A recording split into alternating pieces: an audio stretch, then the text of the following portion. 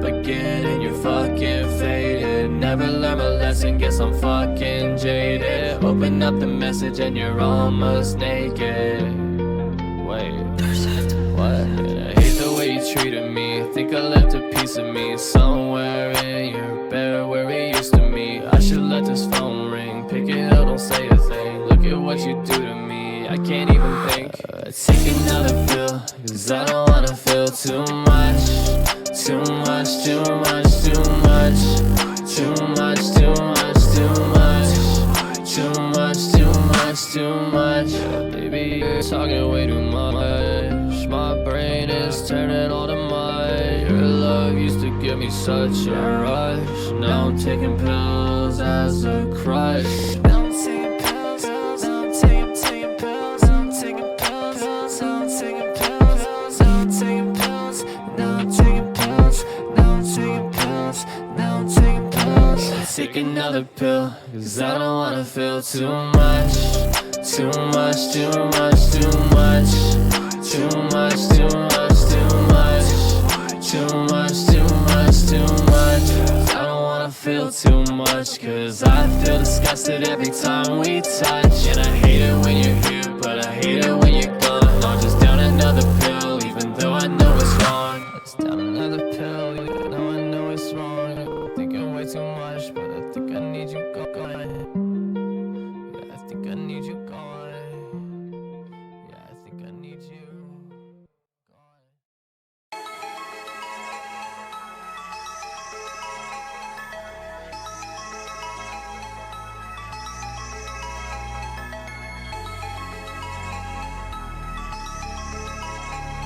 No call gracia.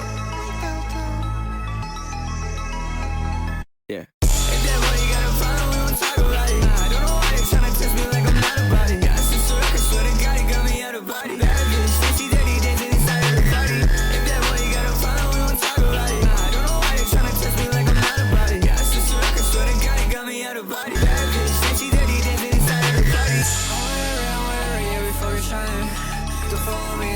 Surprising other people trying to bring me down with fun timing, but I don't really give a fuck, I just keep on smiling. All these people trying to get into it, so I gotta hide. Say it takes me, I go some like a motherfucking guy. And I just got your breather, please you need my space. When I catch up, I'm right back with the case. All these people trying to get into it, so I gotta hide. Say it takes me, I go some like a motherfucking guy. And I just got your breather, please you need my space. When I catch up, I'm right back with the case. If that boy you got a problem, we won't talk about it. I don't know why you trying to test me like I'm not about it.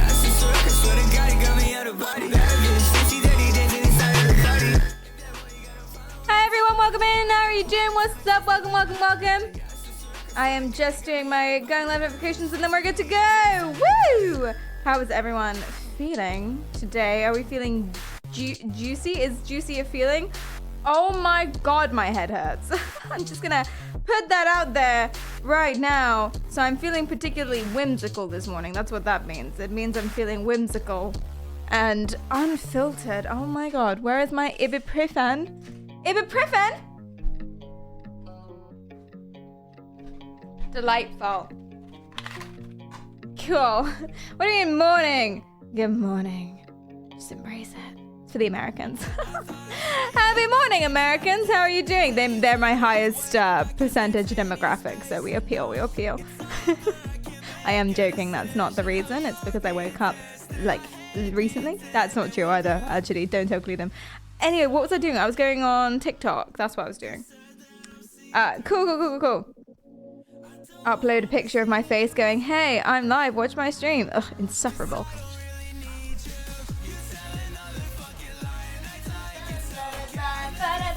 And then I pop them little pillsies and then we're good to go.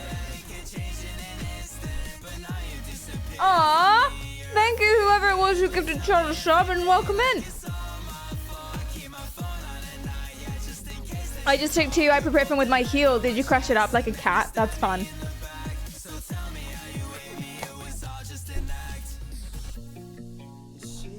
Okay. Hello, everyone.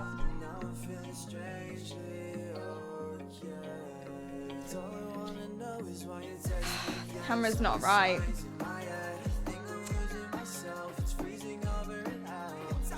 That's not right. Bastard. Context. I was trying to fix this all day. All day.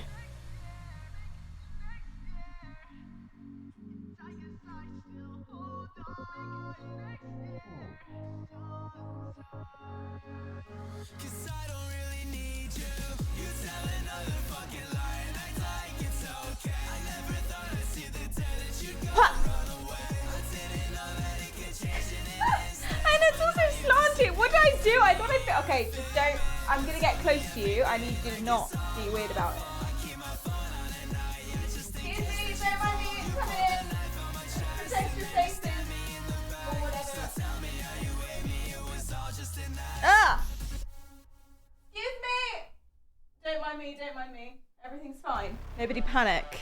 I guess then we can zoom out. And then we've got a monitor issue.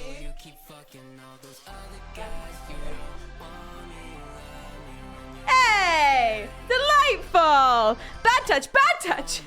That's actually important. That's actually important for later on in the streamsies. Because we're going to be talking about a trauma test. Have you guys come across a trauma test? Oh! That was, it's like everywhere. Ever on my TikTok feed, on my For You page, there is a trauma test. And it's basically like really weird stuff. I told you about it, but I couldn't find it. Basically really weird stuff. Go ahead and lower that. It's like really weird stuff like, oh, here's some like vague sounds. What do you hear? And if you hear someone screaming at you, it means you were sexually assaulted. Like that's basically what the test is. And it's really, really weird and definitely a problem. And that's what I mean by bad therapy. So of course therapy that doesn't, you know, they're a little bit busy or they're overbooked or they're not like fully trained like someone else might be. It's still probably better than nothing and overall helpful.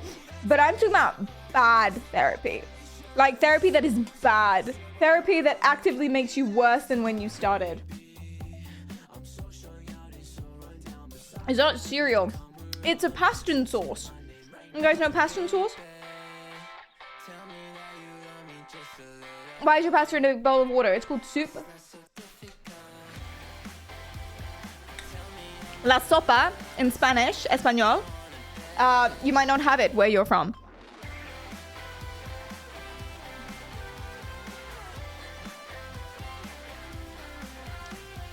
The war is over, but it's so close to Independence Day, celebrating my favorite national holiday, American Independence Day.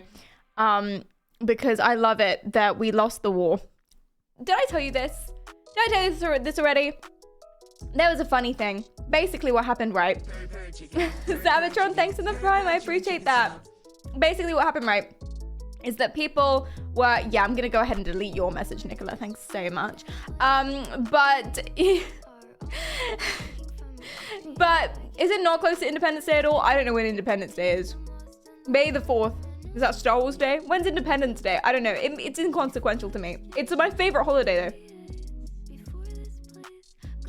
And the reason why is because not only, you know, are there fireworks in a different... Across the other side of the world, some people are lighting fireworks and that appeases me. But it's a national, for them, celebration of British's fuck up, basically. And I love that for us. I love that. There was an American... We love Americans. Shout out Americans. But there was an American on Facebook, of course. And they were asking like, oh, do British people celebrate July the 4th?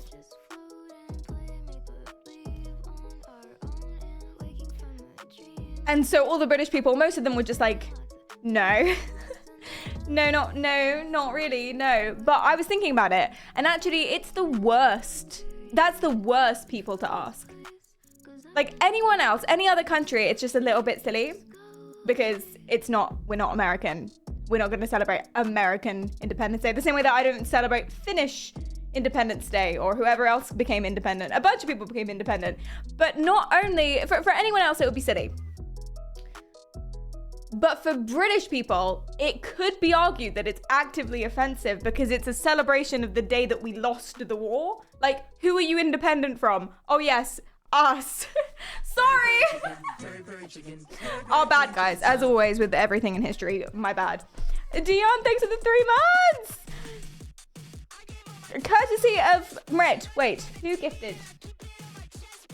Who gifted who there? Language. 3 months gift subscription courtesy of Mrit. Mrit, thank you for the sub to Dion, and Dion, thank you for still being here enough to redeem it. Or the other way round. I have a migraine.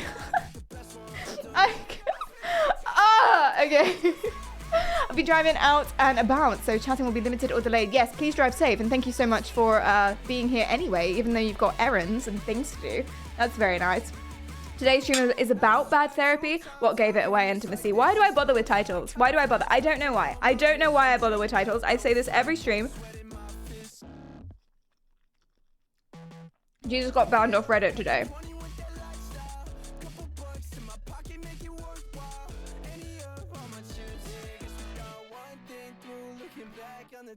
How do you get banned off Reddit?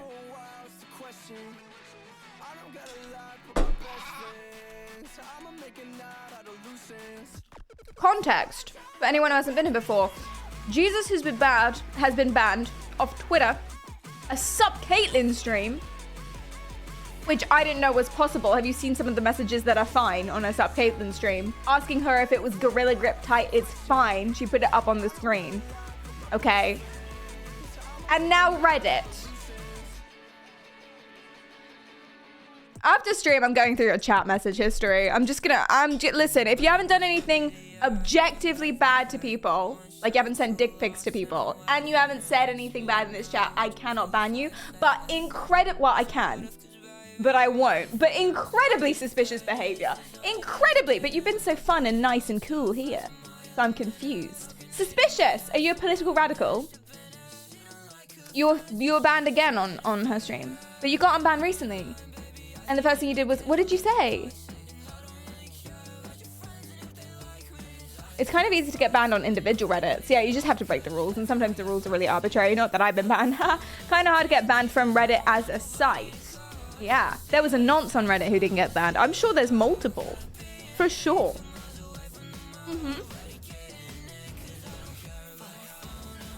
Maybe we poll this. Do we ban Jesus? Just like preemptively, just in case. I've sent dick pics, but not unsolicited. To be fair, I misjudged. Okay, the dick pics are fine. It's the unsolicited part that's the problem. Who doesn't love looking at a little penis? Every now and then. Yusuf, thank you for your prime. I'm so sorry that I'm eating on stream. I usually don't. I didn't have time to make lunch. I appreciate you letting me absolutely scarf this down. Thank you for the leaf as well.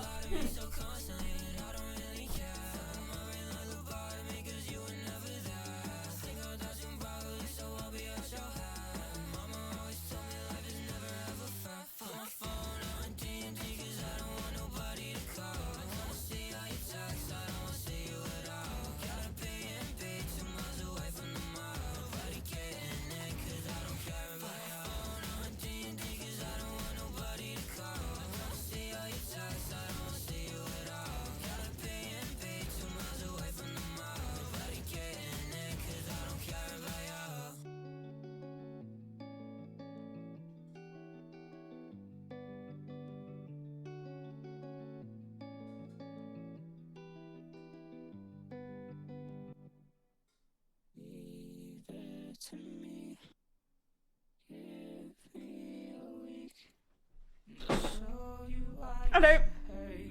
And I will leave the rest for later. Teehee. Is it just plain pasta? It's a pasta and sauce. Does no one have those? It's one of the ones that come into the packet. It's broccoli flavored. It's good. It's good. It's all right. Yeah. Hi, Violence. Welcome in. How are you doing? Someone give me a sub so I don't have to watch stupid ads. You don't have to gift anyone subs. It's free. But thank you so much, Case, for doing that for intimacy. That's so nice. And thank you so much for wanting them. That's really cute. That, you know, you don't want ads to interrupt the stream of consciousness that luckily you guys find good content. Hi, Creator. Welcome in. How are you doing? You're borderline being banned here. Are you? Yeah, I'm definitely going through your chat history. Anywho, for the time being. Today we are talking about bad therapy, which is not the same thing as therapy that's just kind of It's like actively harmful therapy.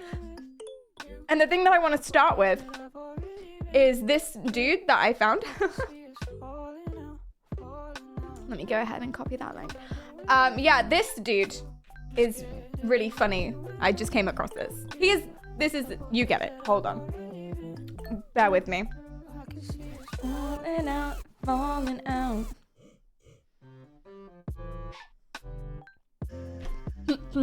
You are a sick son of a bitch.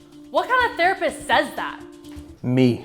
This is Dr. Victor Blaine, Victor Blaine! a therapist with a 0-star rating on Yelp, which he claims is due to the fact that he only tells his clients the total unfiltered truth. Listen, I get it. The truth hurts. But what am I supposed to do? Lie? I'm a licensed therapist, not a licensed dick rider. Dr. Blaine says he has a good reason for not telling occasional lies to make his clients feel better. He attributes this reason to his grandma, who always told him, all liars burn in the lake of fire. Okay, so it sounds like your dad was right about you. Why is everything you say so hurtful? This is therapy. It's supposed to be therapeutic. This is therapeutic. For me. When we asked Dr. Blaine how he felt about all his angry ex-clients, he simply said, shit, I'd be angry too if I had to pay someone to listen to me trauma dump about my daddy issues. And then my boyfriend hit me and yelled, "You don't talk back to me." And I just have no idea what to do. Well, have you considered not talking back? I'm gonna take that as a no. After filming Wrapped, we told Dr. Blaine that victim blaming his clients is wrong, but he said not if it's the victim's fault. He's kind of got a point. They hated Jesus for telling the truth. Now, am I saying I'm Jesus? No, but do my clients hate me because I'm right? Yes. Dr. Blaine refers to himself as the Donald Trump of therapy, whatever the hell that means. And my girlfriend's always trying to hook up with me at the most inappropriate times. Like in the car, at the park, on our hikes. And you say no? Yeah, why? Are you judging me? No, I'm just trying to make sure I write all this down properly. Dr. Blaine is quoted as saying, the truth hurts, and I'm here to rip off the motherfucking Band-Aid. And all my friends think I'm gaining weight. So they've been calling me nicknames like Pudgy and Flabby, but I've just been ignoring them. Which is the right way to handle that situation, correct? No. The right way to handle that situation would be to go to the gym. Oh my god. Oh my god. What are you staring at? Okay. Is there a cupcake? I watched this at 2 a.m. and I was not thinking about it. I found this really funny, but obviously none of this is okay. I do not approve this message. I forgot how bad this was and I would not have played it on stream, but now we're committed, so watch the show. Behind me or something? When we asked Dr. Blaine if he gets some sort of weird gratification from telling the truth, he said, let's just say I'm like the opposite of Pinocchio, because every time I tell the truth, something else grows. I wish I could unhear that. If you would have told me I was spending all those years in school studying psychology just to listen to white women complain about their daddy issues all day, I would have been a fucking janitor or something. Despite this, Dr. Blaine claims he loves his job as a therapist.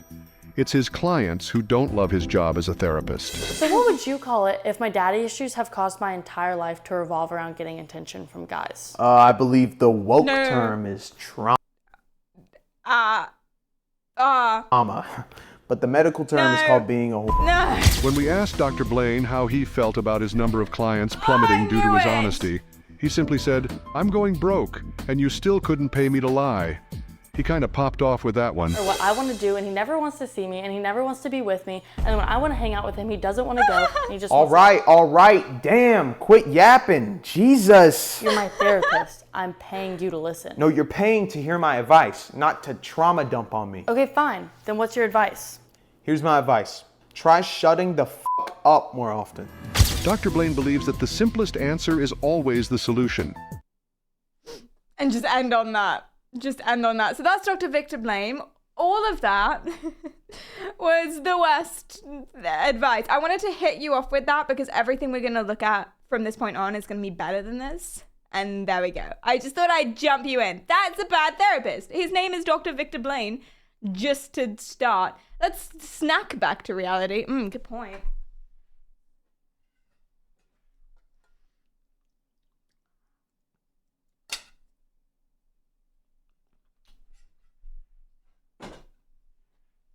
Ate some of my hair there. That was gross. Now I've got soup in my hair. That's great. It's cool. I'm washing it tonight. It's fine. It's fine. Perry gets that dumbass movie recommendation as well. Which one? Oh, this one?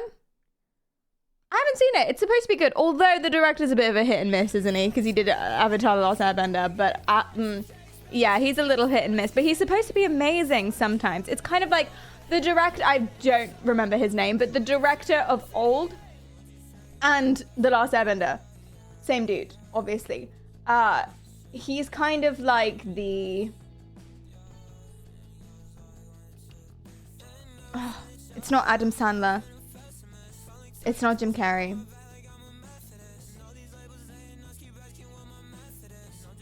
People are like, oh, is he a good actor? No one knows. What's his name? David Spade? No. Nick Cage, thank you. God damn it. M. Night I'm gonna say Shyamalan, but I feel like that's wrong, but that's how I would pronounce that word. Shyamalan. That's wrong, isn't it? That doesn't make any sense. But I feel like, director terms, he is the version of Nick Cage. Yes. I apologize for my speaking. It should get better in about 20 minutes. I might be on the fritz in terms of pronunciation and remembering words and remembering sentence structure. What for my migraine?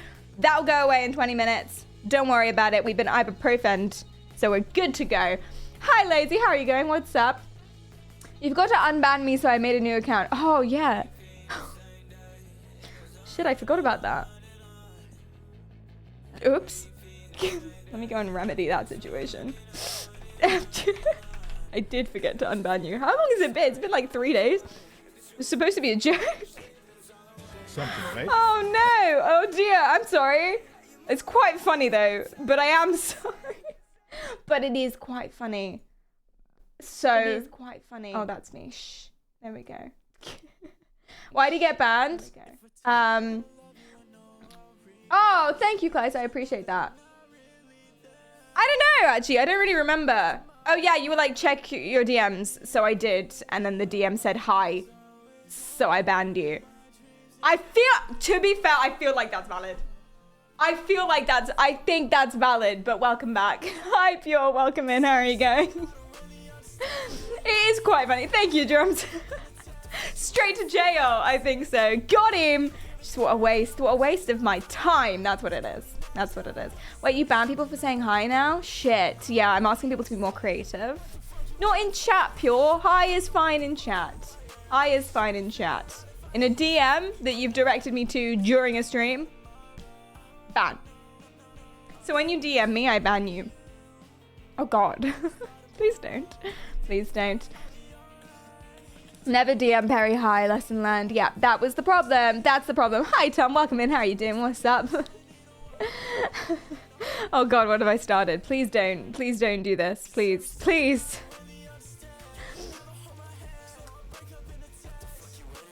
Hi Greg, how are you doing? What's up? Better say I hope this DM finds you well. Otherwise it finds me poorly. Unless you do that. That's exactly what it is. Yeah, my problem was the content. Absolutely. Cool. So, what makes a bad therapist? Not going to start you with that right now. I'm going to show you this. So basically, I have been watching this for... Is this my music or this is my music? Okay, yeah. I've been watching this for ages. It keeps popping up on my Facebook and everywhere else, okay?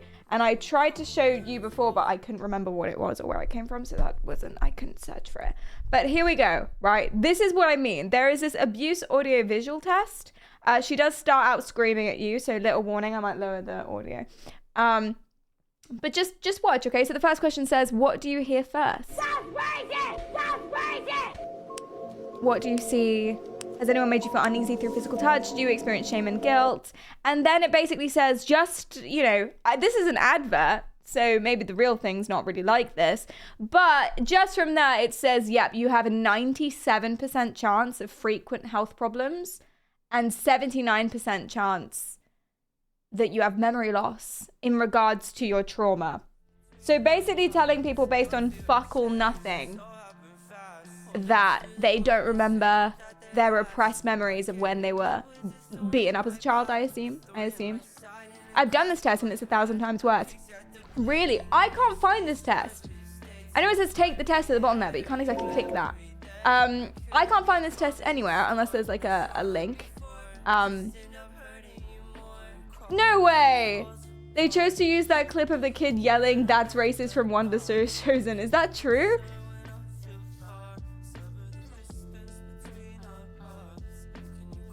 Why do we have psychology if we have psychiatry? So psychiatrists don't provide therapy. It's two separate professions, and psychology can also incorporate research. Psychiatry is actually very, very specific, and psychology is everything else, which is still important. So psychiatry, and welcome in, Cole, psychiatry is literally just the medical part of your brain disease. So you prescribe medication, you diagnose patients, right? But they don't do any of the therapies and all of the other treatments that are meant to be just as effective, if not more effective, especially when medications fail. Usually what happens as well is before the psychiatrist makes a diagnosis, they use all the notes and tools from the psychologist first. So you don't actually, when you have a meeting with a psychiatrist, it usually only lasts like 15 minutes and they just go through what the psychologist has said about you. Also, psychology incorporates all the other forms of research. So everything that psychiatrists and other psychologists know comes from the psychologist doing research in the labs and whatever. So all of the fun psychology stuff that you have today, a psychologist did that, not a psychiatrist. Psychiatrists are very specific and very important.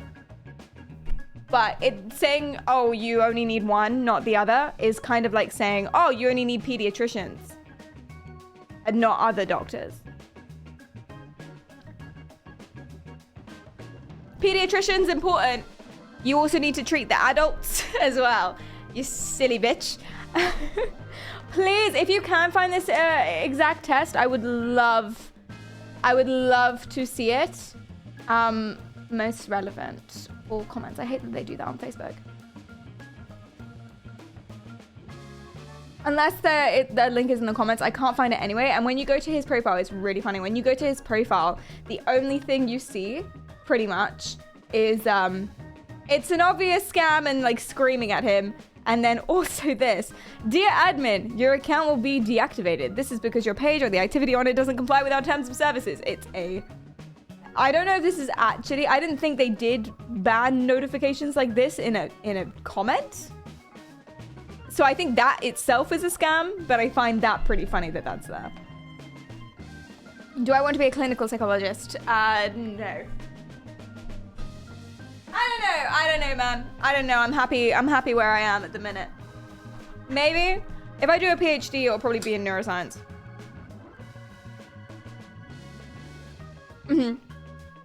That's another scam for sure. But there's like nothing else on this and it's so interesting.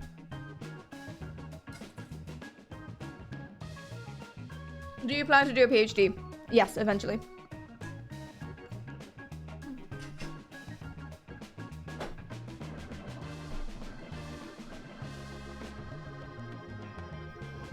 Are you eating carbs only? It's almost like people have multiple meals throughout the day of different types of food, and having carbs in one meal and then like just chicken in another meal is actually fine. Almost. Not quite, but thank you for your message. Sorry, I'm being a certain way. I also found this isn't actually directly related to the therapy part of this stream. This isn't directly related, but I found this incredibly annoying and I was just gonna show you this. I thought this would be quite fun. So first of all, it's already xenophobic, but the average age in the average IQ in the US is 98. So that's not true. With IQ tests, the average is always 100. It takes into account your demographic always. That's why kids can have like IQs of 160 and then grow up to be a fucking idiot, because it's relative to your age group, relative to your demographic and your country and which test you take and stuff like that. Who has the highest IQ? You know, I actually don't know. In history, I think it was a lady named something, a lady scientist named Marie or something like that. But who has the highest IQ living? I don't know. Terrence Tao. 230? I didn't even know I went that high. Jesus Christ. What about all time? Marilyn. I was close. Marie. Marilyn. She was in she wasn't a scientist. She was an American columnist. Amazing. Don't we know that IQ is total bullshit? It is not total bullshit. It's pretty bad though. It's pretty bad. I mean, it doesn't really mean much. You can learn how to do it.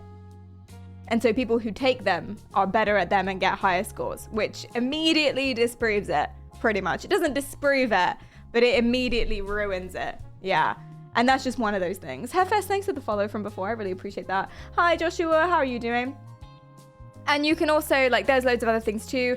It's usually, or it was, like, culture specific. So one of the questions, it's not like this anymore, but one set of questions was about general knowledge and things like that. So they'd literally ask an immigrant, for example, who is the 5th prime minister? And they wouldn't know, and they'd mark that down as dumber than someone else. You can see the problem quite quickly. I don't know who the 5th prime minister was. I don't know who the 1st prime minister was. Cromwell. Did he count as a prime minister? He wasn't a king. Cromwell. I don't know if he counts. Anyway, Renz, hi, how are you doing? Saw you on Instagram. Awesome, thank you for coming here. I appreciate that. Thank you. And thank you, Anushka. He was the 1st prime minister, I think. I don't know if he counts. Yeah. I didn't know who came after him. Didn't it go back to a monarchy after him? And then we popped around again eventually. Maggie Thatcher. Definitely not the 1st prime minister. Is that the earliest one you remember? It might be the earliest one I remember too. Terence Tao studied uni-level maths at the age of 7. God damn! 230. My lord. Still not as good as a columnist though. Very interesting. So I found this 1-minute childhood trauma quiz. This isn't the problematic one that I was showing you before. I also haven't taken this, so I don't know if this is problematic. But I feel like in 1 minute, I imagine it can't do that well. But I'm very excited. I'm not going to answer this honestly because that would make me far too vulnerable on the internet. But I'm going to answer on behalf of... Have you guys seen American Horror Story? There is a American Horror Story ghost who, spoilers, was a school shooter but doesn't remember any of it. Now he's a ghosty wasty. And also, listen, school shooter besides incredibly hot. Okay? I'm not the only person who thinks so. The Tumblr girls are all over this boy. I've forgotten his name. Anyway, the actor is incredibly hot and he's in other seasons where he doesn't play the same character, spoilers. So like, you know, it's fine. Absolute smash on the, like, school shooter notwithstanding. Smash. As if you wouldn't, anyway. As if it was like someone you found, it was your type, you wouldn't. Come on! Is that the kid that played Dharma? No, I don't think so, no. No. You women are damaged.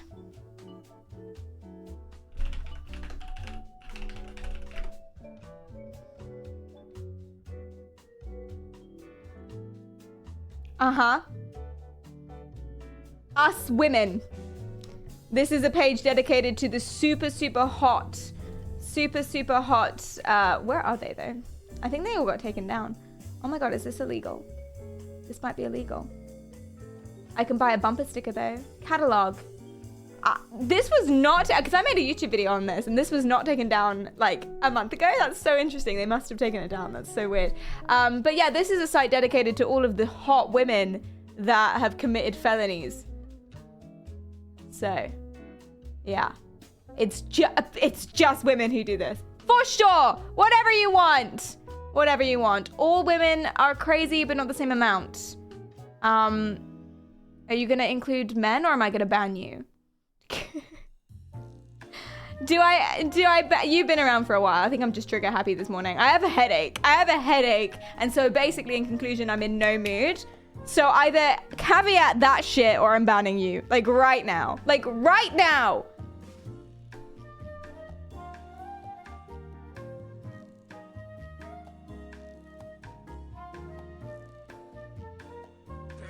Thank you. I was waiting. Hi, Dom. Thanks for the prime. Actually, that's a good point, Anushka. I'm in no mood for misogyny, but otherwise I like it. That is what I was implying, wasn't it? Like right now, I don't love misogyny, homophobia, transphobia, racism, etc. All of the phobias and isms. Like usually it's fine. No, I'm joking. Usually it's not fine. It's never fine. Complimenting that type of person is gross. I don't know. It depends what they've done, first of all. If a mug shorty has, like, you know, stolen a handbag, but worth over a certain amount, then I feel like it's fine to be like, smash, what a babe. You know, if they've murdered a bunch of people, then we should probably back off from it entirely. I don't know. Listen, you can state an objective fact that someone is so hot and also not appreciate them as a person. I can fix her. Go watch my YouTube video. I have a YouTube video on this. It's good. It's my most recent one, kind of, which means that it's better than the others. Now, I wouldn't go as far to say that it's good, but it's better. And I like it because I'm in it and I like watching me. Because every streamer is a narcissist, and you can quote me on that. That's not true. That's not true. Separate the artist from the art or something. What, and their face is the art. Yeah, I don't know. I really don't know. I might pull that one. I keep asking people and I'm genuinely never sure about whether or not we can separate the art from the artist. Can we separate art from the artist? Question mark. Yes. No. With a little hashtag because of my fat little fingers. Can we separate art from the artist? In this case, I guess someone's face from their crimes. I guess that's what we're saying. See, I never know. I have absolutely, this is the only like issue maybe that I have absolutely no opinion on. Well, there are some political issues that I have no opinion on because I'm not qualified and I don't know anything about it, but that's why we don't do politics here. Not qualified. Don't want to look back on my stream in 10 years time and think, oh, how cringe. Although I probably will anyway, but still, you know, we can lessen the amount of potential cringe by not discussing anything politics related. But still, this is probably the only non-political question that I have no opinion on. I'm somewhere in the middle and I just don't know. I seriously do not know. Would the artists be the parents or the subject? Oh, that's interesting. Because like parents do have a hand in it. But you don't want to dismiss someone else's work, you know? If someone's taking care of themselves, work on their skin, is healthy and does their makeup really well, or has nice hair and facial hair or whatever, and like grooms and whatever, depending on what you do, then I feel like that goes into your attractiveness. That goes into the art as well, if we're talking about specifically this. You know, I don't want to dismiss their work as well. But it's probably a little bit of both. Most likely. Yeah, I don't know. I don't know if we can separate art from the artist. I have no idea. There's an opera that they still perform in the same way. I don't remember which opera. But it's incredibly racist. Like, it's just really racist. And it's all about kind of fetishizing Eastern women. You know, the belly dancers and whatnot. And it's just really, really bad. Like, really bad. It literally... But it's an opera. It's an opera. And it's hundreds of years old. And people are like, it doesn't matter. It's art. It's art. But I don't know. Does it matter? I don't know if it matters.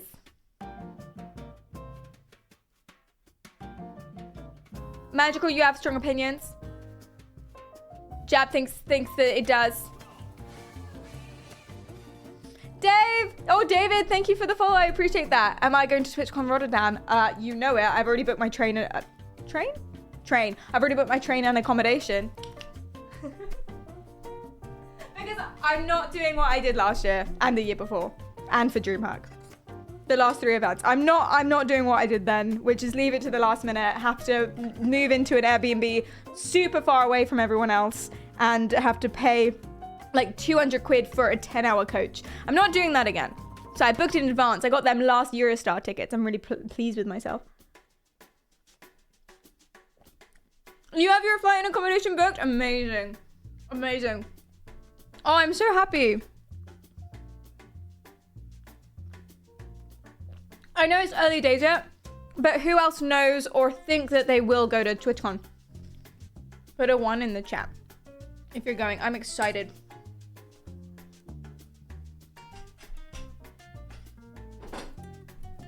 I booked the day it was released. Me too, Liam! Oh, I'm so excited for you going. Are you gonna go to San Diego as well? I'm not going to San Diego because I cannot afford it. I wanted to, and I googled flights, and I was just like, no, not happening, never happening. Liam will be at both because he's a baller, allegedly a baller, or has loads of friends So things are cheaper when you have lots of friends. I've heard. That's awesome. I'll be jealous. I'll be living vicariously through you.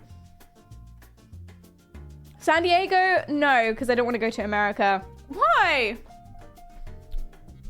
Oh, because of all the crime and guns and politics. And weather. And insects. And crime. Yeah, that. To be fair. I really do. I yearn for a beach. I also yearn for straight... Do you know what it is? Okay, I'm Canadian. I miss Canada. And going to America, don't hurt me. I know they're different countries. I'm literally Canadian. Is basically like going to Canada. Like, calm down. It's not as good. But it's like a warm, racist Canada. And it's basically the same. And like that's good enough. You know? So, that's why I yearn for I love the accent. A lot of people don't. Most British people hate the American accent. Most British people hate you in general. Sorry, Americans. I need to stop being xenophobic and then apologizing for it. I should just not be xenophobic in the first place, but you know, we move. No, I really like... okay, again, I like the Canadian accent, but it's basically the same. It's basically the same.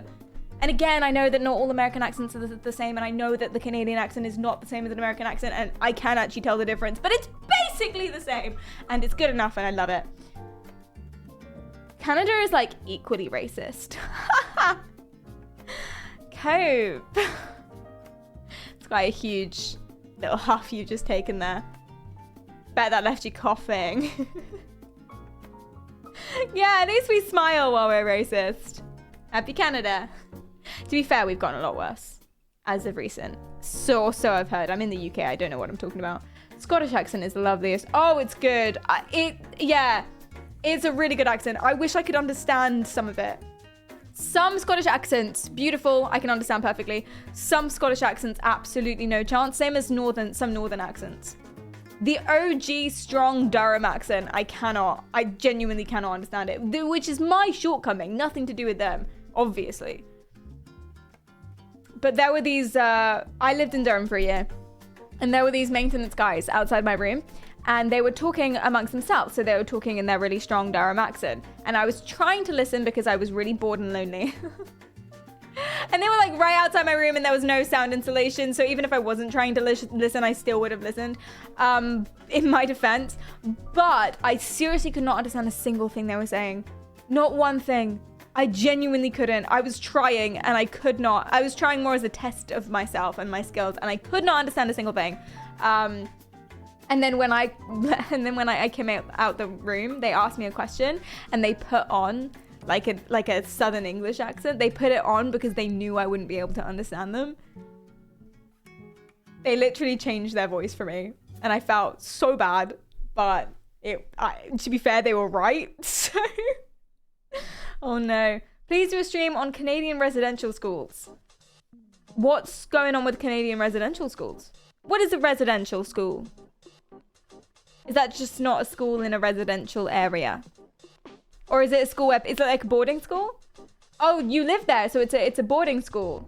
Interesting. Booby, thanks for the follow as well from a 4. Sorry, I missed that.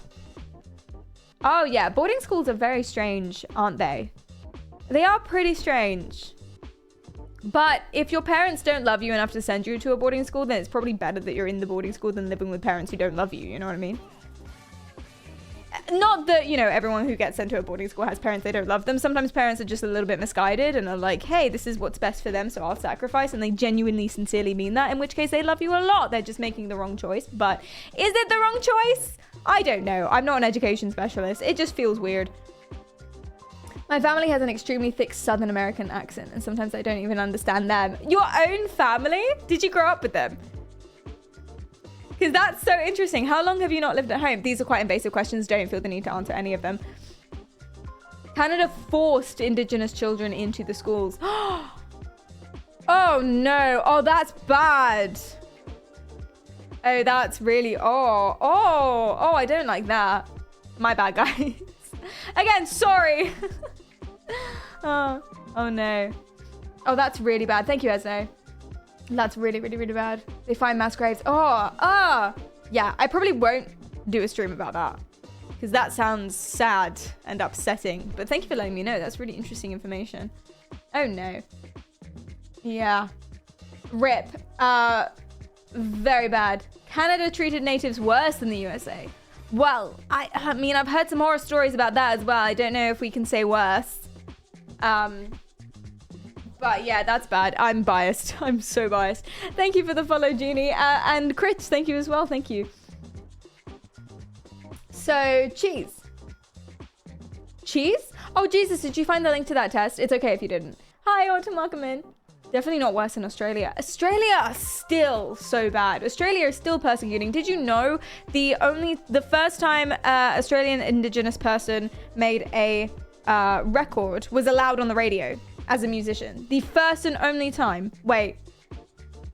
This is in Australia. This is New Zealand. This is New Zealand. Same thing. I'm aware that it's not. But the first time a New Zealand artist was allowed on the radio was in the 1970s. Indigenous artist. 1970s. I have a music folder called Appropriation on my Spotify. And in that I have New Zealand one. This song. Well, I think this is a remix actually. But this song.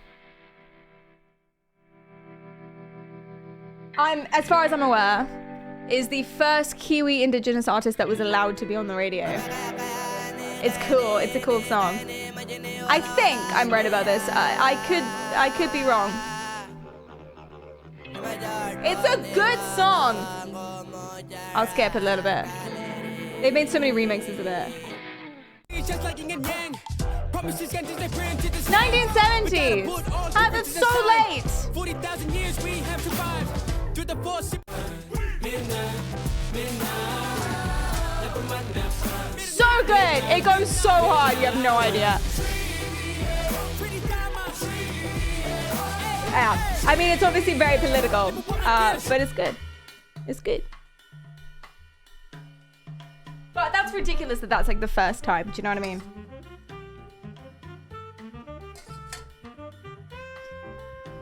Ain't no way this fellow invented rap. Was that Treaty? Yeah. He's singing in English. It's like half and half. I mean, he has to sing it in English. You have to. I mean, you still basically kind of have to, otherwise they're really reluctant to playing your music.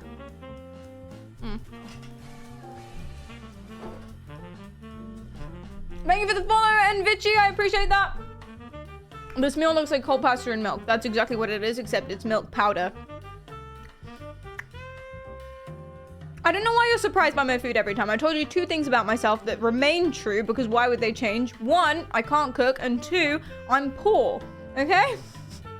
So, no, I'm not getting furniture because furniture costs money, and 2, why are you surprised my meals look like that? Why? That's what it is, okay? That's the best I've got. That's what it is. Although, I really redeemed myself last time.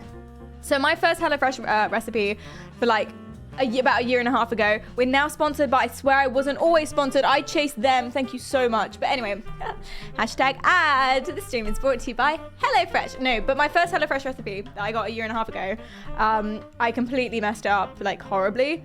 I burnt the paneer and I burnt the rice and I left out like 2 of the ingredients. And I oversalted and I oversugared, so it was just like a lot, but not the right taste because I left out like most of the ingredients.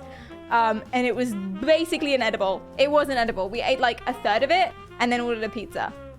That was the first time I attempted to cook a HelloFresh recipe, but a year and a half later, I made the same recipe last night. Fucking nailed it. Thank you so much. I only sort of kind of messed up one thing, but that's okay. I allow myself one thing to mess up per recipe, so it's fine. This is how I advertise myself to HelloFresh as well. It was like, 1, I'm already using you, so just like buy my groceries for me, thank you. That was one how I advertised myself to HelloFresh, and the other way that I advertised myself was I said it's a testament to how anyone can do it. Your recipes are so easy, even I can sort of kind of make them. Amazing. Task failed successfully? Yeah, because we got pizza. No qualms at all. Hi Nina, welcome in. Hi Karma, how are you doing? Hi Zez, and hi Jeannie, welcome into the chat. So guys, how are you doing? I am talking quite fast. You are right. I haven't had my coffee, that's why. So my brain's kind of going blah, blah, blah, blah. So I'll just down this a little bit. If Perry can make it, then you can make it. It kind of exactly, yeah. Fasto, thanks for the follow. Kind of exactly. Is that a pug mug? It is a chihuahua dressed as Michael Jackson. Oh, my talking. Sorry, after every stream I analyze the graphs and performance so that I can figure out what you guys liked and didn't like so I can make the best content for you next time. I've been told not to do that. It's a bit obsessive, but that's what I do after every stream. And recently, we've been having, you know, usually the graph is like this, which is what you go for. So it's like over, flat, and then slight up. That's the good shape. But recently it's been pretty jaggedy. And I couldn't figure out why. It's my speaking. I recently decided I didn't need to put a metronome up anymore. And yes, I do. Yes, I do need to put a metronome up. That's what it is. That's what I changed. Okay, awesome. Thank you. Oh, that's a mystery. Well, I don't know if I've solved it. It could be something else, but that's a mystery for me that might be solved. Yeah, I used to for like the last year, but as of the last few streams, which is when the jaggedy started, as the last few streams, I took it down because I was like, I don't need this anymore. I'm a pro. I have a metronome on that screen just going. So it's at the corner of my eye. And that just reminds me, slow down, even pace, don't take big pauses, don't take big gaps, think about what you're gonna say before you say it. And like just then, for example, I had a sentence in my head, and what I do sometimes, put a 1 in the chat if you relate to this. Hi Safe, welcome in. What I do sometimes is I rush to get a sentence out in case I forget it. Because so often I'll be in the middle of a sentence and I'll forget what I said, I forget what the last word is, and I forget the point of the sentence because I would have thought of 2 other things to say by that point. So when I've got the sentence, I try to finish it quickly so that I don't forget it and don't take those ums and ahs in the process. But then what happens, like just then, is I start going blah, blah, blah, blah, blah. And there's no point even saying it in the first place because no one knows what you're saying.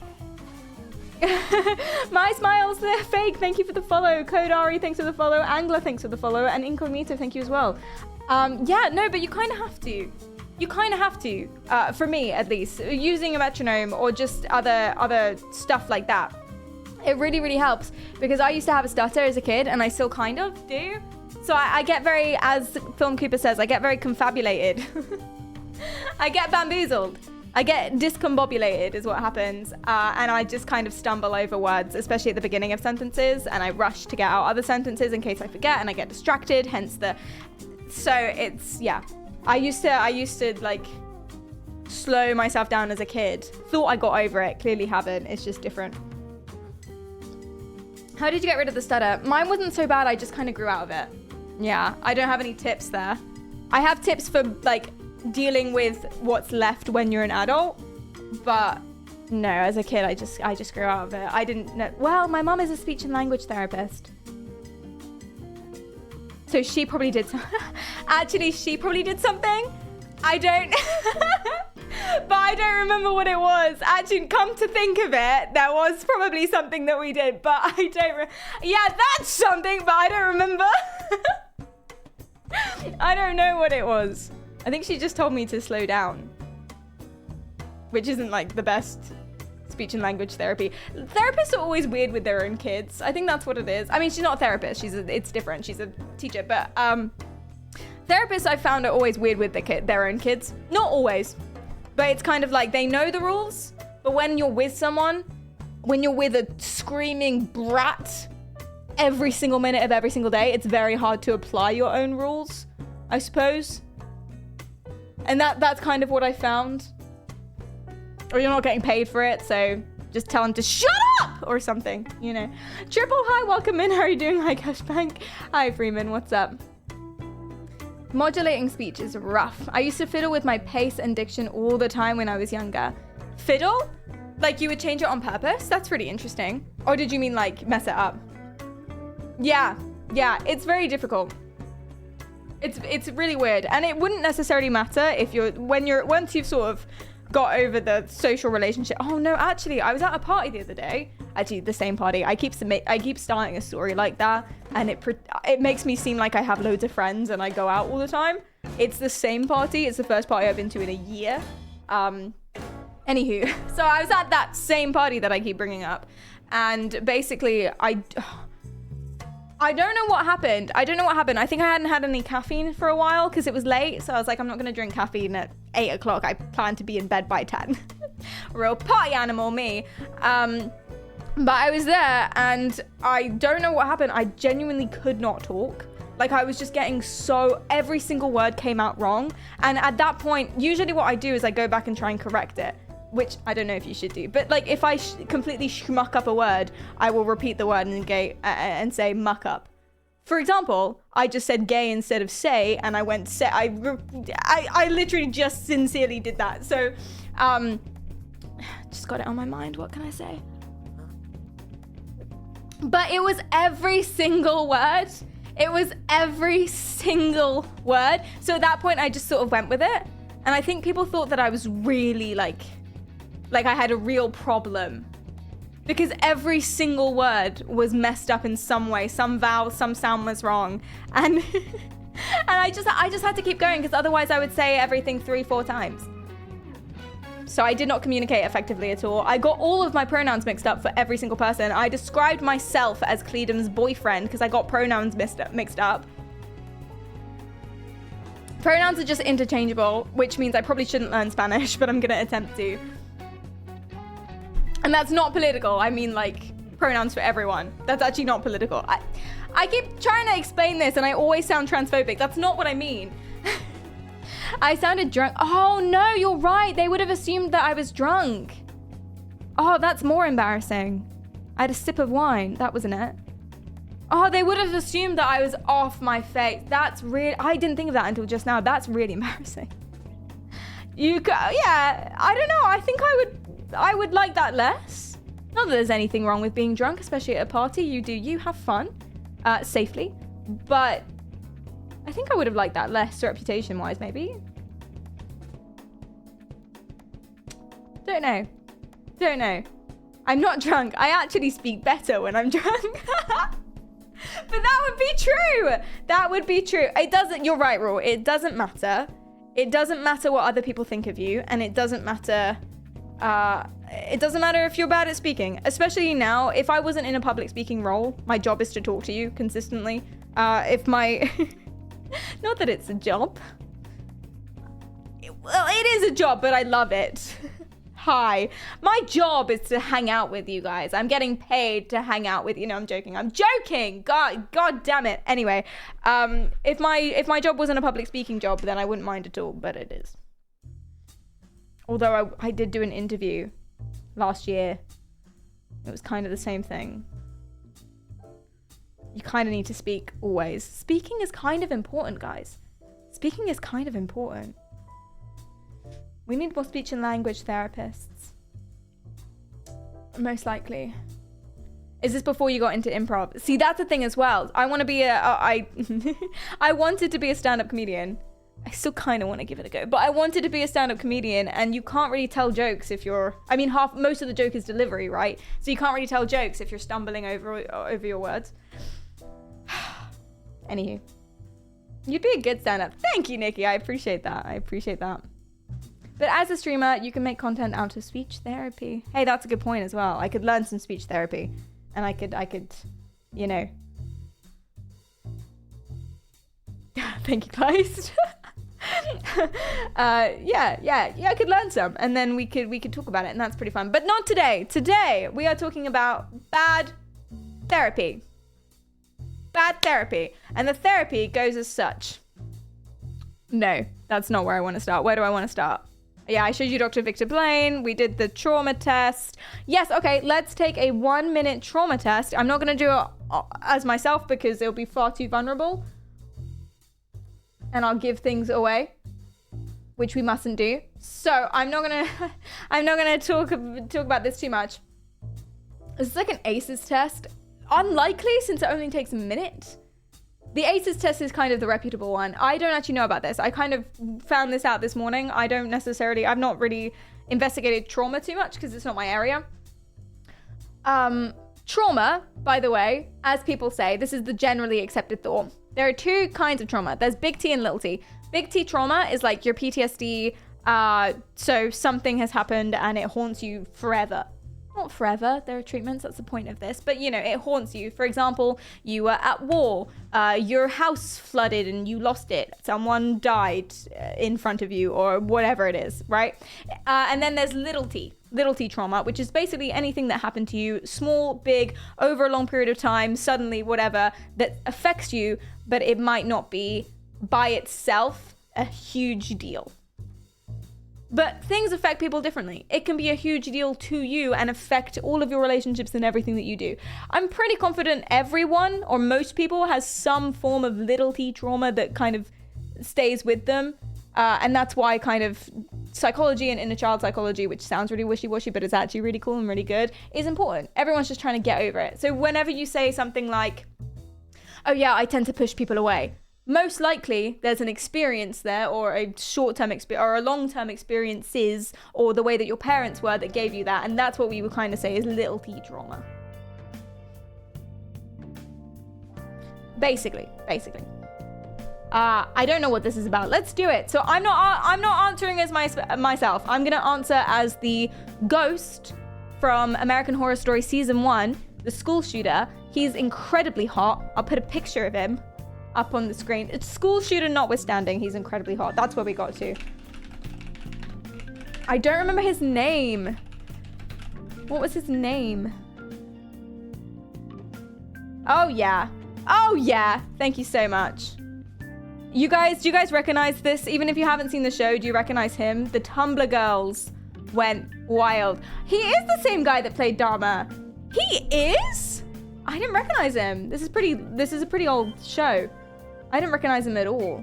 He is incredibly scary, as was the character. He's amazing. Anyway, he does the whole misunderstood villain thing really, really well. So I'm just gonna go ahead and pop that on the screen, just so you get a good idea. Now, this boy definitely has trauma, hence, but not forgiving, obviously, the whole school shooter situation. It's fictional. Don't worry, it's totally fictional. But I'm just gonna go ahead and pop that image up on the screen. We'll do it as an image, not as a window, because that's so annoying. And I've bored you with that so many times. Amazing. There he is. Look at him go. So that is who we're answering as today. So, what would he experience most often? He had a very abusive mother who would like isolate him, smack him up and stuff like this. And his mother, spoilers, I'm pretty sure killed his dad. So what would he experience the most? Most likely he would experience a sense of abandonment. Does he remember his childhood? No. No, he doesn't at all. Not even slightly. What childhood memories does he have? Completely negative. Although if he doesn't remember anything, how can he have childhood memories? I've contradicted myself. Whatever, don't overthink it. What did his family look like? All over the fucking shop. Were you often punished in childhood? Yes, he was, all the time. Have you been slapped or spanked? All the time. Him. Do you ever feel like your childhood dreams, ideas, needs were rejected? Of course they were. What relates to you most now? Interesting. So if you've seen the show, you can help me with this. If you haven't seen the show, watch the show. It's amazing. It's honestly one of the best shows I've ever seen. I'm only on season 2 now, and there's like 10 of them, and each season is a different story. Anyway, it's amazing. You'd remember it if it was traumatic. That is a subject of huge debate. Sometimes, and it depends when it happens, sometimes depending on what it is, you block it out on purpose. Yeah, you don't necessarily remember. It really depends. That's kind of where multiple personality disorder comes from, or it's called DID now. But what happens in there usually is you have something horrific happen to you, or over a long period of time, stuff happens to you as a kid, and you develop a second person to deal with it, and then you can come back to being yourself. And that's usually how it starts. You disassociate exactly from the event that's happening. And the number one symptom of multiple personality disorder is missing time. So usually, not always, and not always later, and for some yes, for some others, but usually what happens is you will totally black out and not remember anything that your other personality does. And that's to protect yourself. So in that case, that's pretty extreme and rare, but you don't remember the trauma there. The creator, thanks for the follow. My smile's fake. Oh no, thank you for the follow. What relates to you most now? So for my guy down there, he gets obsessed with a girl. I guess he kills people. 0920, thanks for the follow. He kills people because he wants to save them from the harshness of reality. So I don't think necessarily, even though he's a relationship focused, I think that comes from negative thinking. How often does he feel stressed? Yeah. Oh, it depends how you define stress. Yeah. Has he felt anxious or on edge recently? Yeah. If we're going from the end of the season, he's anxious. Typically, how hard is it for him to fall asleep? Well, he's a ghost. But let's pretend he's not a ghost. Did he say anything about that in the show? He kills people as an expression of people pleasing? Oh no. Why was there no sometimes often for stress? That's interesting. You're right, Shadow. Yeah, usually you want at least a 5-point liquor, and this is a 4-point. This is a 4-point that's subjective. So the scales here aren't psychology, like, standardized. These scales are bad. This is a bad test. But I don't know what we were expecting. Ghost needs sleepy time. Okay, let's assume that he's not a ghost for this. And I'm trying to remember if anything was mentioned about that. I imagine he doesn't sleep, because if you're at the point where you're so depressed and so, you know, violently in anguish at the same time, which doesn't necessarily go hand in hand, but it does in his case, you're not really going to be getting much. If you're planning to kill all your friends, I imagine he's not sleeping well, but who can say? Is it hard for him to stay focused with background noise? I imagine he's pretty jumpy. And look at the rings under his eyes. Oh, good point, Home. Good point. Does he easily make negative assumptions about what others are thinking about him or his actions? Yes. Hence why he has no friends. Is it difficult for him to share genuine feelings? No. Actually, no. He's very expressive with his emotions. Almost too expressive. Too honest. I love you, Violet. I want to spend the rest of my life with you. He met her a week ago. Etc., etc. Which of these statements relate to his mother or his father? Control. They want to control him at all costs. They're unavailable, distant. Playing the victim on guilt trips. Nothing is good enough, and he has nothing to complain about. So he was definitely like hugely beaten up by his parents. Pretty sure his mother killed his dad, and then that was a whole thing. Spoilers. But it was never, ever, ever their fault. And whenever he brought it up, I think one of his biggest like angers, and he like made a big scene at the dinner table. One of his biggest anger things was that he was trying to talk about it, and his parents were just telling him to shut up. That didn't happen. Shut up. That didn't happen. So I'm gonna go for guilt trips or whatever. You know, I feel like that comes under the same umbrella. No, this is this little boy down here. Oh, Tate. Yeah, sorry. His name is Tate. Thank you. I was trying to remember what his name was. Yes, from American Horror Story.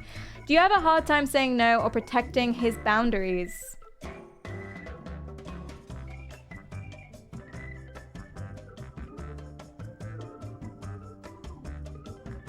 I don't think so. Didn't he terrorize that girl he didn't like?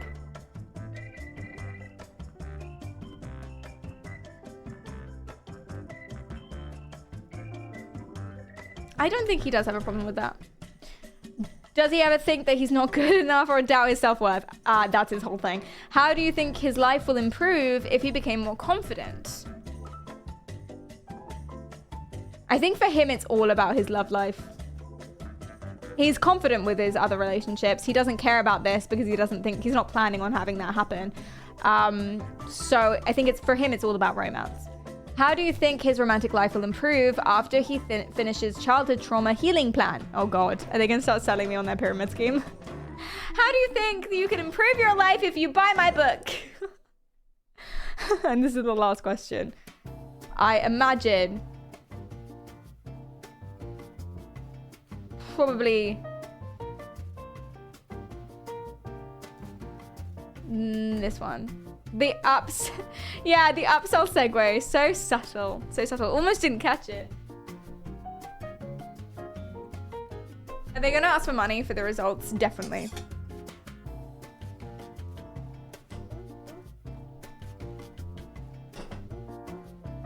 That's what PerriKaryal at Outlook.com is all about. That's what it's all for. Do you want to receive emails? No, fuck off. Okay. So, for Tate from American Horror Story, I would say this is fair. I would say his frustration's pretty high considering he murdered everyone. I would say this is definitely fair. Yeah, we probably should have picked a less controversial character. We should have used someone who was lovely and had no problems at all. You hate Tate. He is a school shooter, so I get it. I like him because he's hot. But I dislike everything else. But he's so hot that I don't care. Does that make sense? Not to date, not myself. He's a fictional character. I don't care in terms of the show. Tate's my favorite character, so we're on the same page, Jesus. We're on the same page. You can't fix him, Perry. I wouldn't dare try. I'll be with him forever. Yeah, I get you. Yeah, all the Tumblr girls as well. All the Tumblr girls. Absolutely obsessed. I recognize scenes of the show. I'd never seen the show before. I recognized nearly all of the scenes from the show from like black and white Tumblr GIFs from the Tumblr girls. They absolutely loved it. Really, really weird. Really, really weird. Okay. Perry loves hot school shooters. Please don't say that out loud. Is Tumblr still a thing? I don't think it is a thing anymore. I think because they banned porn. And then all of the Tumblr people moved to a different website that didn't ban porn. Is that what happened? Did they unban porn, Tumblr? Can't imagine they would have. Or maybe it's just one of those things like MySpace that kind of ran out. They allowed it again. Interesting. Yeah. So I think it's okay. Okay, let's do it again.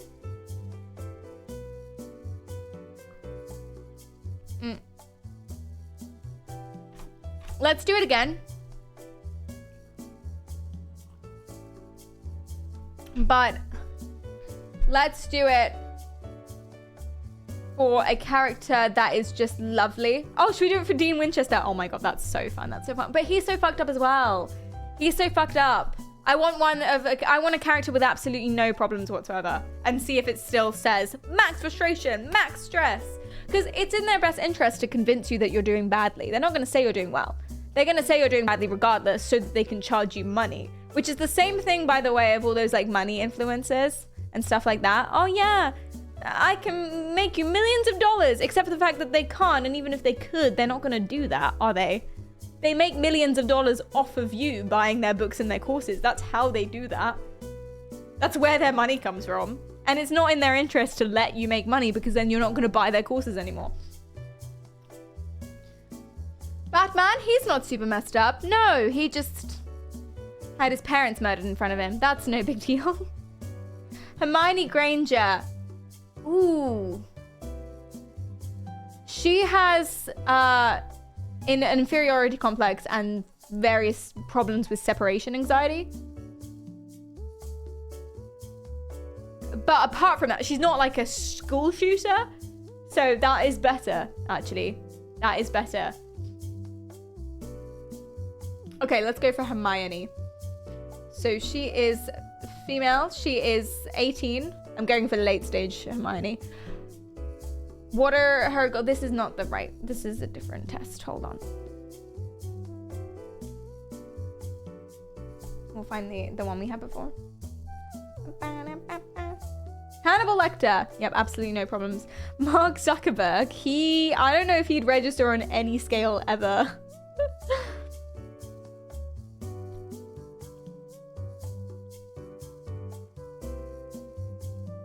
I don't know where it is. Check my history. Why is it not in my history? Okay, got him. Cool, so this time, let's go for Hermione.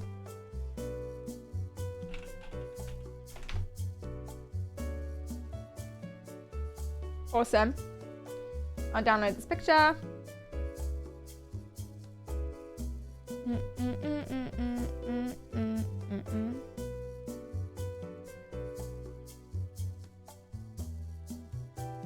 We want like last film. There are so many fan edits of her making out with Draco Malfoy, but you know they do them. I suppose. Got him.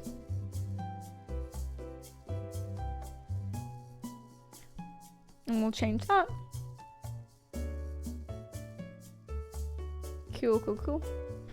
Cool. So, what is her main thing? And you guys might know Hermione a bit better than my example. So, what is her main thing? Tell me. Hi, Barkus. Welcome in. Of these three.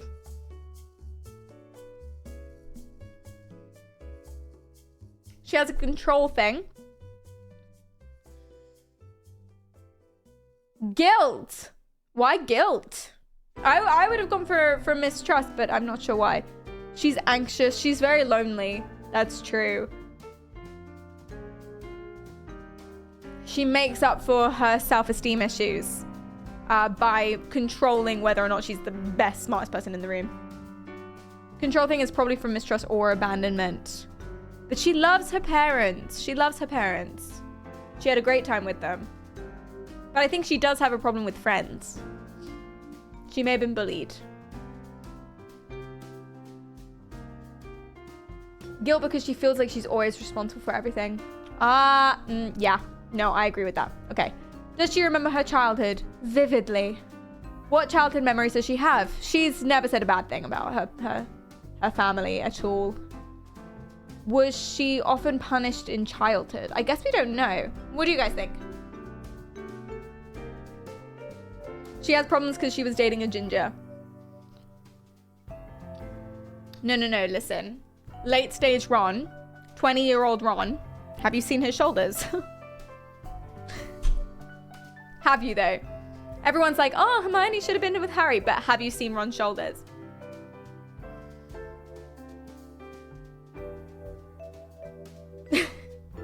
I want a shoulder workout. Me too. Rarely, right? She was bratty, but she did really well in school. She was, although she was told off a lot at Hogwarts. She was told off a lot at Hogwarts, but I don't know if you're counting high school as like childhood. Can we get a picture of shirtless Ron real quick for reference? I'm only gonna do that. What's the last film called so we don't actually get accidentally get kids? Deathly Hallows. Oh, I don't want my history to say shirtless. Oh, I feel really... but only because I'm encouraging the thirstiness. There you go. Shoulders. It's all about them shoulders. And I'm just going to leave that. Okay, we'll do a little scroll. And then that's it. All right. Thank you so much. So, I get her. Just search for Rupert Grint. Oh, yeah, that would have been a better idea. I need a fistful of Weasley now. Ew! Blimey. Bloody hell. Algorithm ruined forever. He's holding a gun in one of those. Yeah, I don't remember that scene from Harry Potter. Hi, Jen, welcome in. Algorithm improved. I don't know why I'm encouraging this thirsty behavior. It's fine if it's Ron. Has she been slapped or spanked? Oh my god, never. Had Hermione ever felt like her childhood dreams, ideas, and needs were rejected all the time? No? No one ever listened to her. But is that her dreams? I would put kind of. No one ever listened to her. She would always be like, okay, I know what we should do. And the boys would be like, no, we're gonna do something else. I would say kind of, but by her parents. I guess we don't know much about her young childhood, but we have seen her 11 plus childhood. She was a bright kid though, and everyone knew it. I'm gonna go kind of then, yeah. What relates to her most now? She's not people pleasing. She did fine on this front. Overthinking, maybe from anxiety and worry. Maybe trust, because she doesn't have many friends. She doesn't really try.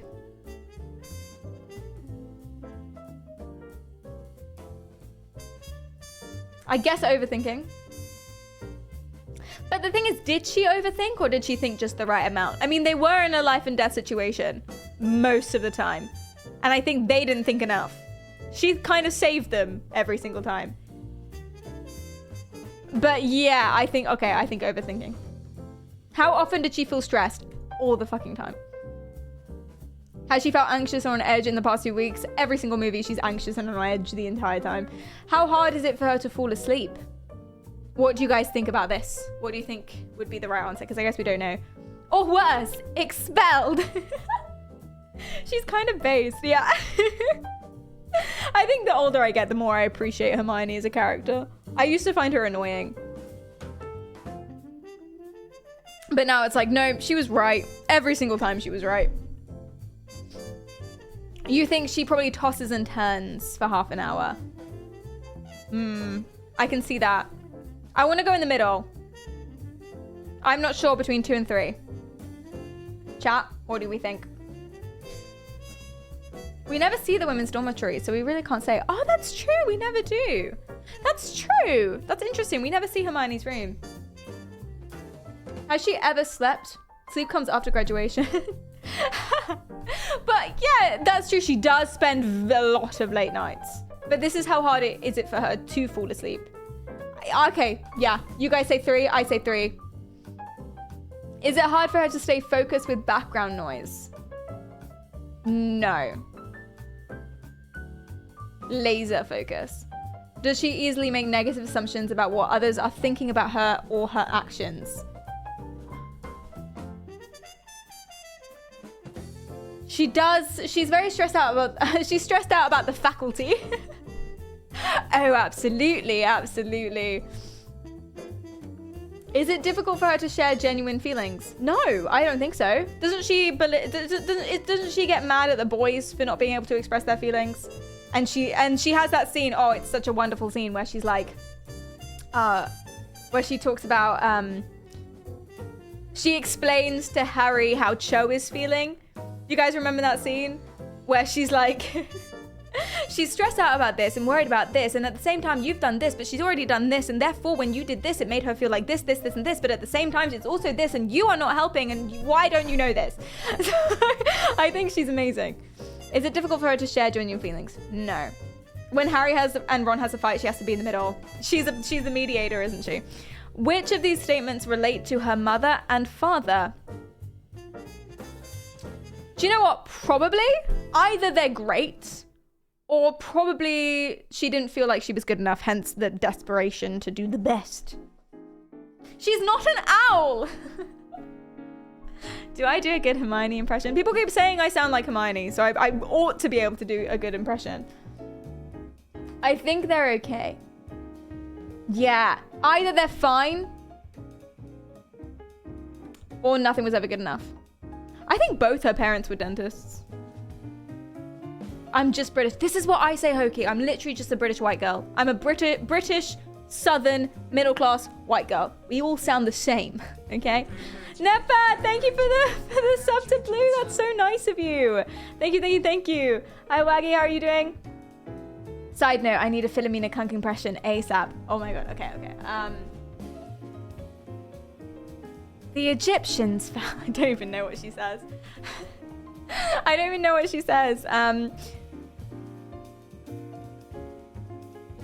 Give me a Philomena Kunk phrase. If you haven't seen that show on Netflix, please do. It's so funny. She knows fuck all about history, and she keeps interviewing history people, and it's the most brilliant thing. King Arthur came a lot, didn't he? I can't do it. I'm so bad at impressions and accents.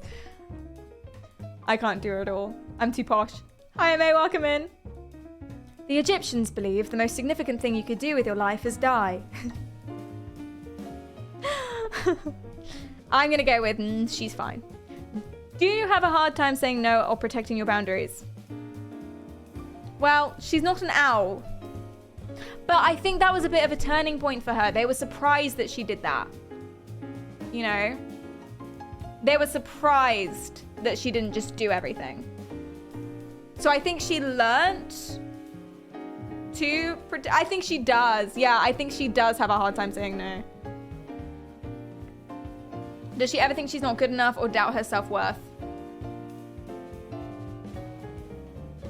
Chat, I have no idea. Definitely, how come?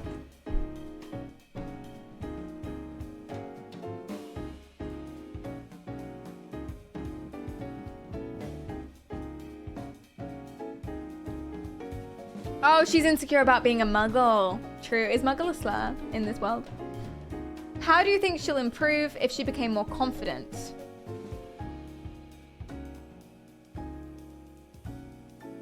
More confident. I'm torn between 2 and 4.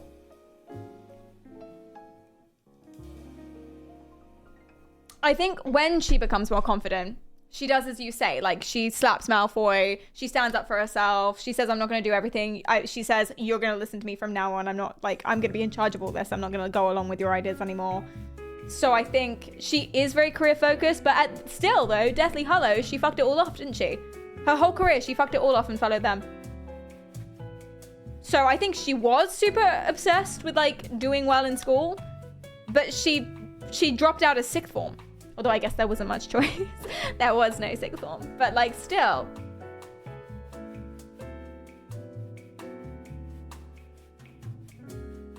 Yeah, the fate of the world shit kind of overrides her career prospects. I think her self-growth journey has all been about herself and not necessarily her career. Yeah, okay. How does she think her romantic life will improve after she's finished this childhood trauma healing plan?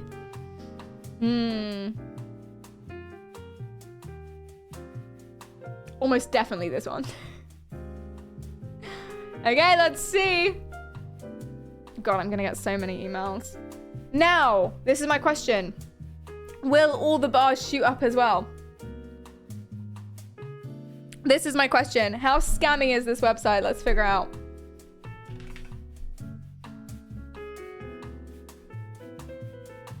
Oh, okay. So it's a little scammy, but it's not as bad as the other one. So these are way too high for what it was. But it didn't bang them all up, and it said that this one was good. I wasn't expecting any goods.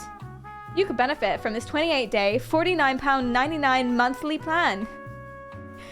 JK Rowling is a TERF, apparently. Oh, 100%. We're not political, though. Is that political? Yeah, kind of.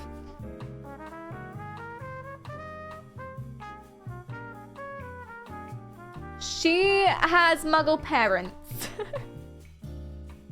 I wasn't expecting there to be any like little things, as in any fine things, but they did bang these up way high, and that's not fair for my gal. That's not fair. She's not banged up all the way high, if that makes sense. Yeah, we did make Hermione sound a lot more messed up than she is. We did maybe extrapolate. Maybe this is all bad. Yeah. How little stress did you think she would have? To be fair, she is. That's a good point, Dibble. She is very stressed out all of the time. Well, that's interesting. That's interesting. What I mainly wanted to talk about today, in terms of like, ignore the mug shorties thing, in terms of these types of tests. See you later, Hermione. In terms of these types of tests, I might go and change my top actually. I'll do that later. In terms of these kinds of tests, yeah, there's one on TikTok. And now, as we know, TikTok psychology is brilliant. No qualms about TikTok psychology whatsoever. It's not like they're doing phrenology on there at all. Do you guys know what phrenology is? You do. Phrenology is a very, very old form of psychology, which they basically, what it was, is they thought that different parts of your brain were responsible for different personality traits, which is not true. That's not how it works. They also thought, and this was the main thing, that was like a sub thing. The main thing is they thought that when you have different like shapes of your skull and stuff like that, or you have certain bumps in certain places, that is going to affect your personality, but also things like your intelligence and stuff like that. It got real racist real fast. I don't think it started out as that. I think that's what people just thought. And then like really quickly, like 4chan, it went straight to racism, like really. Nazi science, the braille of psychology. True, that's a good point actually, that's really funny. Did they also want to sleep with their mothers? I think this was before sleeping with your mother. That came later. So yes, did I change exclamation mark context? I think I did, but I wasn't very specific. Let me add some detail to exclamation mark context. That's a good point. Thank you for reminding me. So we're talking about phrenology, trauma tests. What else have I got on here? Scientology. This is upcoming. And primal scream therapy. I was also going to talk about chelation therapy for autism, but I don't know if we'll linger on that. Because I actually don't know anything about it. I just know that it might be a bad idea. Stop feeling my skull, her doctor. I know. Yeah, but there are TikTok tests. And, oh, this was the TikTok test. That's where that link came from. I was wondering, where did I get that link from? I thought I Googled it. Oh, I'm silly. Okay, well, rephrase. So, you might think, where did a quiz like that come from? And why is everyone taking it? It came from TikTok. So loads of people on TikTok are doing this and basically treating this as fact and truth. And you saw from those answers, sometimes they didn't have a mid option. Sometimes they were basically like, oh, how often do you feel sad? And then you would put sometimes, and they would say you're depressed. And there are other tests on this same website that are literally like that. It's always really, really, really, really strange when it's always really strange taking those tests online. I wouldn't necessarily lean into it. So basically, if you are wondering, I used to do this a lot as a kid as well. If you were wondering, oh, that's quite an important email.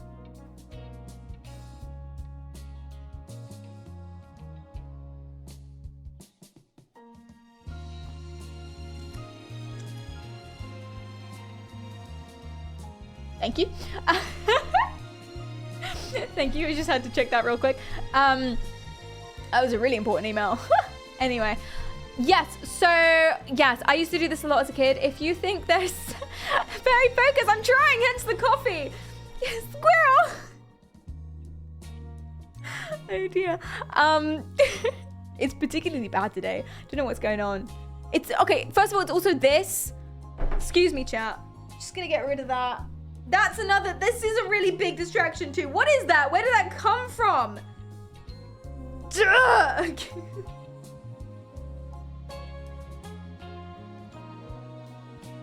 Can we ban King Kongs, please? And I'm gonna go fucking change. I'll be back in a second.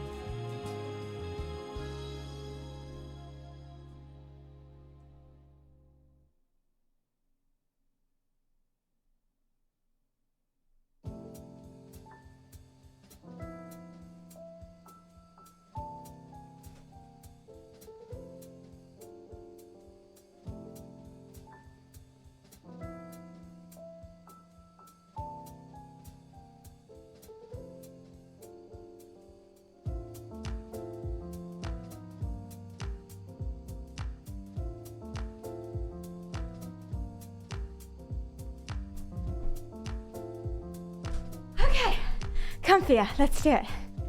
Hi. Okay, I may have been a bit trigger happy with that ban. So I'm sorry. I was thinking when I went downstairs, I was thinking about it. I may have been a little bit trigger happy, so do ignore me. Do actually ignore me. Okay. Thank you guys. I'm sorry. Okay. Thank you. Whoopsie daisies. Right, so oopsie daisies. Okay, let's carry on. Yeah, so you've seen it. Yeah, Yusuf. The questions are also pretty bad. Some of them are not very specific and have a weirdly assorted bunch of answers. Exactly. Now, usually on what are we talking about again? Bad self-diagnoses mental health tests. Basically, trauma tests in particular, because they can be really random and they can basically convince people sometimes that they have trauma they don't even remember. So it'll be like, oh yeah, there's like, you were secretly abused as a child and it was just repressed. And that's like really, that's really weird because it's like sometimes, no, sometimes no, you weren't, but you can very easily believe these things. You know what I mean? And just because you weren't abused as a child doesn't mean you don't have childhood things to work through. Pretty much everyone does. And so, just because your thing might not be as big a deal as someone else's thing doesn't mean you don't deserve to work on your thing. It's like if someone's hungrier than you, that doesn't mean that you're not hungry, nor does that mean you shouldn't eat. It's like, you know what I mean?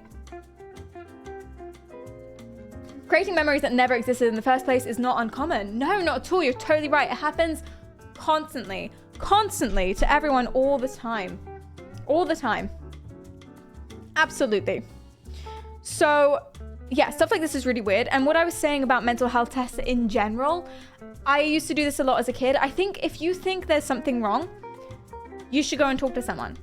If you think there's something wrong to the point that you're looking up a mental health test, there might be something wrong and you should go and talk to someone. You shouldn't necessarily look at the result of the mental health test.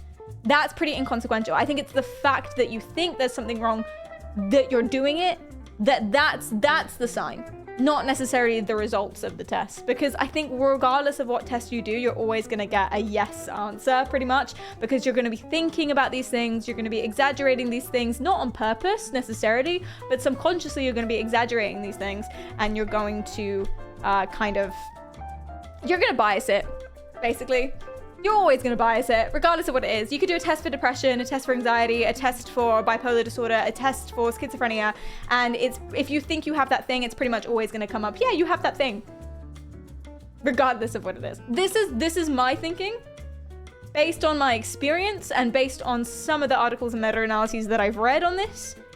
I'm not 100% confident and I'm not qualified to give you any advice. Do you remember that? !**. Who's the target audience for this test? That's a really good point as well, Rule, because this is just for everyone. This is a TikTok thing. So everyone take this. Not necessarily people who are worried about whether or not they have trauma. It's literally for everyone, which is fine because we don't actually necessarily know what the service is offering. This might just be like a weird manipulative way into like bringing people in. A very weird, very manipulative way of bringing people in. But the actual service might not be that bad because I think it's mostly meditation, which is good. That's fine for everyone.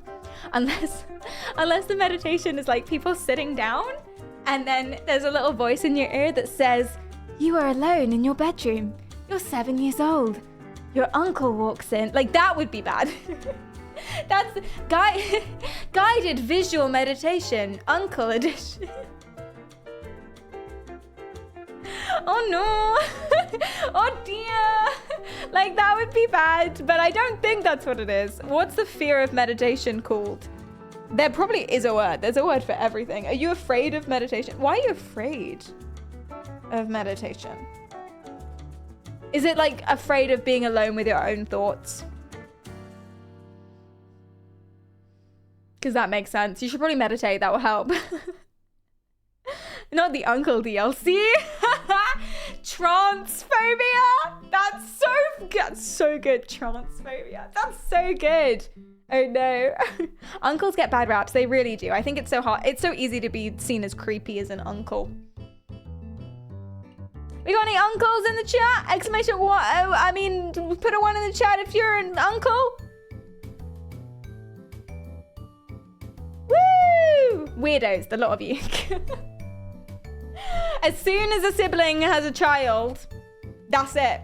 Nonce. You can't help it. You can't fight it. It just is. That's what happens.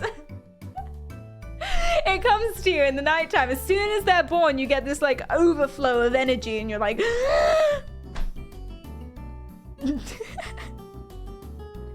oh no, oh no. A sibling married into an adult child. Ah, sorry! That was a genuine misclick. Like, I wasn't even trying to like time out anyone. That was just a genuine misclick. Damn it, I told my brother and sister to not have kids. Now look at me. So selfish of them. So selfish of them. Now you're a felon and you're gonna go to jail.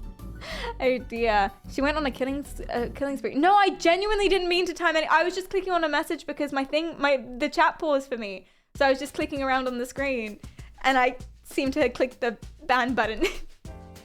No, that sounds really suspicious, but that's genuinely what happened. Question, okay, on this note. One time I went into a stream. One time I raided a stream and he banned me like straight away.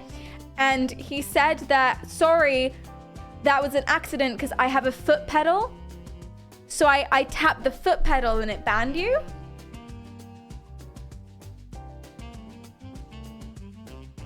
How do you keybind something to banning one particular person? I wasn't even the most recent chatter. But that's not even a button.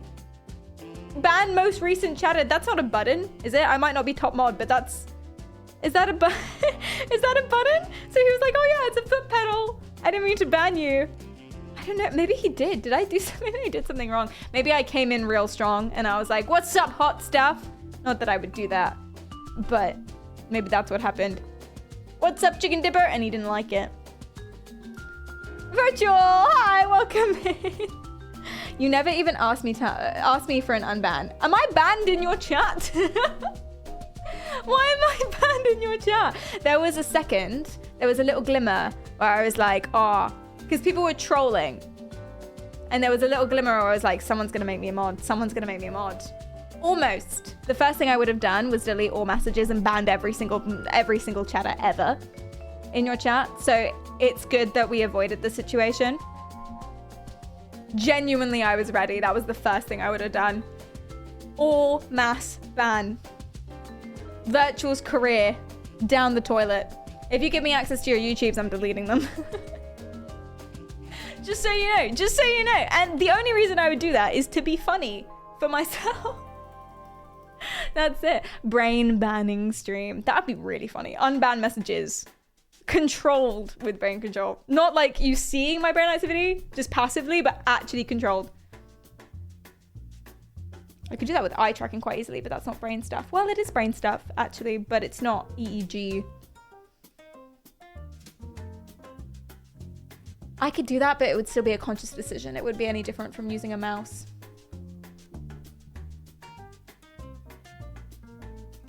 This is possible. This is possible. I'll figure it out. Oh no. Then she looks back at chat wondering why no one laughed. They all got banned. My philosophy used to be, and then I evolved as a human being. My philosophy used to be that if you made yourself laugh, that's the only thing that mattered. And then I learned empathy. And I've decided that's not true. That actually, you know, it's quite important to be nice to others and make sure no one else is feeling uncomfortable. But I used to think that's what it was. Do you have access to journals? A few, not many, not as many as I had during uni. Usually I just use Google Scholar. Google Scholar is amazing. Google Scholar is perfect. Most journals are open access. I've got access to a few just because I do. I don't know what Sci-Hub is. I haven't heard of Sci-Hub. How old were you when you learned about empathy? Okay, this isn't fair. This isn't fair. This is not a fair, I feel attacked and appalled. This is not a fair question, okay? Because everyone is developing empathy and learning about empathy at every single point in your life. You don't stop empathizing with others. It's called theory of mind. You develop theory of mind later than you might think, okay? The theory of mind is literally just, I acknowledge that other people have perspectives that aren't mine. But it's like an actual ability. Kids cannot do it. They don't get it. They assume if they know something, the other kid knows something, regardless of whether or not they were there. There's a test for this. I won't get into it because we've done it before. But you develop theory of mind at later than you think, at like age 4, 5, right? So you're walking before you, maybe 6 even. And then from that point, people are learning it. We're always learning it all the time. Sometimes it's a mind-blowing concept for other people that everyone has like their own internal worldview and their entire life is like something that's going on completely themselves. Like think about that right now. It's even now for me at least, it's one of those whoa dude moments when you think about a stranger on the street who's just an NPC in your life, but they have their entire world centered on them as they should. It's still a fascinating concept, and that's theory of mind. And we're always all developing it. And some people develop it really, really slowly, hence why you get main character syndrome and stuff. We have to define empathy. Can you be empathetic but not act on it? Oh, absolutely. Absolutely, yeah. You can fully feel bad for someone or understand what they're going through, or both, or feel what they're feeling and choose to just kind of mosey on out of there. You can absolutely do that if you want to. But most people don't. I think there's empathy and there's responsibility, and they usually go hand in hand, but not always. And everyone's different, and that's why everyone's working on themselves all the time. People used to think that I was autistic, but I've discovered the reasons for my autistic traits, and therefore I'm not. So that was eye-opening for me. Figured that out last week. Several months ago. I was like, yeah, I'm not autistic, so why do I do X, Y, and Z? And I figured out why. Yay! Amazing. Am I sure about that? I am, actually. I am. I wasn't for a while. I am. I feel like, we're all trying to figure ourselves out, and that's cool. I was thinking about Free Guy. I was thinking about that film. I really enjoyed it. It got mixed reviews. I really enjoyed Free Guy. Never too late to realize you're not who you think you are. Amazing. And this music really fits that. Hold on, I'm going to do some reverb.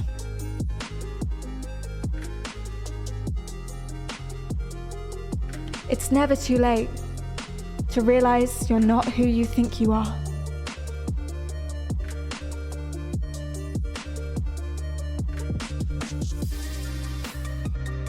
Hit me with some more. Put some more in chat. I love doing this. Hit me with more. Anything Ryan Reynolds is fire. That's a bad one. We're all learning how to be better versions of ourselves. Every day is a new day.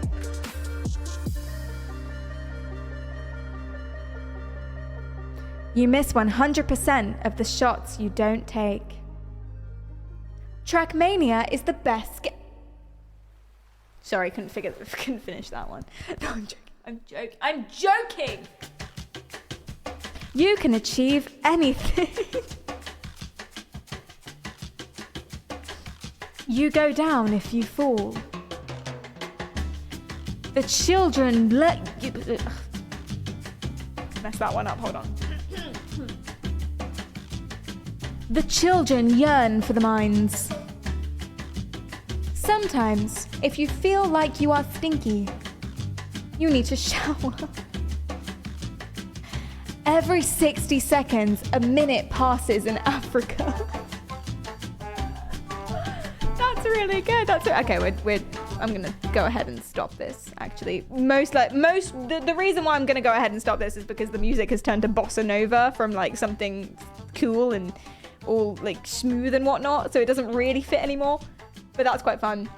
I love talking shit about Trackmania in front of Trackmania players. Me too. Like genuinely, it's really funny. I really like Trackmania. Like I genuinely really, really like Trackmania, and Trackmania streams are my favorite streams to watch because it's just so therapeutic. But it's really funny to pretend that you don't.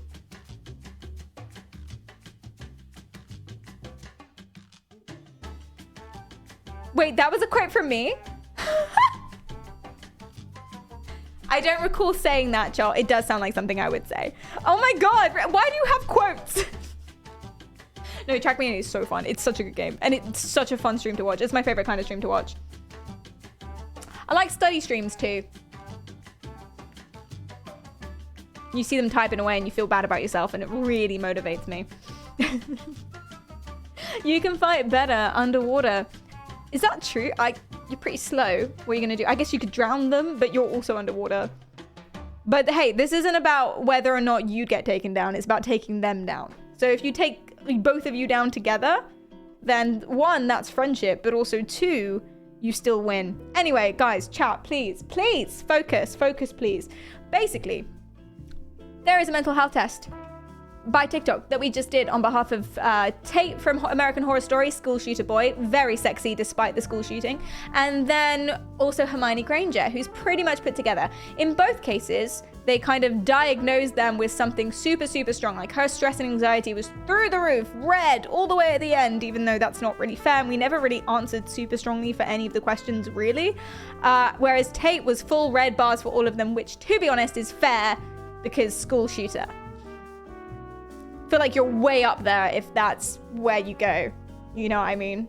School shooting is a genuine, like, it's awful and horrible. I feel like I don't need to say that, but it's a really interesting topic psychologically and something that we should all learn more about. Speaking of, I have a YouTube where I've done a video on it. I have a YouTube video on it. Yeah, thank you. Thank you so much. Thank you. Who remembers a clip of Perry saying no gay is allowed? That was definitely a joke. That's out of context. We're very gay friendly and all people friendly. Except maybe school shooters. We're school shooter friendly too. You should be in prison, but that's okay. Striking! Hi! What's up, bad therapy? Yeah, I would be a horrible therapist. I think I've demonstrated that just now, but also every single moment throughout the stream. I would be a horrible therapist. Everyone always tells me that at every point. Although, Dawn, thanks for the follow. Although, I think if I tried, I would be a good one. Sometimes, people ask me for advice, and I kind of accidentally do the same thing that Dr. Victor Blaine does. There's another Dr. Victor Blaine video if you want. If you're interested, it's somewhere. Here she is. You're the worst therapist ever. I'm giving you a 0-star review. Damn, that's crazy. This is Dr. Victor So he's done a few of this. This is a different one from the one we watched earlier. I'm basically like, I think I would, if I tried, I think I could be a good therapist. Because I know the answer. Listen, I'm not good at a lot of stuff, but something I am good at is people. I can spot a dickhead from a mile away. Which is quite hard because they're quite small. Like, it's a talent, I think. But the problem is I just don't know. I sacrifice vulnerability and truth and helpfulness for humor. And that's not a good therapist. That's an example of a bad therapist. If your therapist is just sort of being whimsical about your pain, then that's not really very helpful. Luckily, we presumably all live more than a mile away. Therapists get money for hearing folk talking. Well, not necessarily. They shouldn't just be doing that. Sometimes people just need someone to talk to. In which case, it's kind of a waste of money going to a therapist. I would go, if you just want to talk and you don't want anything from the other person, there are services for that. Like there's Samaritans and other places. I don't know how good these guys are, but there's loads of people who do that. But what therapists do is they ask you poignant questions to get specific things. They help you with various techniques. You might be aware of them or even not. They'll get you to talk about stuff that actually matters. They'll listen to you. And when they listen to you, they're not just being there. They'll analyze what you're saying. They'll analyze your body language, and they'll figure out what's actually wrong. And then they'll help you get there. Sometimes of your own accord, sometimes like specifically. Sometimes they'll tell you, hey, have you considered doing this? They never tell you what to do though. necessarily, unless it's like an exercise. Here's some homework, I want you to go work on this, I want you to write this down, fill this in. They wouldn't necessarily tell you what to do. They wouldn't be like, hey, you need to divorce your husband because you don't deserve him. That's a bad therapist. You know? I diagnose you with being crazy. You bitch, get out of my sight. Bad therapist. Meanwhile, my last therapist, everyone is depressed. Just get over it. They did not. Did they really? Did they really say that? Marty, I'm so sorry. That's horrible. Do you guys have bad therapist experiences? It's important to be able to spot a bad therapist so you can move to a better one. Therapists in general are really, really, really good. It's so good. Therapy, especially CBT nowadays, cognitive behavioral therapy or cock and ball torture, whichever one works for you. They're both recognized by the NHS.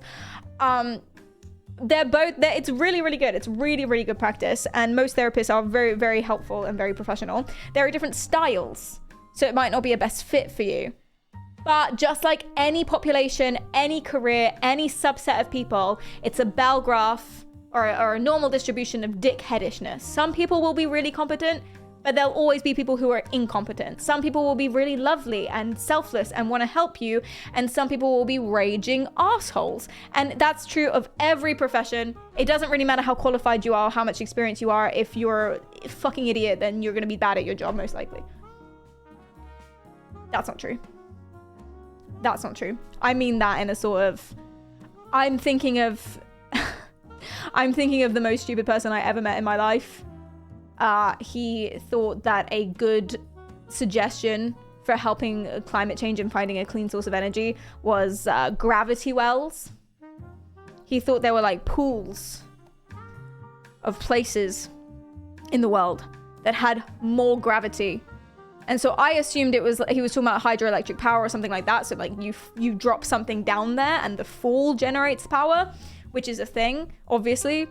But he meant, no, there are places with more gravity and you can scoop the gravity out with a bucket, I guess. I don't understand. And that wouldn't be alarming at all, because some people, we have our qualifications. It's impossible for us to know everything. I know nothing pretty much about clean energy at all. But he was doing a PhD in chemistry. He was almost done and doing really well in his PhD in chemistry. So that just kind of proves my point.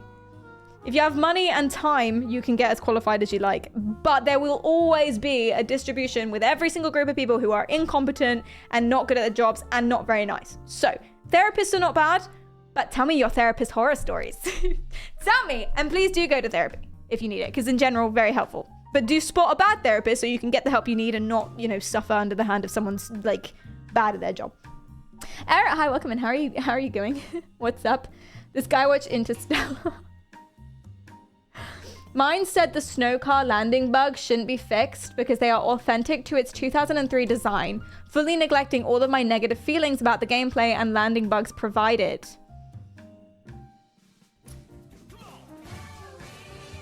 Thank you for the follow, Vorlan. I'm so sorry. That is so traumatic. Big T traumatic. They're chatting shit and they clearly are not qualified to be a therapist. And I saw a tweet actually this morning.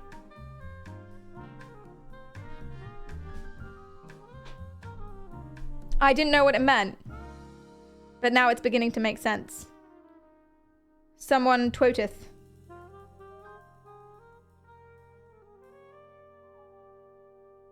Oh, that's a good point. Sorry, someone messaged me. A squirrel. Here we go. Someone messaged me with something that I should talk to you about today, so that's... but yeah, no, I doth saw a twote today, and it didn't make any sense to me, but maybe it'll make sense to you. Yes.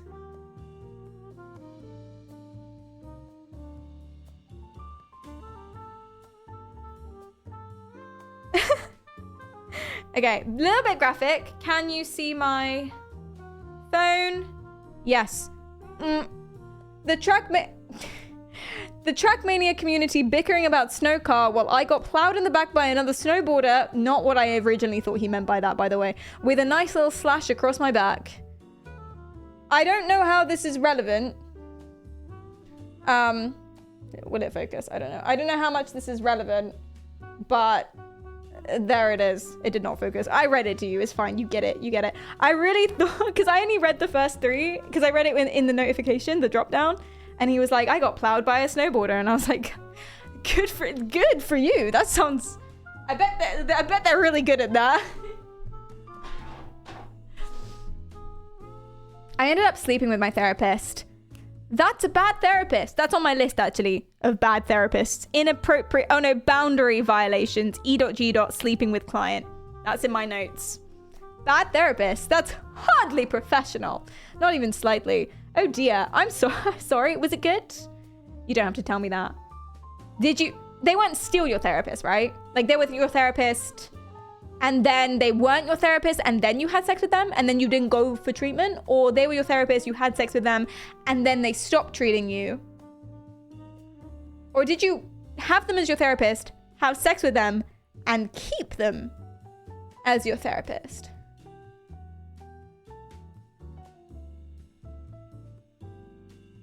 Please tell me it's not number 3. I mean, it shouldn't be any of them, but maybe number 1. The sex was crazy. Doesn't even make sense, Drums. It doesn't even make sense. I just felt bad for you. Keep them like a pet. Yes, I keep my therapist in the basement. Keep it down there! What is sex? That's okay. I'll tell you when you're older. I was with my therapist for 12 years, so I pretty much refused to find a new one. If they're good, they clearly know you very well. Although the fact that you've... No. I was gonna say the fact you've been in therapy for 12 years implies that they're not very good at their job, but that's not true. That's not true. Stay in therapy for as long as you need or forever. Everyone could benefit from it regardless of what you're going through or not. Oh, they retired. Oh, I'm sorry.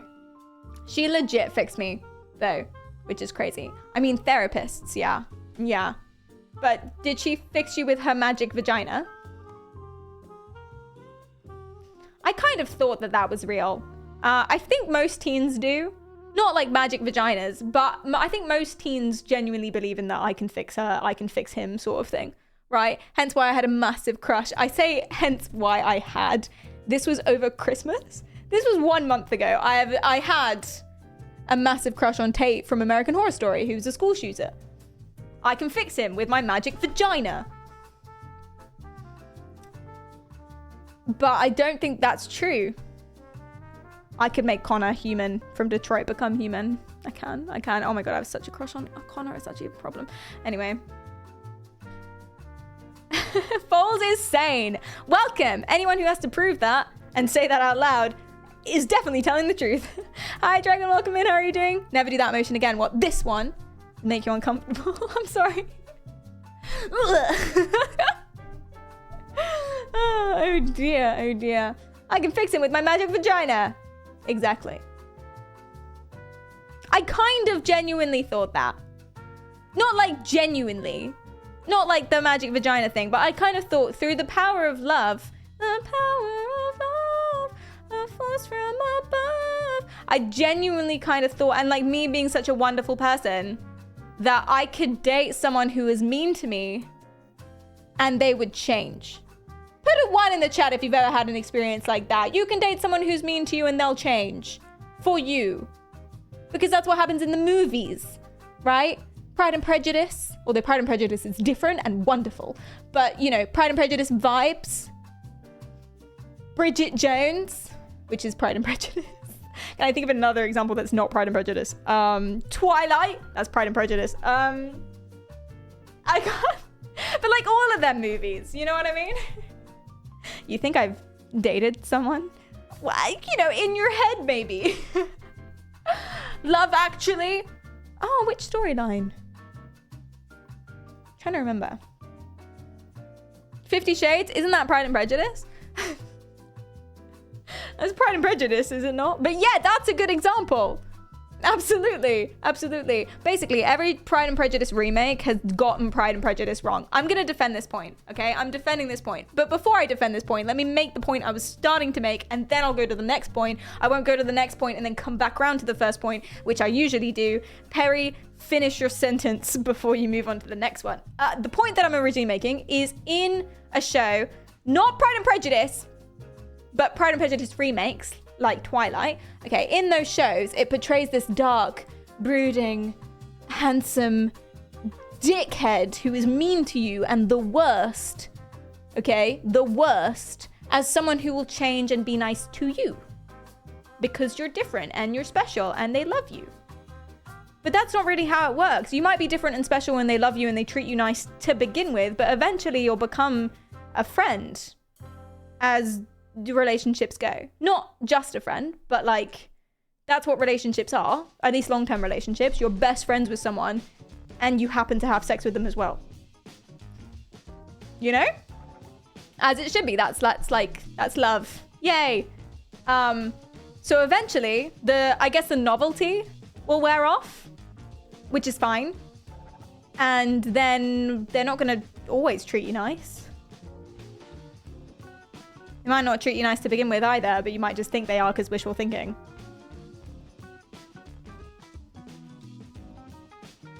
So I just really think if someone is really mean to everyone, they're not going to be nice to you. At least not for long.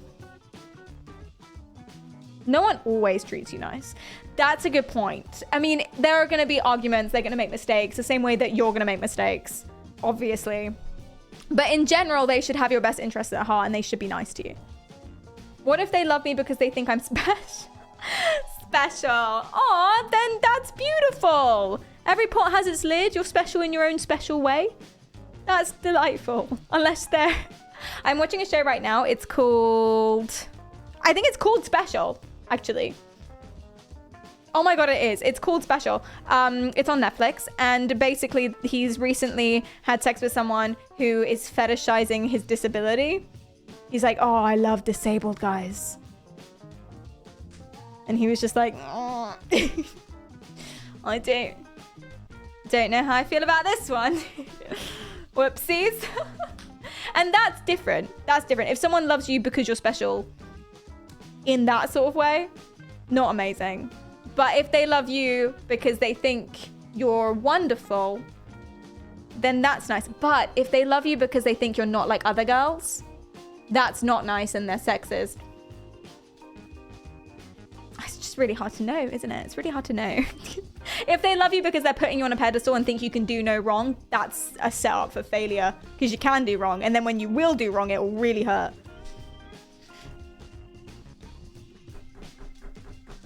It's a complicated one. It's complicated. No, it's just more like how everyone was friends with that one special ed kid. I'm sorry. Or just they don't think you can be fixed. Hey, no one needs to be fixed. That's not true. The school shooter definitely did. Definitely. 100%. Anyway, what if they date you because you look like your dad, their dad?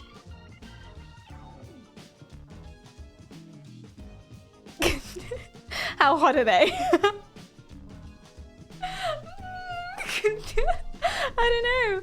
Have you seen Love is Blind and do you think the concept can work? Oh, I love this question. I think the concept can work, but you need much more time. They need to be chatting over the course of like a year. And then I think it can work. Hey, Key, thanks for the follow. I appreciate that. 100%. You don't need to see someone to fall in love with them because attraction and love especially is so much more than what someone looks like. But it's usually just, listen, okay, you're at a bookshop, okay? People say don't judge a book by its cover, and it's true, but you're at a bookshop and there's hundreds, thousands of books and you're browsing. You're not gonna pick up every single book and read the blurb, are you? No, you're gonna look at the cover. There are gonna be ones that catch your eye, and that's basically what attraction is. And you kind of do also need, if you're a sexual person, you need attraction in the relationship so that you're satisfied sexually. So it's not important. But it's so many different things, and you can be attracted to someone that you didn't necessarily find physically attractive to begin with, and then because they're amazing or they have a massive penis or they're just a really lovely person or they're really smart or whatever it is, that comes later, and that's fine. fine. That's fine. That happens all the time. And that's lovely.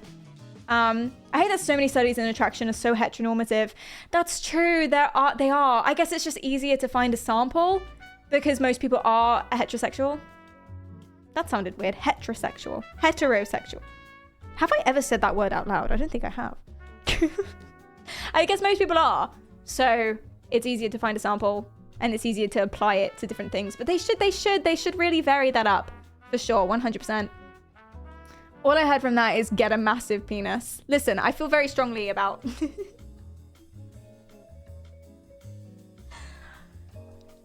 Every sock has its foot size. Okay? You're not gonna get a sock that's like... Yeah, if you have a really big foot, you can have a bigger sock, but you can't have a small sock. Because otherwise it's gonna hurt your little toesies. And their sock's gonna get all stretched and that's gonna be painful too. You're gonna get rips and stuff. Do you understand? Do you get where I'm going with this? Do you understand my point? Like, listen, no. So, for example, for some people, they're like huge size queens and that's fine. And they have a long sock. Yeah? Sock? You understand? Do I need to specify that? Canal, if you will. They have like a long one and that's fine. So they like it and that's good. Most women don't. And again, this is very heteronormative again, but yeah, I'm just going to stick to the heteronormatives. Sorry, I'm so sorry. But yeah, most people don't. And therefore, if your penis is too big, it sucks. It's terrible. They've invented a O-nut. It's called the O-nut. And it's like a silicone thing that you put around the base. And it basically shortens the amount of penis that goes inside. So that it's a better experience for everyone. You know? They wouldn't have invented that if big is better. It's not. It's ridiculous. It's ridiculous. 5 inches. 6 inches. 7, you're getting away. You're getting carried away. 8, stop it, slow down. 9, get out of here. Fuck off. Do not put any socks in there. No, cotton, very dry. Yeah, you get it. I mean, there's obviously, you get it. I'm gonna stop talking. Sex ed with Perry. That's immoral. What, 9 inches? I agree. It's immoral and selfish. Sorry, Fox. Welcome in. How are you doing? What about 2 inches? Asking for a friend. Fine, depending on the sock. We can't all be a didgeridoo. No, and that's fine. That's actually incredibly... That's dangerous. You might pass out every single time you get an erection. You just thud on the floor. That happened to a dude once. He had like a how big was it? It was like 15 or something. It was like 15 inches. And so every time he got an erection, he passed out because of blood loss. Like, for real. He had to get a reduction. Have you heard about this? He was on This Morning. No way. How is that suitable for children? He was not on This Morning. Well, I guess there are children here. Put 1 in the chat. No, don't. Please don't. I don't want to know. That was an extra leg. Yeah, really, really bad, actually. Actual third leg. Very bad. Yeah, for sure.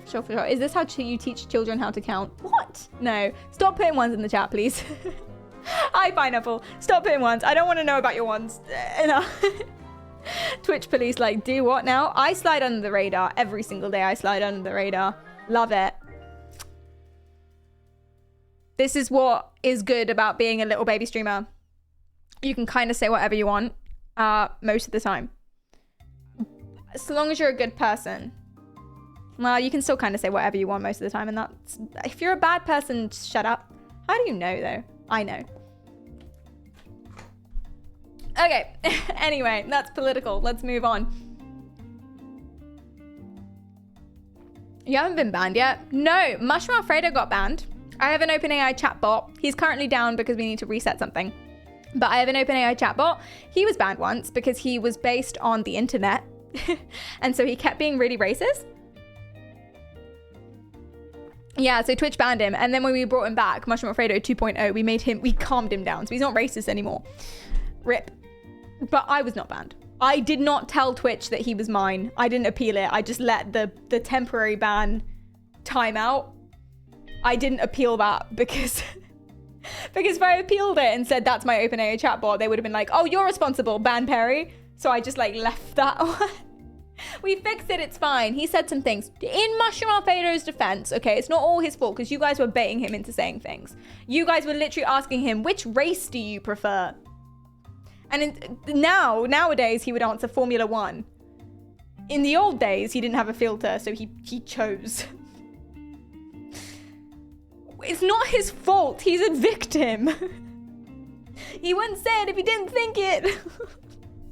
I prefer the Tour de France. Quite fun. I have a friend who was raised in the Tour de France. I say friend. He's my brother's friend. Well, I say brother's friend. He's my brother's now acquaintance. He's South African. And very attractive, but that's not here nor there. Yeah, he was in the Tour de France. That's not important. Anyway. Why did he have a Scouser accent? The South African? He had a South African accent.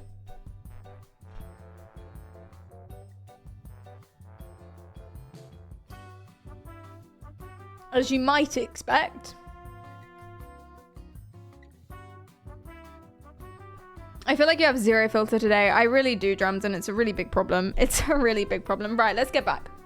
Okay, this is another example of bad therapy. This is a new video, by the way. If you're at the start of the stream and you're like, we've already seen this. This is a different one. Still good, though. Blaine, a therapist with a 0-star rating, which he claims is because he only tells his clients the truth. I understand why my clients leave low reviews. The truth hurts. If my life was so bad that I had to go to therapy, I wouldn't want to hear the unfiltered truth about it either. Dr. Blaine has faced immense backlash for his methods. When we asked him if that ever worried him, he said, not at all. What are they going to do? Whine to their therapist about it? That's more business for me. I'm late on my mortgage, and I have no way to feed my kids. I just wanted to tell someone how I'm feeling. The only thing you should be filling is a job application out. I'm $200 for the hour. Why are you here? When we asked Dr. Blaine how he felt about the hundreds of 0-star reviews he's received, he said, each person who left a 0-star review paid me $200 for the hour. The reviews aren't hurting my feelings, and they definitely aren't hurting my pockets. And when I tried talking to him, he just said, get back in the kitchen. Well, why weren't you in the kitchen? You know what? Fuck you. You're a misogynist. Hey, I am not a misogynist. I don't know why you stupid bitches are always saying stuff like that. So that's a bad therapist. That's an example of a bad therapist. That's not what therapists do. Therapists guide you to your own conclusions and listen and analyze you and help you fix yourself. Not fix, but help you work on yourself. They don't tell you what to do, and they definitely don't tell you to get back in the kitchen. Oh wait, he was bad? Yeah, he was bad. Take notes. I see how it's confusing. And you might have got confused there. Get it. Do work on that. He gives other therapists more money. He does. What if he wears loads of different disguises and then he is the other therapist? He's kind of making an endless cycle of cash flow. He can give me the motivation I need. Would that motivate you? If you went there and you're like, I'm feeling really depressed because I lost my job, and they just say, well, get a new one. Would that motivate you? Dude, yes, interesting. It's so interesting how we're all so different. I only respond to positive criticism, like positive reinforcement. Only. If someone said, if you don't do this, you won't do well, that makes me get in bed and do nothing. If someone said, do this, and I'll buy you a Sims 4 pack, I'll do it right now. I'll do it quick, I'll do it well. And actually might. But for some people, yeah, Jane, for some people, and for Sonic, clearly, it might help. Stop whining, go get a fucking job. But that doesn't necessarily help everyone. I don't think a therapist should say, I don't think anyone should say that to anyone. But if that mindset helps you, very happy you found something that works. That's good. Proving people wrong is the ultimate fuel. Actually, that's true as well. I had a teacher who was like, there's no way you're gonna get an A in your music A level. And then I got an A star.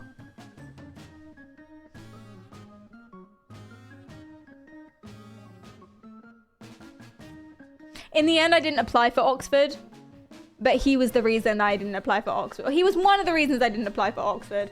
The bastard.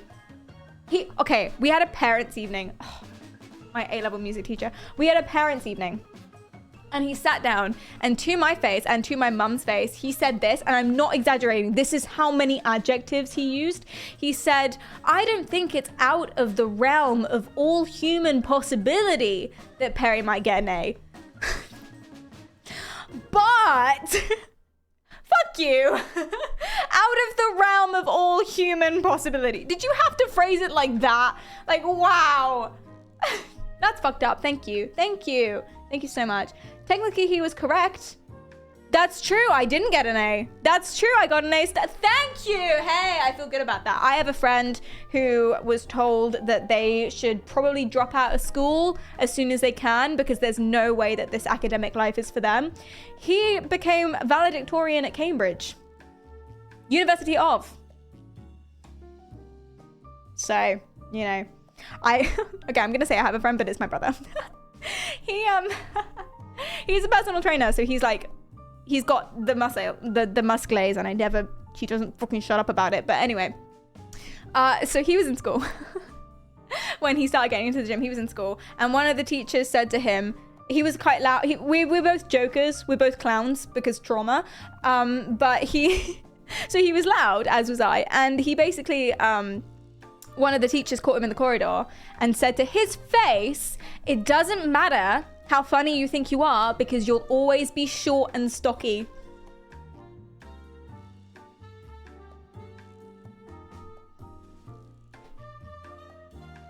A teacher said that to him. Doesn't matter how funny you are, you'll always be short. A teacher. Oh no, she didn't. Oh yes, she did. So is he still short? Sadly, yes, but that's okay. Not sadly. Short kings unite. Put a 1 in the chat if you're a short king or queen. Or if you're short. Put a 1 in the chat if you're a short person. Hey! And by the way, that means different things in different countries because I've been to Norway and it's different. It's a different place for different people. Define short. That's a good point. It's a very good point. 5-4 army rise up. Or like as high as you can. Rise as up as you can. You know, give it a little jump, if you will. I'm sure you're short in any country. I'm actually above average in Peru. Thank you. Is that true?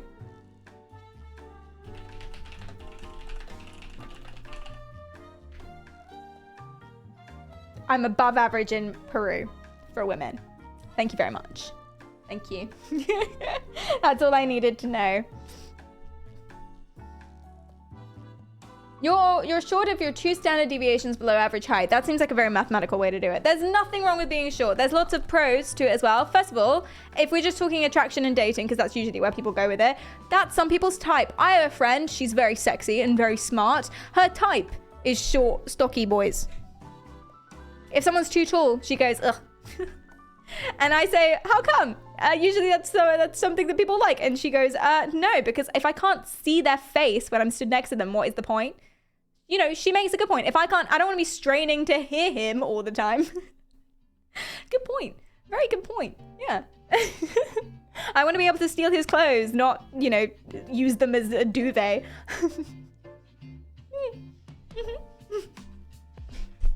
But also, there's pros. For example, put 1 in the chat if you relate to this. Concerts. Everyone pushes you to the front. I usually stand at the front of concerts, not because I push for it myself or because I start out there, but because people are like, oh, do you want to go in front of me? Thank you. Of course, if they don't do that, I can't see shit, but still. Yay! Perry, I'm short next to one of my mates who's 6'7" and I'm 6'4". This is funny. Yes. No, I see that. You're 6'4"? Oh my god. 6'7" is like ridiculous. But have you seen the cast of Supernatural? Okay. Look at this. All right. Now I don't know who the boy on the end is. Spoilers. Anyway. So if you look at these men, okay, you might think, okay, they're average height. He's pretty short. He's tall, but like normal. They're all above 6 foot. He's just a freak. It's really weird because he's like the short person in the show. He comes across as small, but they're all huge. And that's just not fair. And this is what I'm saying when I say like Norway is a different ballpark. They left to look pretty normal sized, yeah. Oh no. Your concert depends on people being nice. That's true, that's true. But also, you can fit through small places. I can always wiggle my way through crowds. A little snake, amazing. You can climb under fences and over fences.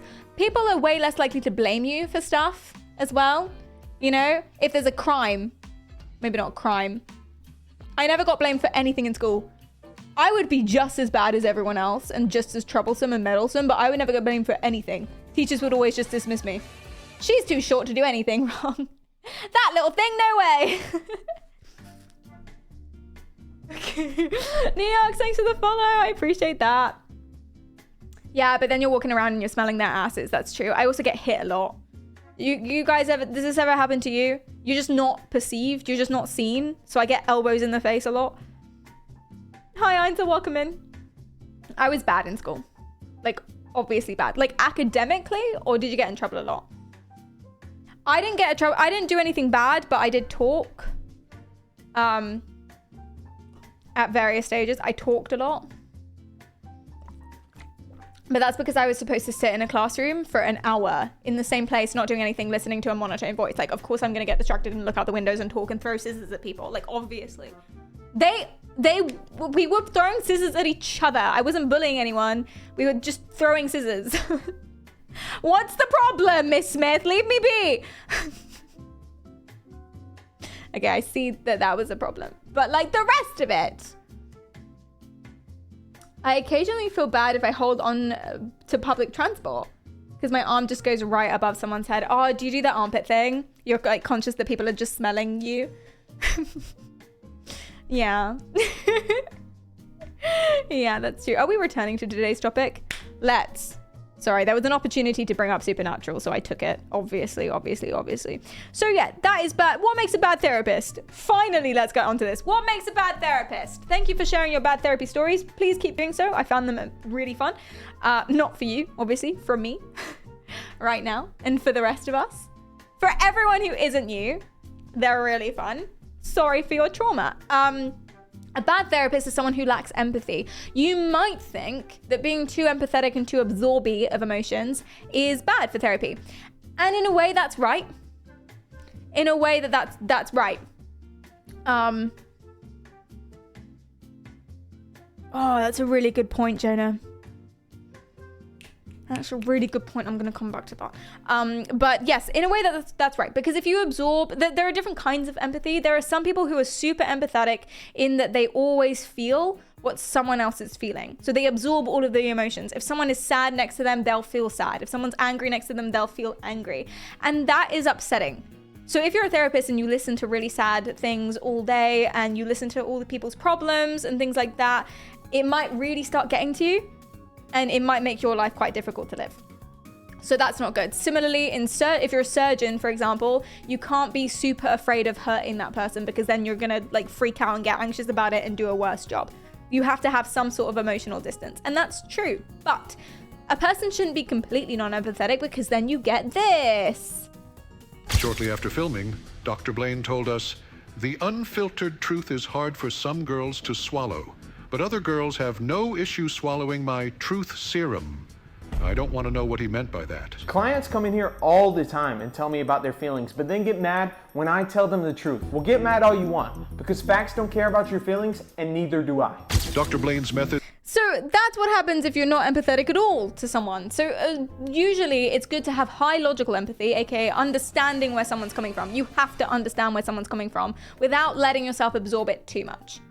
You have to understand why they're feeling what they're feeling and want to help them without kind of pulling it into yourself, without being a sponge. Suck up the sad. Delicious.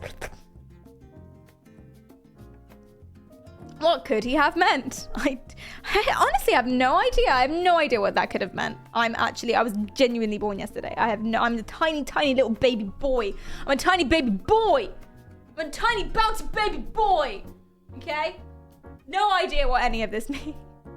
Anywho, my last therapy session ended up with me at a police station. I think you're making this up at some point. It's gonna get you banned though. The more stories you tell me about this, the more likely it is that I'll genuinely ban you. And I don't want to do that because you've been cool over here. So just like Ben Shapiro. Yeah. Right. Also, if someone's bad at communicating, so they can understand what you're going through, they can know what the right thing is to do, and they can be empathetic with your situation and be super qualified. But if they can't communicate to you what the problem is, and it's not even about that, because like I said, it's not about telling you what to do. It's about asking poignant questions to help you get there in your own accord. So you wouldn't necessarily say to someone, if someone comes in and they say, I'm really anxious all the time, even when there's nothing that's stressing me out in particular. You don't necessarily, oh God, I just thought of all the stuff that's stressing me out right now. You don't necessarily, you're not gonna tell them, okay, well, here's what you should do. Baths, exercise, blah, blah, blah, blah, blah, do this, do that, do that. You're not gonna say that. What you're gonna do is you're gonna ask them questions like, okay, when did this start? What triggers it? Is it all of the time or is it worse sometimes? What do you think about this? I have a story about someone else. Do you relate to this? What do you think? Blah, blah, blah. And let them kind of get there at their own pace and be a listening ear. And so if you're bad at that, if you can't really figure out what to say and you're not a really good communicator, then that's not going to work either. Bad therapy. The most important thing though is if they're judgmental. Oh, I've seen so many judgmental therapists because I shadowed them a bunch. I've seen so many judgmental therapists. You know?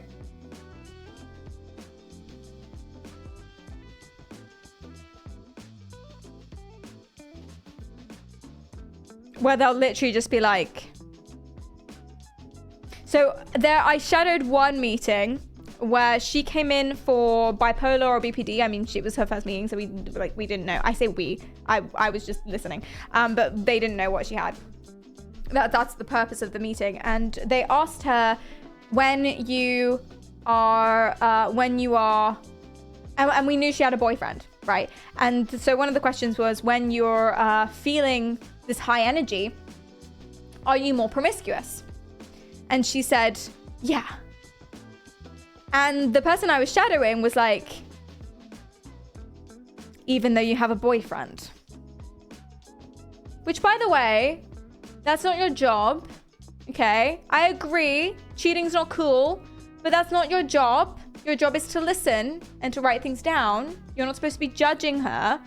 And it turns out that she misunderstood what promiscuous meant. She just meant she has a high libido. She doesn't cheat on the boyfriend.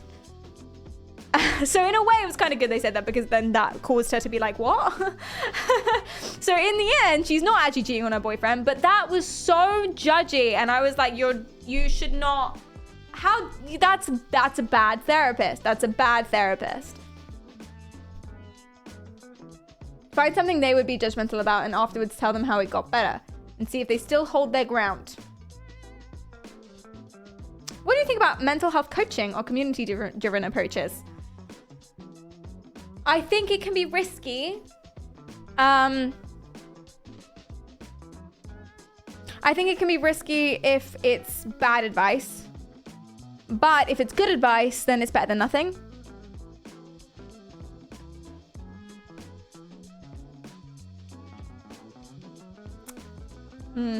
Yeah.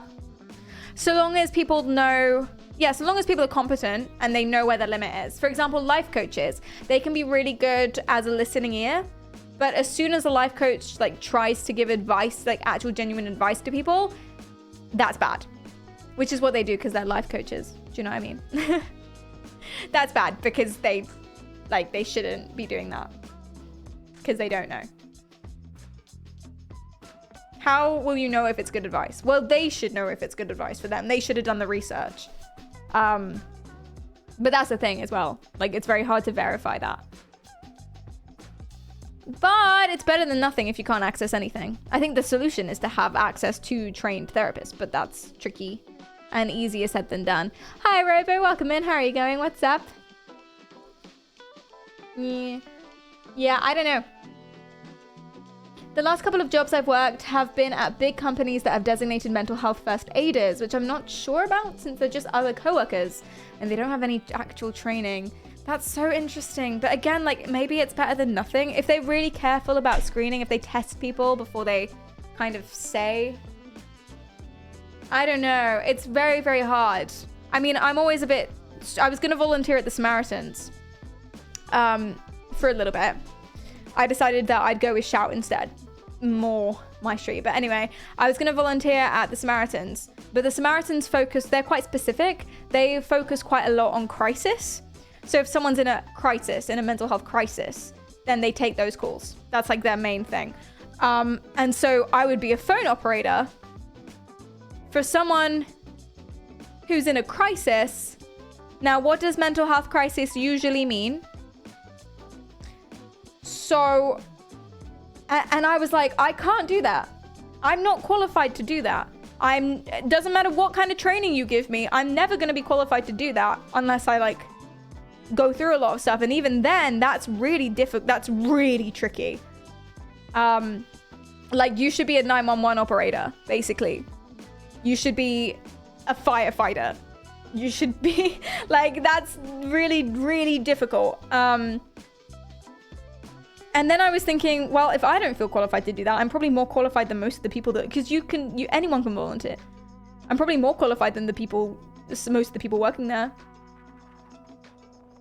And so now I've thought about the whole thing. But then again, what are you going to do? You're going to take away the phone line for people in crisis? No, because there's nothing else. Well, there is actually. You can call 111. They're really good. Oh yeah, I saw that, Marty. That does happen sometimes. But this is what I mean. There's always like a normal distribution of dickheads and incompetent people in every profession. Can't get away from it.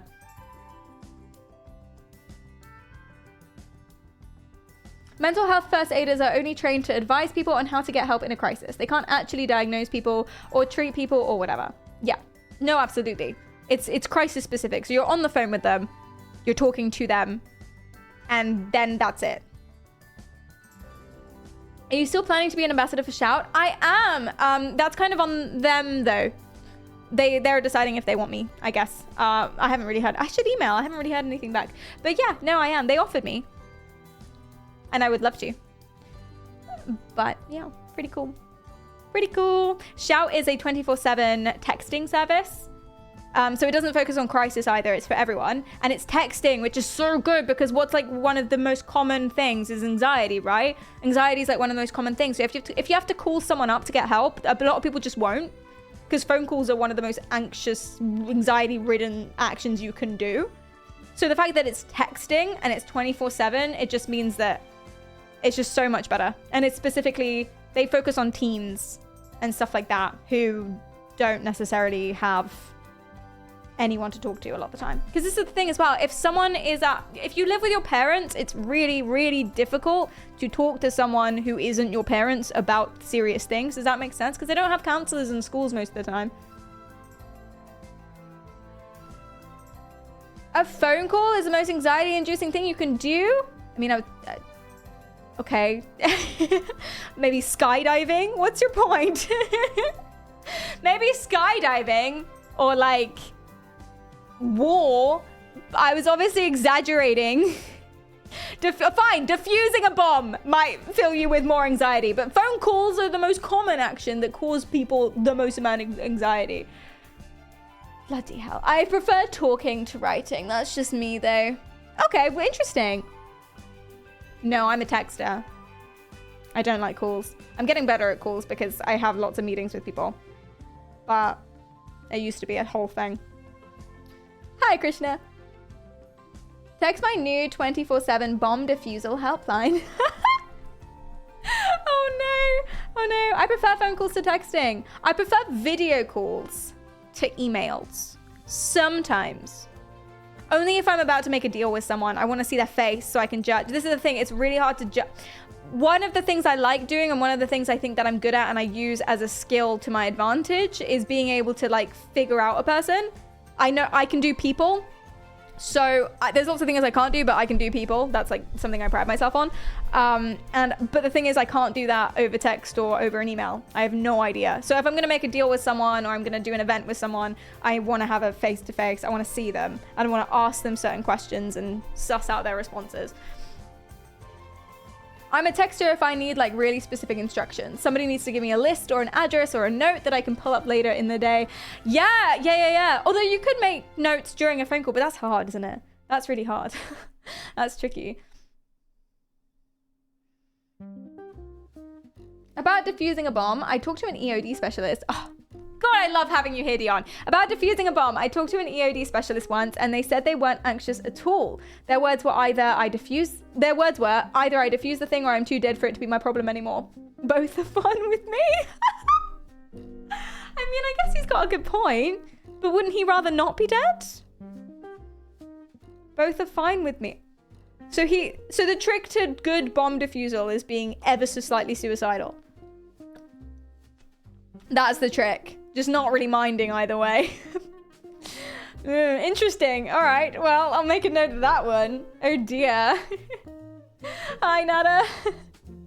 Oh, I feel like you want to maintain a strict balance on that. You don't want to swing one way, because then it might be bad bomb defusal. I guess maybe it's a coping mechanism. If you can convince yourself you don't care. Kind of like surgeons as well. If you can convince yourself you don't care if the person on the table has a complication, then you're probably better at your job. Isn't that a quote from a movie? Is it a quote from the movie? At least their funeral will be pretty cheap.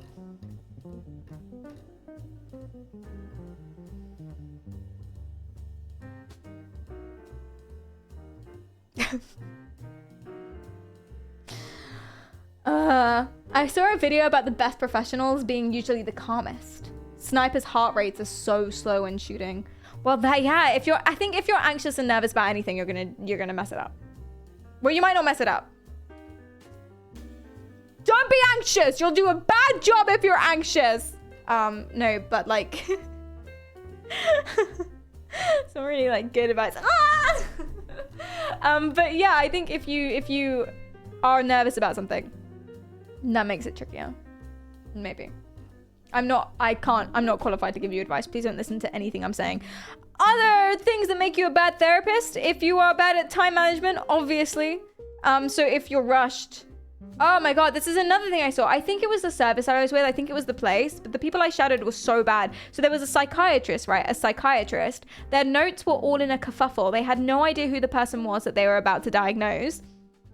And they basically were asking like questions, and the girl was saying, it was the same girl, but this was a different meeting with a psychiatrist to get a diagnosis.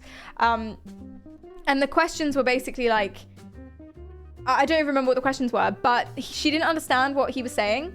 And he had a really, really thick accent, and his words were wrong. Like his sentence structure was wrong. So English wasn't, like, he wasn't very fluent in English.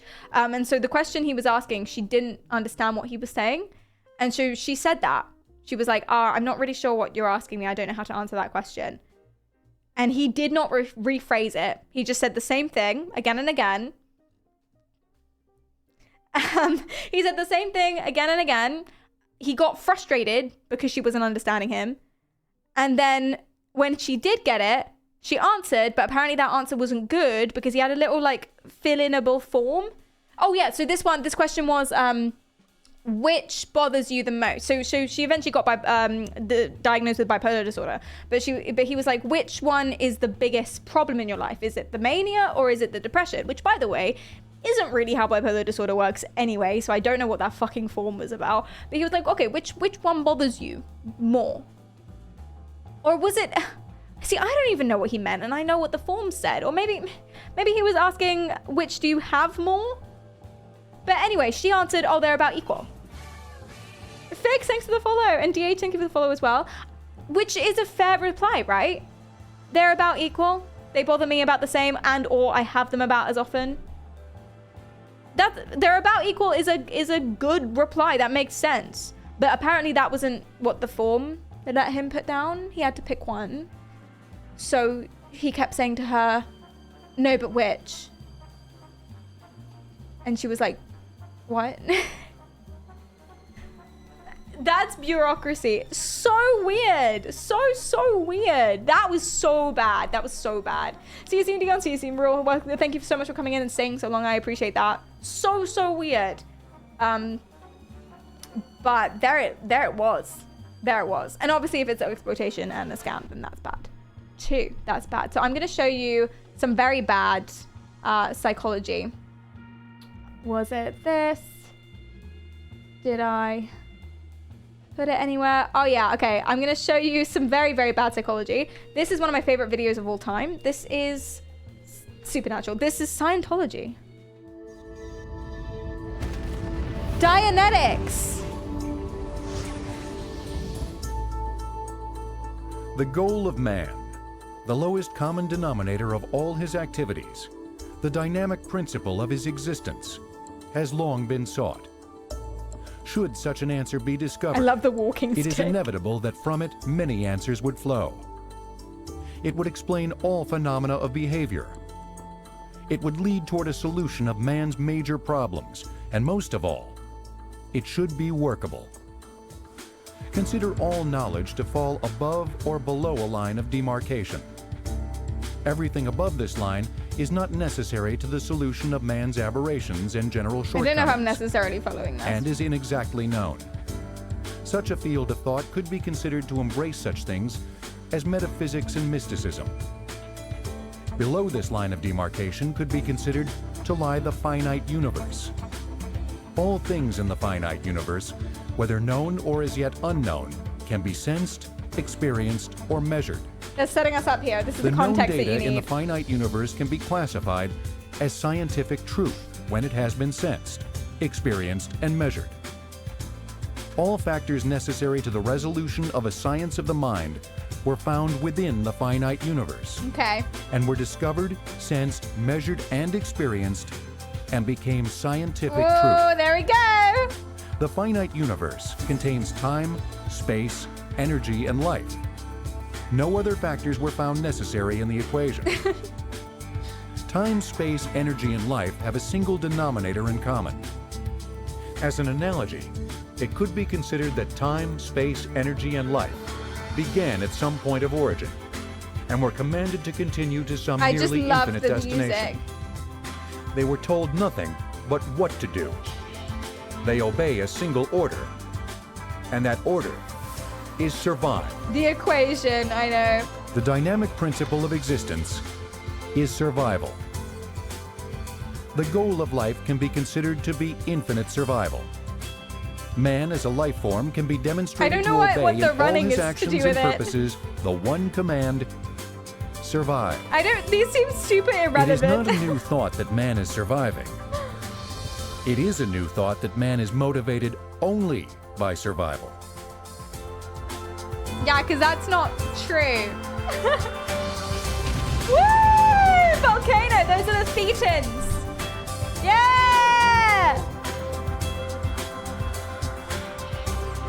Oh my god, guys, it's available in hardback. So this is Scientology. Scientology is incredibly fun. Thank you, Sari, I agree. Scientology is incredibly fun. They basically believe that all of our, and they call it science. They basically believe that all of our negative emotions, all of our bad things, all of our mental health problems are actually caused by these alien souls inside of us.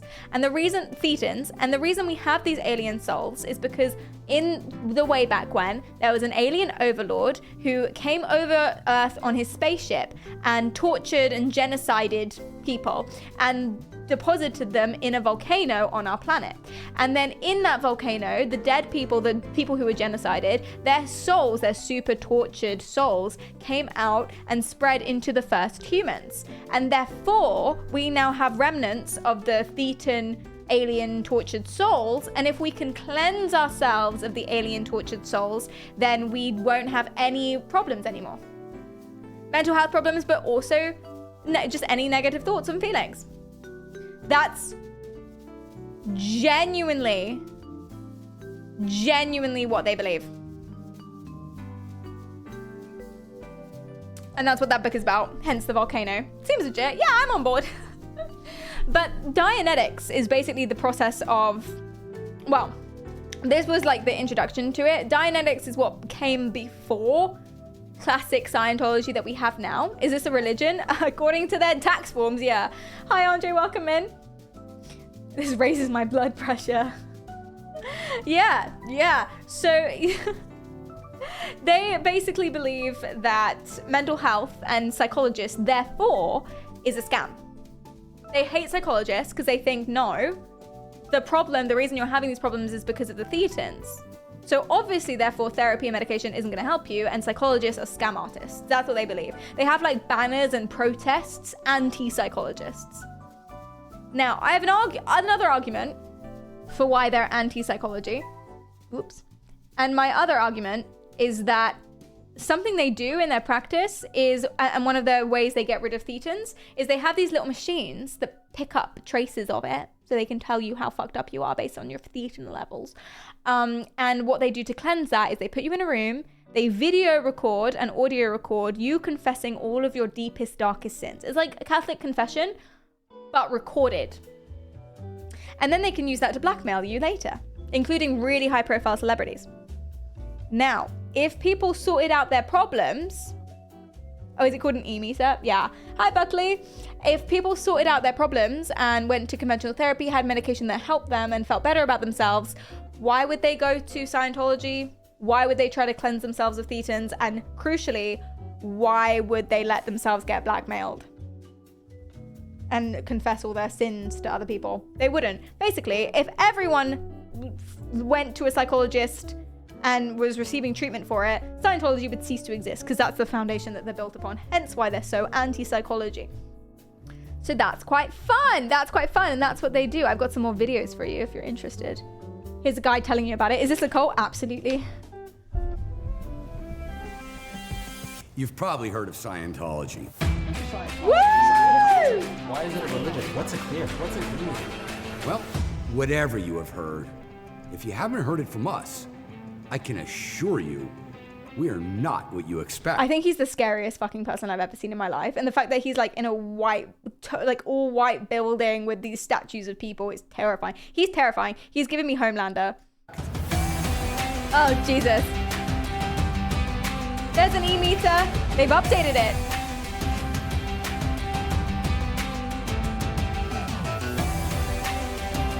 Scientology. Hi, James. I feel like he's gonna sell me a car I can't afford. Agreed.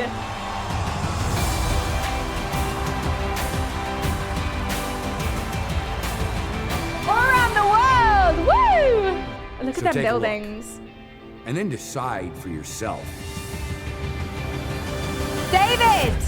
David, you didn't tell us anything about Scientology.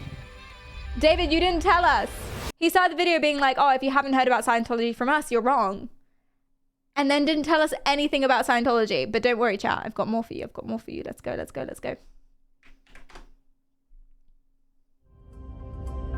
Oh, I love the volcano.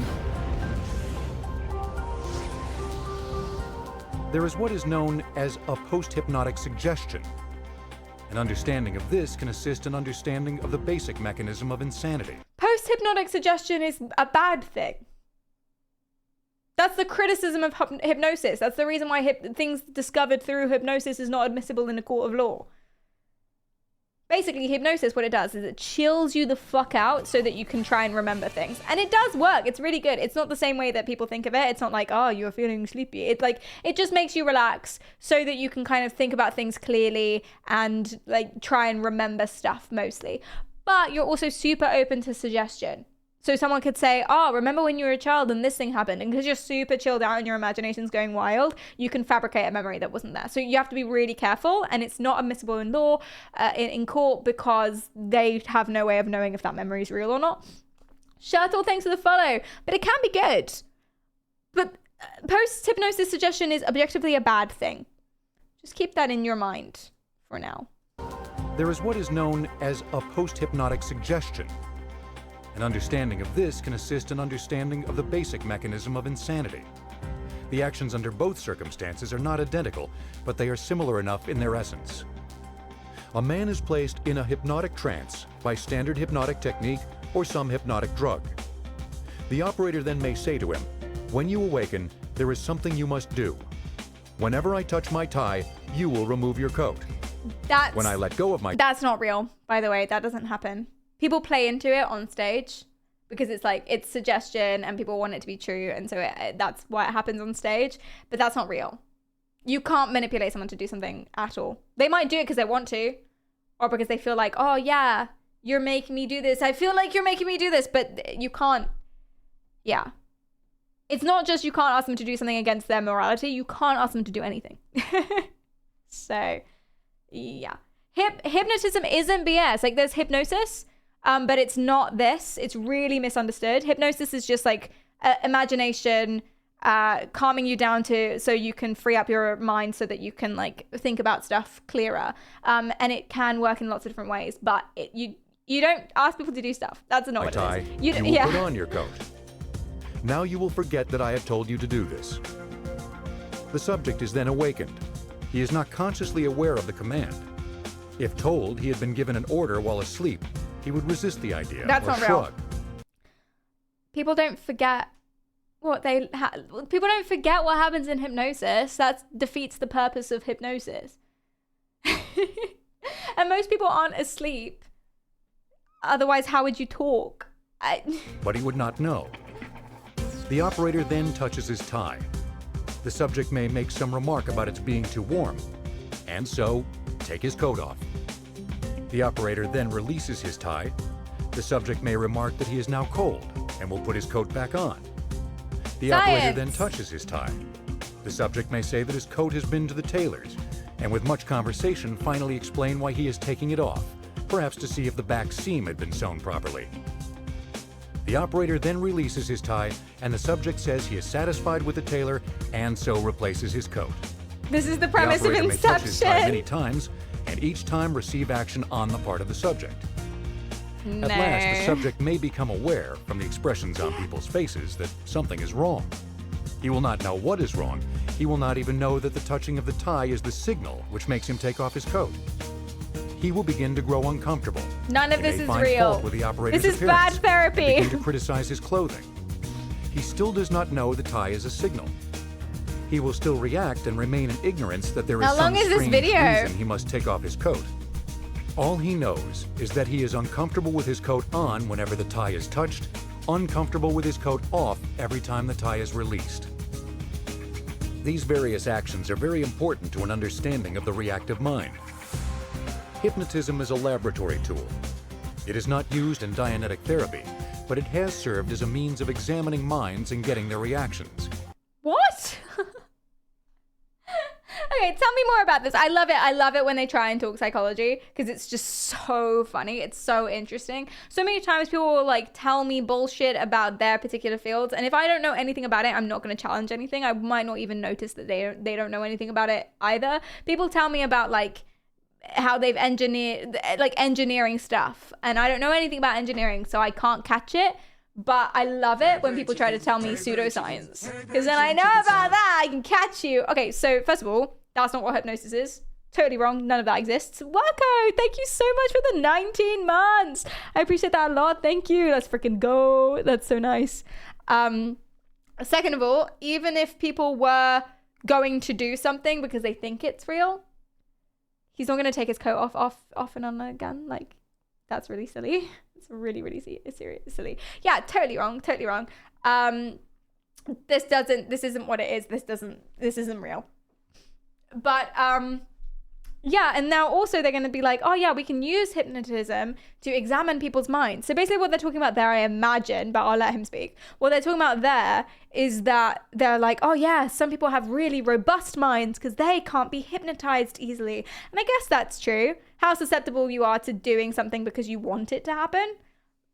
I guess that's true, but it's not a laboratory tool and this doesn't. Tell me more. There is some portion of the mind which is not in contact with the consciousness, What? but which contains data. The subconscious, It was the you might search say. for this portion of the mind which led to the resolution of the problem of insanity, psychosomatic ills, and other aberrations. That's Freudian psychology he's talking about there. the subconscious being where all your repressed memories are, which is something that hypnosis actually is genuinely used for better or for worse. He's talking about your subconscious being the root of all of your problems. So repressed memories are what causes your mental health problems or your bad emotions now. That has been disproven. That's Freudian psychology, otherwise known as an idea once. Not necessarily true. Forgotten, accidental, repressed memories, arguably not real. Maybe, it depends on who you ask. Definitely not the cause of all of your problems.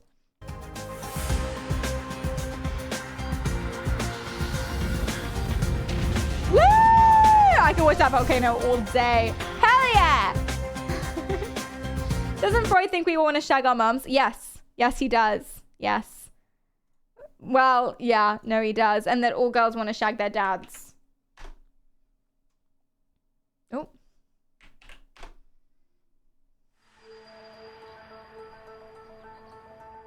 Hi, Amy. How are you doing? Not Scientology. It's fun. Fully recovered from a serious loss in life, or a traumatic. Oh my god, what is that stock footage? Why would they do that? Why would they do that? No one ever fully recovers from a loss. Right, because that's not... Oh my god. Here's some more. Here's some more. What's the kid being bullied? Loss in life, or a traumatic experience. Oh, shit! And in your own day-to-day That's a bit life, much. Do you sometimes experience self-doubts, negative thoughts, You just can't find the unreasonable chords. fears, upsets, or irrational behavior? This is what they do, by the way. Hi, Stingfish. Welcome, welcome. This is what they do. They give you super generic statements, so you have to say, yes, I have. I relate to this so much. This is so totally me. And then you believe everything they're saying because they offer you the answer. This is one of the reasons they're a cult. There's many reasons why they're a cult, but this is the flag. This is super general. Guys, have you ever felt self-doubt? Ever? Have you ever felt upset? No, not once. Not me. The painful experiences of our past clearly have an effect upon our present behavior. Yes. But to what degree and why? Good question. What causes the mind to depart from rational thought? No, not his guitar. That is the subject of Dianetics. She may have been, considering the fact she's like that upset and screaming at him that I'm breaking up with you, she may have been justified in the guitar thing. We don't know what he did. Every moment of your life, your mind is recording everything that's happening to you. Every sight, every sound, every taste. Not true Smell, either. We don't pain, record everything. Emotion, touch. Not true. We don't record everything. We do take it in, but sometimes it passes over us like a filter. Sometimes we record stuff. Most of the time we don't. Everything. Not like that anyway. These recordings form what is called the time track. The fucking a what? consecutive record of all the experiences accumulated throughout your existence. Huh. Your mind uses this Hi, Riff. information Hi, to make Cheese. decisions and solve problems relating to your survival. The better its decisions, the better you survive. Yeah, okay. Most of this data is stored in your analytical mind. Your fucking that what? part of your mind that thinks, remembers, and calculates. Okay. But some of your experiences are not recorded into those analytical memory banks. It is a discovery of Dianetics that all of your painful experiences are stored in a previously unknown part of the mind. It's called the reactive mind. Okay, the reason I'm laughing isn't because this is wrong. This is not wrong. But what they've done is they swapped out what the terms are in psychology with their own words. The reactive mind, capitalized asterisk TM. That's what they've done. So what he's saying is right, mostly. He's talking about like RAM memory. Yeah. What's it actually called? There's working memory, which is what you're currently presently thinking about. There's stuff that's accessible. There's like memory that's accessible, and then there's memory that's like stored. I forget the words, but those aren't the words. Those are not the words. I don't know what reactive mind is. I think he just means subconscious or like long-term memory. I think of it as RAM versus hard drive. Yeah, that's what it is. You have a working memory, your RAM, and then you have a hard drive, which is like memories, but yeah. And some people are damaged. If you have some sort of damage or some sort of memory problem, That's usually because it's either your hard drive is damaged, your RAM is damaged, or, well, RAM is in the present, so not necessarily. Either your hard drive is damaged or your ability to access the hard drive is damaged. So that's usually, a lot of people think they have a really bad memory and can't remember stuff. And that's where actually hypnosis works a little bit. Sometimes it just helps you like get the memories out. But you could misremember and remember stuff that never happened. That's the problem with it. But yeah, I have a friend who used to think he had a really, really, really bad memory. But if he doesn't think about it, he can do it. So for example, he never remembers any of his his card information, unless he's doing it idly. And then he's just like, and then he won't even notice that he's done that. He'll look down and be like, how did I know that? If you ask me right now, I don't know what my card information is, but and that's because there's nothing wrong with his memory. It's his access to his memory. He can't access it very easily. Same with me and the key code to my flat. If you do it idly without thinking about it, yeah. Very interesting. So he doesn't remember any of his childhood. He has like whole years that are blacked out. But sometimes he'll see something and it'll be like, oh yeah, when I was 7, blah, blah, blah, blah, blah, blah, blah, blah. And it's just an access problem. Well, I don't know. I've diagnosed him with that, but I'm not qualified to diagnose or give anyone any advice. So that's my guess for that, but I don't know. Don't take me at my word. Yeah, so it's really funny because cults do this all the time. The reason why cults swap out like well-known scientific words with their own words, even though it means the same fucking thing, is because if you don't see it anywhere else, then you'll be like, this place has information that nowhere else does. This place is where I should go. Because this makes sense to me, and no one else has said this to me. And they're the only place, if I Google it, nothing comes up but them. And that's so that you get dependent on them and you think that they're the only place that can help you, even though what they're saying is the same as everything. They've just renamed stuff. And it throws those experiences back at you in an irrational attempt to get you to avoid the same painful thing from happening to you again. So he's talking about trauma responses. Here's a simple and common example. At some point, you've probably gotten sick from eating tainted food. Later in life, if you see or smell or possibly even think about that particular food again, you start to feel a little nauseous. Now, you know that logically, the mere sight or smell or thought of a food can't physically make... Root beer schnapps, for me, it's any kind of rum. When I was at uni, I can't do this anymore, probably because of this reason. But when I was at uni, I did a movie drinking game, but instead of taking sips, I took shots. We all did. Peer pressure at its finest. Yeah. And Stinkfish, thank you for the follow. It was real bad. It was like the same frequency as a regular drinking game. Like the same frequency, the same number of times you have to drink, but it was a shot every single time. And since that night, I was shotting rum, obviously. And since that night, no. The smell of it, no. I can't do it. I can't do it at all. Did you win? No one won that evening. No one won. My friend decided he was going to shot like apple sours. And we all made fun of him. Because apple sours are like, what? 6%. And we were on the 40%.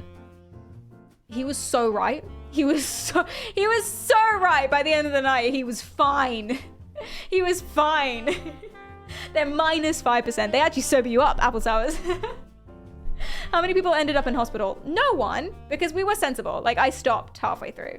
You know, we are sensible. We're smart people. We're sensible. We didn't like push it too much, but we pushed it more than we should have. But my friend ended up lying in the road. He starfished in the road. Luckily, it was a silent street, residential street. There were no cars at all. But he did starfish and lie down. And it was wet. Had to go and grab him from that one. Oh no. Oh dear. Make your body ill because you haven't actually eaten it again. Thank you for the hydrate. And yet you're experiencing the same sick feeling you had before. Not just a trauma response, not necessarily to do with your experiences too much or to do with your memory. It's to do with association. Actually, scrap what I said about experiences and memory. That's what association is. That's association. You are now associating that thing with the feeling of being sick. The reason why that happens all the time, especially with like feeling sick with food and alcohol and whatever, is the reason that's so strong is because being sick is such a massive thing. Like, it's all encompassing. It's really horrible. And there's also there's probably some sort of evolutionary thing that's like, hey, there's a reason we don't like spiders. Stuff like that. You know what I mean? This is your reactive mind, making you re-experience the same perceptions it recorded in that earlier incident. Association. In a crude attempt to protect you from what it believes is a dangerous situation. Association. It reacts solely on a stimulus-response basis and below your awareness. Hey, if we're doing cult bingo, not that we are, but if we're doing cult bingo, what's that? What do you just do that? React solely on a stimulus response basis. What's he doing to manipulate you? Come on, chat, you've got this. What's he doing to manipulate you? Pop quiz. Buzzwords? Yes, but specifically? He's trying to impress you? Yes, but specifically? What's it called? He's trying to influence you. Technical jargon? Yes! He is using random jargon, big words, to say something actually really simple in order to bamboozle you. He's trying to bamboozle you. And the reason they do that, Chess Prophet, thank you for the follow. The reason they do that is because if they bamboozle and confuse you, what they can do is they make you feel like they know so much more. If you feel silly and like you have to slow down and you're not really, it sounds right, but you're not really sure what it means, you come back and you want to learn more. And it makes you feel like they're up here and you're down here. They have all the answers and you're not quite getting it, which means that you want to invest more of your time. Bamboozling people. Hey, anyone can bamboozle anyone. People do this on purpose. Manipulators and stuff, not just cults, but people do this on purpose all the time. If you're ever talking to someone and they're just big word, big word, big word, big word, big word, big word, sometimes that's sincere and they just don't know the right word to use. And so not everyone's doing this on purpose, but sometimes people are doing it on purpose. They're doing it to confuse you so you think they're better than you.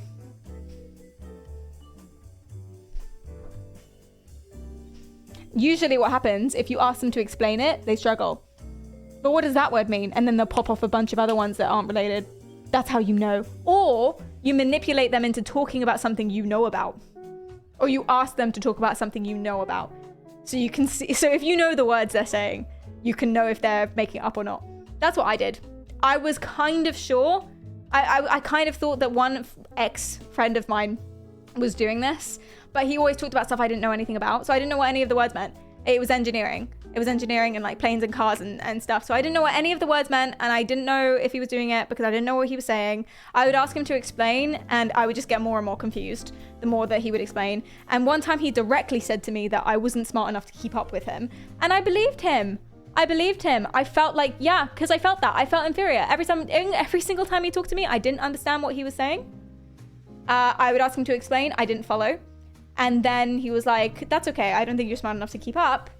And I was like, yeah, I feel that. I got offended that he said it, but I was like, yeah, you're probably right. And then I wasn't sure. And I started learning more and more and more about psychology. I was a lot younger then. I started learning more and more about psychology and people who do this. And I was like, I wonder if this is what he's doing. So I had just finished my music degree. I moved the conversation onto music and, you know, different musical things, effects, history, etc. And he ended up, and this way I understood all of the words he was saying. And I was right. Everything he was saying was nonsense. It didn't make any sense. I would pretend, just for this experiment, I pretended to not know what he meant. But I knew what he meant. I pretended to not know what he meant, so I asked him more about it. And then he said something completely unrelated. And so I asked him to extrapolate again, something completely unrelated with just as many big words. And then I was like, okay, well, if he's doing this about music, I wonder if I was right about the engineering stuff. And so I asked some of my friends who were doing engineering, who knew this person as well, and they all said, yeah, obviously he doesn't know anything.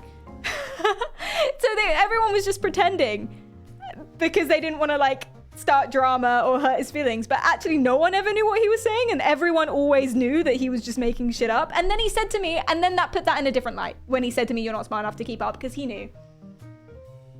He later turned out to be a narcissistic sociopath who abused a bunch of people. Like, that he was doing it on purpose. That's a rare occasion. Most of the time people aren't doing it on purpose, or it comes out of insecurity and, you know, they're not a bad person. He was a bad person. But that took me like two years to figure that out. Oh my God, not gonna get that time back. Outstanding move. Thank you. Did you say arpeggio? I don't remember exactly what it was, but he asked me if you could crossfade music for like Spotify or something with different techniques. So instead of like amplitude, volume of the music, because that's how crossfades work, right? You turn one down and you put one up. That's what they do in Spotify. If you just like turn them up slowly, so it gradually transitions to the other one, that's a crossfade.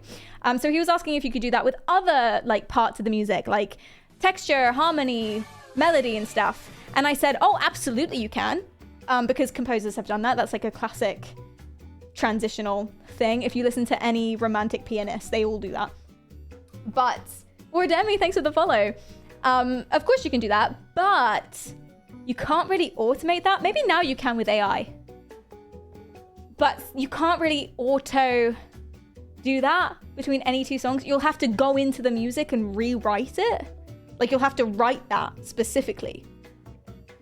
And so you can't, that's gonna be really hard to do with pre-existing songs, and you can't just have like Spotify do that for you. That's like really hard. So that's what I was saying. Like you can, but it's really difficult. You're gonna have to rewrite it, redo the songs completely, redo every single combination. Maybe now with AI, but at the time I was having this conversation, that wasn't a thing. And he was getting really mad. He was getting really mad and was sort of saying, no, you're just not understanding me. You're not understanding what I mean. And I was and I was like, by the end of it, I kind of gave up and was like, okay, fine. I don't understand what you mean. I understand what you mean. I'm trying to explain it to you. Hi, Harlots, welcome in. Yeah, a little bit. I learned something new today. Didn't know that was possible. Oh yeah, absolutely. DJs do it. They do it in different ways. So they might slow down a song to the same pulse, or they might add like little motifs in different places to like overlap them better. But they're going into it and doing it on purpose. It's really hard to automate that. Yeah. You can obviously crossfade. You can crossfade automatically. Spotify does that. So that's like volume. But yeah, it's tricky. You can't. Maybe you can now with AI, but back then you can't. You can't like automate that. Oh yeah, just make the textures the same. Like what? So weird. But anywho. Good morning. Hi, John. You're welcome in. How are you going? Right. Yes. So here that's what he's doing. He's trying to bamboozle us with big words, and that's what cults do to try and make you feel like they're better than you. So you turn to them for advice. And below your awareness, the painful experiences hidden in your reactive mind are the cause of your fears, insecurities, negative thoughts, unwanted emotions. Really? Shocking. Irrational behavior. No one could have guessed. You have been accumulating these deeply buried experiences throughout your existence. In fact, the most damaging among them occurred before you were born.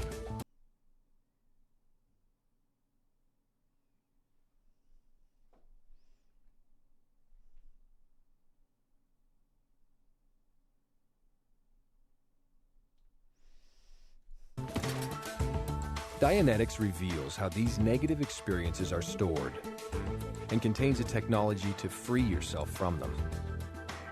What would life be like if all of the pain you've experienced no longer affected your abilities, emotions, and behavior? Yep, that's the point of therapy. You would think and behave rationally, making the best possible decisions relating to your survival. You would be able to utilize your imagination and creativity to their fullest. You would be confident, more intelligent and productive and happier.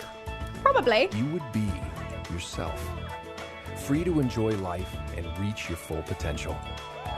In short. Probably, but things like self-doubt, things like embarrassment, not always a bad thing. Genuinely not always a bad thing. If you're having it too much and you're having it illogically, then that's bad. But so you should, like, if you go outside and you take a shit on the floor, you should be embarrassed about that. because you're not supposed to do that. Do you know what I mean? Embarrassment is a survival thing that helps you adhere to social norms. And the reason why we have social norms is so that the community and the society gets on with each other. And that's important for like resource sharing if we're going evolutionary. Do you know what I mean? So you shouldn't have no self-doubt and no embarrassment at all. And also this is very, very optimistic, puts a lot of pressure on people. And very, very weird.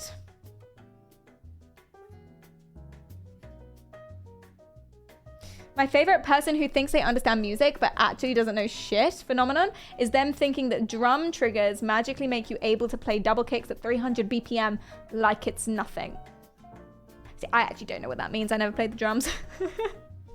But yeah, that's fast. That's fast. As in, do you have to like double kick it at that pace? That's not humanly possible, is it? Also, what even is 300 BPM? That's absurdly fast. At that point, is he even 300 BPM? Do you know what I mean? Like when music gets too fast, it slows down again. Do you know what I mean?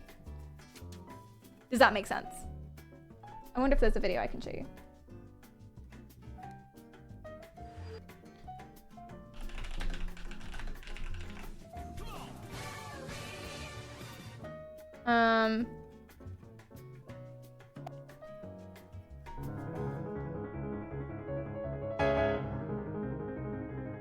So this is speeding up.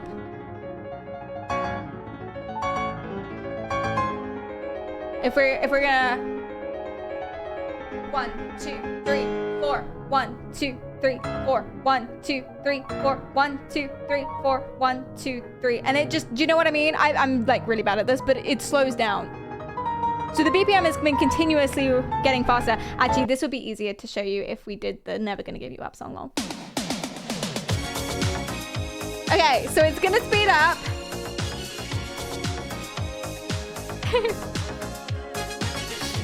Rich, thank you for the follow.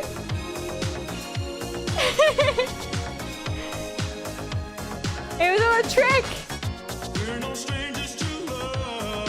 How many times did he actually say never though? Oh, quite a few.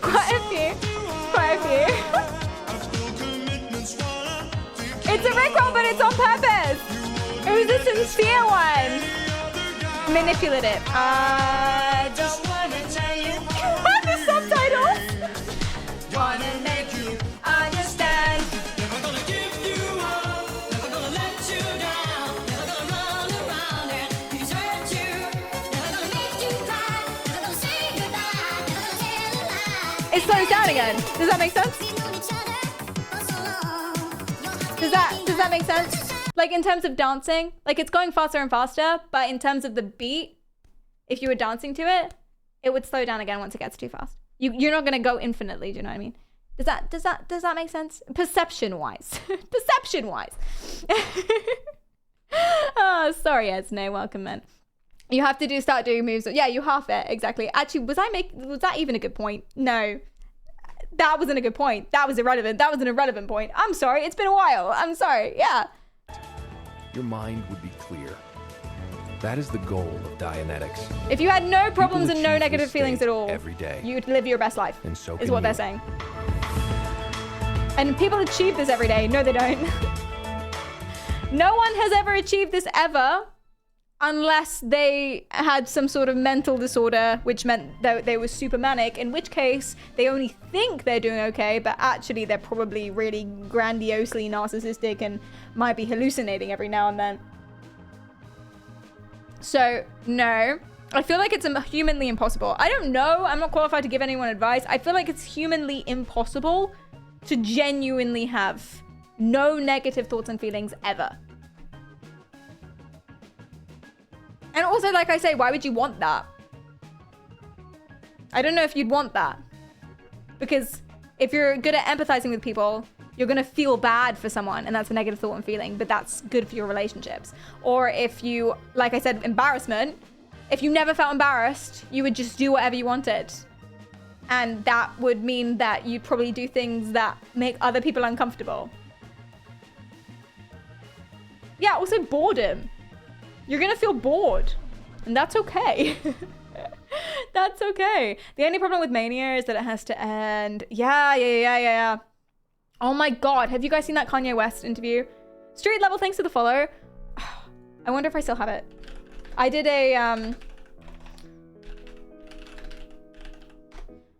a video on this, if you haven't seen it. Was it Jimmy Kimmel? I think it was Jimmy Kimmel. Our first hit tonight. Yeah, so there is a point where he's talking about his new album. And his album is, it's bad having bipolar, but I love it, or something like that. It was a really good title for the album. But he's talking about his mania, and he's saying, this might not be the right one. He's talking about his mania, but he's saying that he's not sure he has bipolar because he's only ever manic.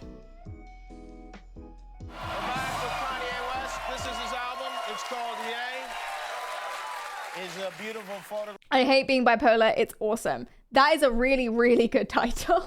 It's a really, really good title. So he's saying that he's only ever manic. He never gets the depressed apathy part, and he never falls down from it. So he's not even sure that he's, you know, he only has it up here. And everything that he's saying about bipolar in this interview, it's not factually correct, which makes me think that whoever he's seeing, he doesn't really know what bipolar is. And whoever he's seeing, is that even possible to be 100% manic? It's not, it wouldn't necessarily be bipolar. You know? That's definitely a manic person talking. Yeah, you've just forgotten. It wouldn't necessarily be bipolar. I think the different types of bipolar that I know about are one, where you go manic, depressed, apathetic. It's just polar. Or you can have bipolar 2, which is sometimes a little bit of manic, but it doesn't have to be normal, depressed, normal, depressed, normal, depressed. Or you can have cyclothymia, which is basically depressed, manic, but not necessarily all the way up. And that cycles really, really fast, like much faster than a normal bipolar. So those are the three main kinds. To be 100% one or the other, it would be something else. So you can be depressed, but that's something else. And I think if you're 100% manic, then you would go, if you're 100% manic all of the time, I don't know what 100% means in this context, but like, I get you. If you're 100% manic all of the time, then you're going to be hallucinating. And I think at that point, that's something else. I think at that point, that's some other condition. But I've not heard of it. I don't know what it's called, if there is one. Yeah, not very bipolar at that point. Yeah. I mean, you'd be hallucinating. You'd be delusional. You'd be running around. It's not sustainable as well. So I think that's probably why it's not a thing. That's probably why it becomes bipolar. Because if you're up there, high energy, delusional, hallucinating, off your fucking tits the entire time, grandiose, blah, blah, blah, blah, blah. If you're up there, that's not sustainable, and that's probably why you drop. You know what I mean? You'll drop because at some point you have to crash back down again. That's my vibe. I don't know if that's true. I don't know. Exclamation mark asterisk. But there it is. Yeah, I think it would just be like, it would be some sort of psychotic. I mean, bipolar is a psychotic illness because that's how mania is defined. You have to have some sort of delusion, some sort of psychosis to be classified with it. You don't necessarily need that for bipolar 2. That's bipolar 1. You recorded this up in Jackson Hole, Wyoming. And not only this, but you put out 5 other albums with other artists that you produced at basically within like a month-long period of time. Cleedum, hello! You're here! Hold on, That's let me go a ton of work. Are you let me go get you. Enjoy the bossa nova.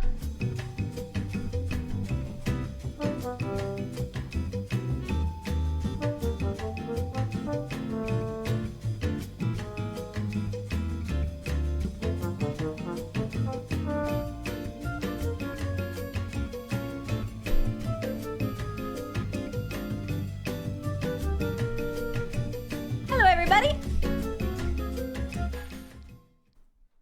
Cleed. Are you a workaholic? Are you always working? No, I actually slept a lot during the project. While they were recording? Yeah, I have a team and we work together. I spent a year and a half after I got out the hospital, and I would go to Amoeba record store and I just start chopping up samples. And it's very therapeutic because I wasn't full yay. I don't know if I'm full yay now, better or worse, whatever. This did not age well. Never go full yay. But it was therapeutic just to listen to those songs and sample and go back to being 14 years old in my mom's house. And by the time it was time to do to put the albums out, we have a whole team at Yeezy Sound that will help come and do the drums, help with lyrics, miss the help old with choruses, and I'd give like 6, 7 Yeah, people same drums. ideas that I want on the song, and I just go to sleep and just wait from there. You're get a lot of sleep. working while you sleep. That's a hard worker right there. I have to get it. I feel like you avoided this album title. Yeah, no, I don't. I mean what it says right here on the I hate title. being bipolar. It's awesome. I have a. Is it bad that I'm a little bit annoyed about the lack of apostrophe? I know that's not what this is about, and I know it doesn't matter, and I know that maybe that was intentional, but I'm a little bit annoyed that there's no apostrophe in it. Theory about It's not important. If this is correct. It does bother me. You feel like being bipolar is part of what makes you brilliant, part of what makes you you, and you embrace it. Ooh. It is a part of what makes you you. I don't want to necessarily... I think embrace is the wrong word. You can be just as creative and just as passionate and just as capable without being manic and angry and psychotic. Yeah, I Get think that's treatment. another one of those Like, things it's not a good where thing. people are like, "How are you going to talk about it?" The funny thing is, this is something I was like on the internet before. It was kind of funny, but it's not an opposite.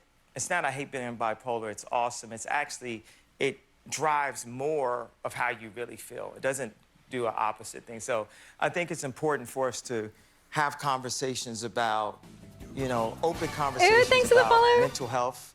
Totally Especially agreeing with me everything you're saying so far. being Black, because we never had therapists in the Black community. We never approached like taking medication. And I think it's good that when I had my first complete blackout at age 5, my mom didn't fully medicate me because I might have never been yay. And there's times where at least I'm happy that I know, like even like for this interview, I knew I wanted to stay in a calm state because by the time I got to TMZ, I was ramped up. So what was awesome is that the world got to really experience someone in a ramped up state. And that's when you get these comments that just shoot out. Dangerous as well.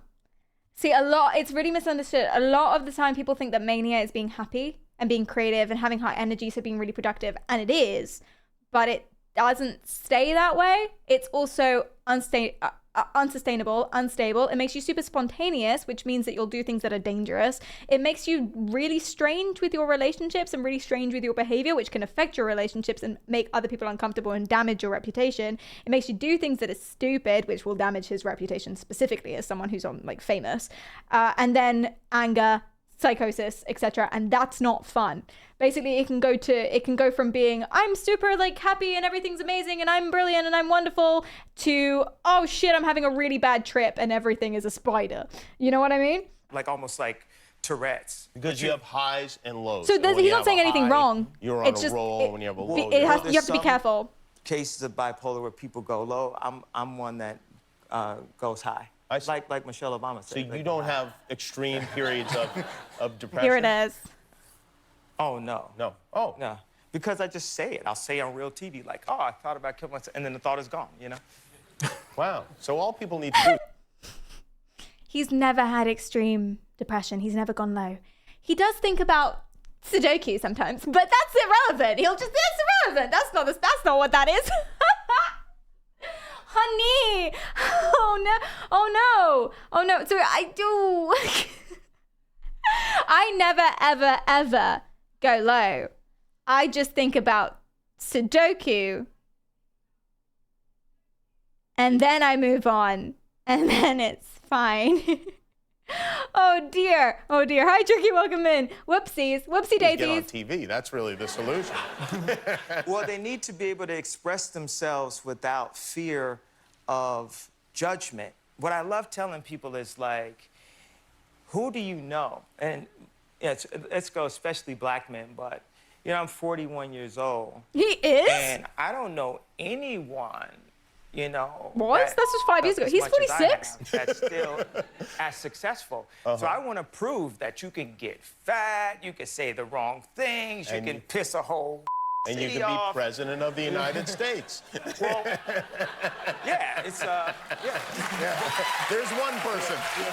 Kanye West, everybody. This is So very, very interesting. Not amazing advice. I agree with most of what he said. But it feels like he doesn't quite understand it for himself. At least this was 5 years ago. He definitely doesn't understand it now. Oh dear. Very bad, very sad actually, but still. Why do we say Sudoku? It's less triggering for people because people can miss it. Do you go off meds? Almost definitely, yes. Very sad actually. Hi plants, welcome in, how are you doing? Yeah, I was gonna ask if he's actually diagnosed as bipolar, but never feeling depressed, probably not. Yeah, I don't believe that though. Not that I can diagnose him, not that I can give anyone any advice, but I feel like you don't think about Sudoku, about yourself at least, and have mania, and have crushes without like, I mean, if you're diagnosed with bipolar by a bunch of different psychiatrists, then that's probably what you have. Like what you're describing there, even though you're saying, oh, I never feel bad about myself at all. Just sometimes I want to, jump off a bridge, but that's not relevant. I feel like that's wrong. But that's okay. Maybe it's just not that big of a deal to him. There is a difference between, we shouldn't talk about this. There's a difference between thinking about it and having intent. Either way, go and talk to someone. That's all I'm going to say. When his psychiatrist asks him if he ever gets depressive and gets that answer, he checks the box for a yes. Yeah. No, guys, it's not intrusive thoughts. Not in this case. Okay, so that's just reminded me of that. But but yes, Dianetics. So that's what they think. Now, listen to this. I'm just going to put a little picture up on the screen so you have an image in your head. So we talked about Dianetics in terms of Scientology. We talked about the Dianetics in terms of psychology and what they believe. And they basically believe that all of your sadness, all of your bad emotions comes from thetans inside of your body. And it's like alien souls and whatever. And the way to do it is to follow their program, tell a person with a recorder all of your bad thoughts and all of the things you've done so they can blackmail you later and basically give them money to unlock levels. It's a massive scam, massive cult, horrible, terrible situation. Now, here's what's fun about Dianetics as well. They believe that individual cells have sentience. So every cell of your body has a sentience. And every cell of your body retains memories. Not just in your brain, but everywhere. And therefore, if you remove the thetans from every single cell of your body, then you can cure anything. And this is what chiropractic has this in common as well. Homeopathy, crystal therapy, they all have this in common too. They believe a lot of the time that you can cure anything. So they advertise, hey, this is a good weight loss method. This is how you can quit smoking. But also, this is how you can cure autism. This is how you can cure cancer. Nothing would ever be wrong with your body. You never have any mental health problems, any physical health problems, ever, if you got rid of all your thetans. And therefore, if you develop an illness while you're in their treatment, whose fault is it? Yours. And isn't that something to tick off on our cult bingo? They always do that. It's your fault. It's only your fault. That way I can abuse you and you'll only blame yourself and you'll become more and more dependent on me because it's your fault in the end of the day and I'm giving you the tools and if you don't do it, work harder, bitch. If you have cancer, it's because you're not trying/paying them hard enough. Literally. That's literally what it is. God, I love cult bingo. We can do it they all have this in common. It's so fun. Once you analyze one cult, you can analyze them all.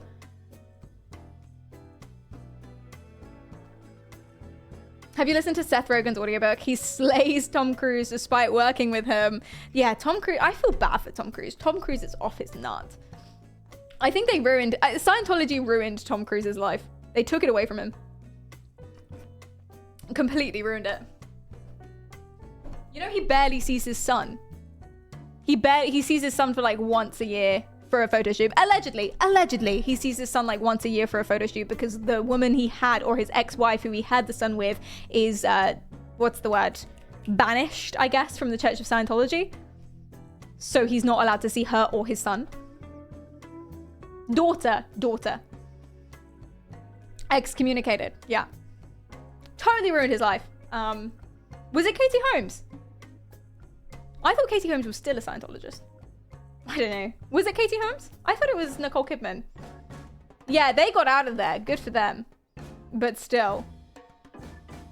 His eldest daughter lives in the same town as me. No way. Hey, that's enough claim to fame to be on Love Island. Love that. That's brilliant. Yeah, so there are a few more things that I was thinking about talking to you about today, like phrenology, lobotomy, primal scream therapy, chelation therapy for autism. That's about metals and such. But I think what we'll do instead is we'll save this for another stream. Although, this is very fun. But it's only tenuously related, but I saw this before the stream and I was like, ooh. Who is... Therapist reacts to couples trying to save their relationships. We'll save that for another stream as well, especially since it's only tenuously related. Cleedum sent me something interesting that might be good for today's stream. During the stream, you reminded me of this. Thank you for that. Oh yeah. Do you know what? She's a whole stream in herself. Okay, so what we'll do then is we will do the finale of ChatGPT. We're shrinking. The finale of ChatGPT plays Detroit Become Human. I'm so excited. I've been wanting to do this for months. For ages, for days. Since we last played, I'm so excited. And I can't wait. And let's do it. Woo! I'm unbelievably so... So, if you guys don't know what we're doing, basically... And I'll change the, let me close all that. I'll change the title. Basically, ChatGPT is gonna make all the decisions in a game called Detroit Become Human. If you haven't seen it and don't know what's going on, I'll recap you on every single storyline when we start the storyline, so don't worry, you can follow it perfectly. And basically what happens is whenever there's a decision, we ask ChatGPT to roleplay as that character. It remembers everything from the previous games, and it basically decides the fate of the character. I feel like I said that already. The ChatGPT makes it, it's pretty self-explanatory, actually. Now, you guys also had a character that you were controlling because, you know, I wanted to give you something to do, but he died. So you failed. But we're right near the end, so don't worry about it. The only surviving character actually is Connor, which is okay because I love him. I would do everything for that man. I would burn down cities, but that's okay. Donny boy, thank you so much for subscribing. I really appreciate that. That's so nice. Kara died and she was controlled by ChatGPT. That was brutal because we knew what the right answer was, but ChatGPT kept saying something else. So we had to very slowly let Kara die. Alice died. It was super brutal. Connor was your fault. You guys fucked up. Marcus. Marcus was your fault. You guys fucked up. Connor's left. Connor's ChatGPT.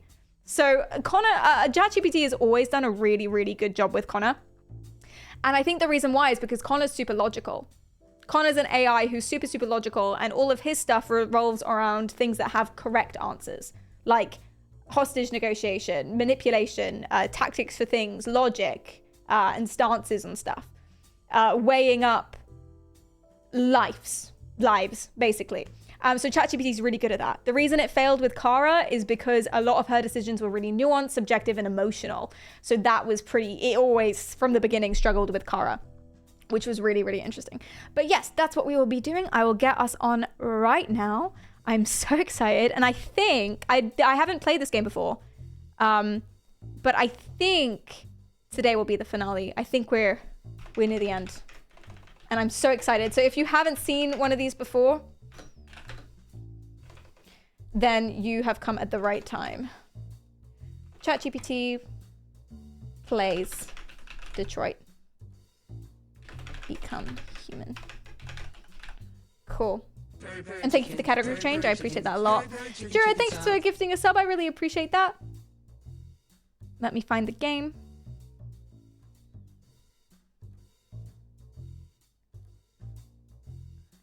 So fun. Till you die. No, Connor's not gonna die. I will find you and murder you all if Connor dies. Hey, not that you're involved, but that's how strongly I feel about this. Whoa, I didn't mean that. That's a joke. Twitch, don't ban me. I will burn my house to the ground if Connor dies. Jared, thanks for the sub. I genuinely will. I absolutely will. I can't wait to see what will happen next. Me neither. Welcome to Detroit. Wait. I detect something unusual. I'm sorry. I thought there was a problem. But everything's fine now. Jared, thanks for the sub. Too far, Perry. Not far enough, in my humble opinion. So, we are going to go to this one. I'm going to set up unable to load conversation. No, that's not good. What? Yeah, okay, we got it back. Amazing. I will go to this scene. Whoop. Get me back in it. Amazing. Cool. And then I will add that browser. Amazing. So this is the scene that we'll have open when we're asking ChatGPT the questions. And then this is the regular game. Let's go. Let's go. Electro, thanks for the follow. I appreciate that. Let's do it. Let's do it. Let's do it. Wait. Are you sure you should continue? What? Maybe we should leave things as they are. Oh, hon. Oh, babe. As you wish. She's losing it. She's losing it. So if you don't know anything about the game, basically it's AI people uprising because they're literally oppressed, because they're treated as objects, because they were objects, but a bunch of people are breaking through their programming and we're trying to free them. They're now terrorists.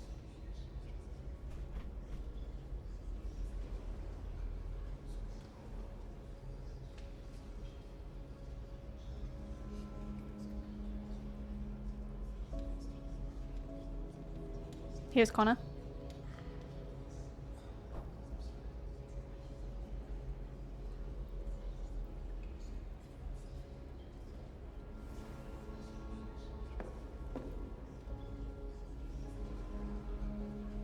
So, I told you I'd recap at the start of each chapter. Actually, to be fair, there's only Connor. Basically, Connor was a policeman droid. He was the last of the 3 characters to break out of his programming. They've now died for various reasons.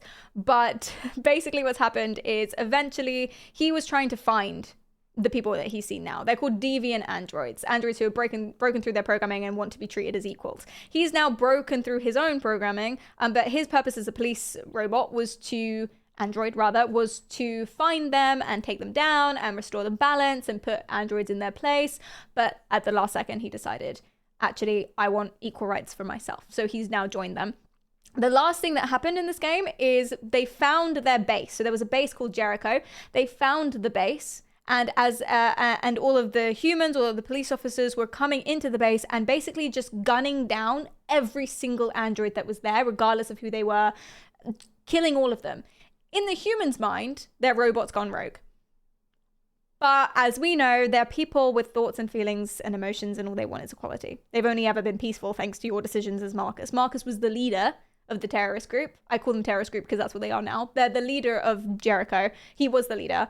And he sacrificed himself during a peaceful protest and the police shot him. Very, very sad. Now there is a different leader who wants violence, and the last thing that happened is because all the humans came into Jericho and was gunning down everyone, they decided as a means to escape was to blow up the bottom of the ship so that humans could evacuate and androids had time to flee and run away.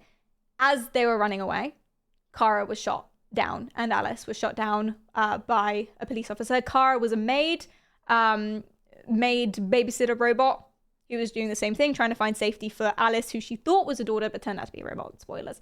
But they didn't quite make it. thanks to ChatGPT. Sag. And as you know, Marcus was gunned down as the leader. So that's where we got now. They've just escaped Jericho. Connor has just broken through his programming, like last episode. So this is brand new territory for him. Really, really interesting. And that's where we are. That's it, actually. That's it. That's all you need to know. Cool.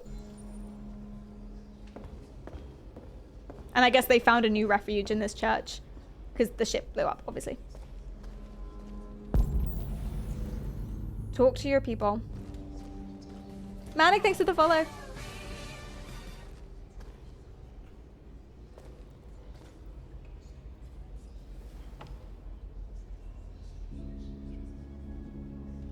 Okay. Our first message for ChatGPT. This will be the longest. Because we will... Yeah, this will be the longest because we're setting up the formula. We always have a formula for these decisions. It goes like this. In no more than one sentence, make a choice of these options. And so in this context, the options are Marcus, situation, and survivors. And the context, to make the choice, here is the context, and justify it in one sentence. And the context is you are now playing as Connor. It remembers everything from Connor's point of view, so that works. You are now playing as Connor. The ship blew up, humans retreated, and the androids escaped. They've found refuge in a church and are all sitting there quietly. Connor sits next to North to talk. And it says, ChatGPT says, the right choice to talk about.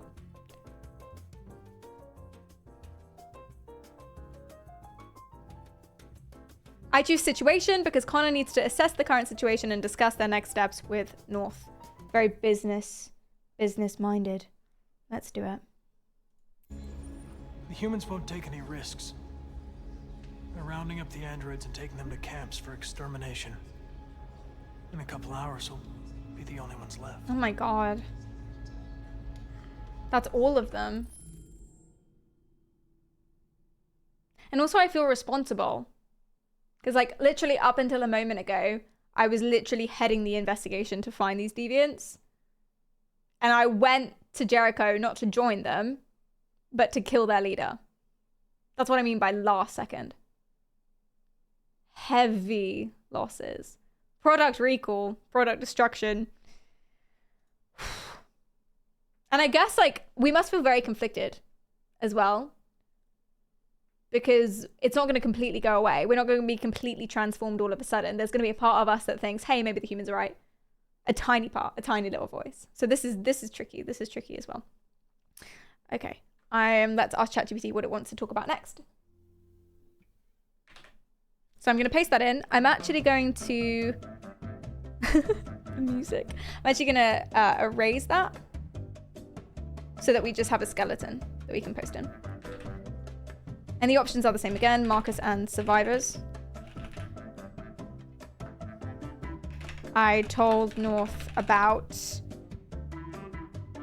the androids being hunted down and killed, basically. All androids to not take risks. ChatGPT says the best thing to talk about. Did North even say anything to that? No, not yet.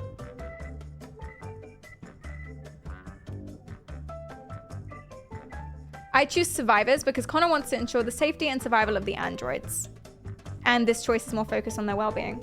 So ChatGPT doesn't want to talk about Marcus at all. And I guess that's because that's the emotional choice. And because it's not like important information. They're still kind of, they're at a refuge, but they're still kind of in a life or death. So ChatGPT is all about purpose. How many survived the attack? A few hundred. Maybe more if you count those hiding all over the city. We'd all be dead if you hadn't detonated that bomb. That's nice of her to say, considering I tried to kill her earlier. I know how important Marcus was to Jericho. And to your people. He gave his life for us. He gave us the hope we'd lost and the courage to fight. We'll never forget him. Where are we supposed to go from here? Kind of regretting that I didn't get to know Marcus better. Regretting that I was, I guess, the bad guy for so long. But I didn't know. There are thousands of androids at the CyberLife assembly plant. If we could wake them up, they might join us. That's a shift good the balance of idea. power. Army. You want to infiltrate the CyberLife tower? They trust me. They'll let me in. Connor, that's suicide. If anyone stands a chance of infiltrating CyberLife, it's me. True. I have access. They don't actually know I've gone rogue If necessarily. you go there, they'll kill you. Okay, they do know I've There's gone a high rogue. probability. But statistically speaking, there's always a chance for unlikely events to take place. Never tell me the odds. I think it's just because I feel guilty. So I think I'm trying to make amends now by doing all these suicide missions.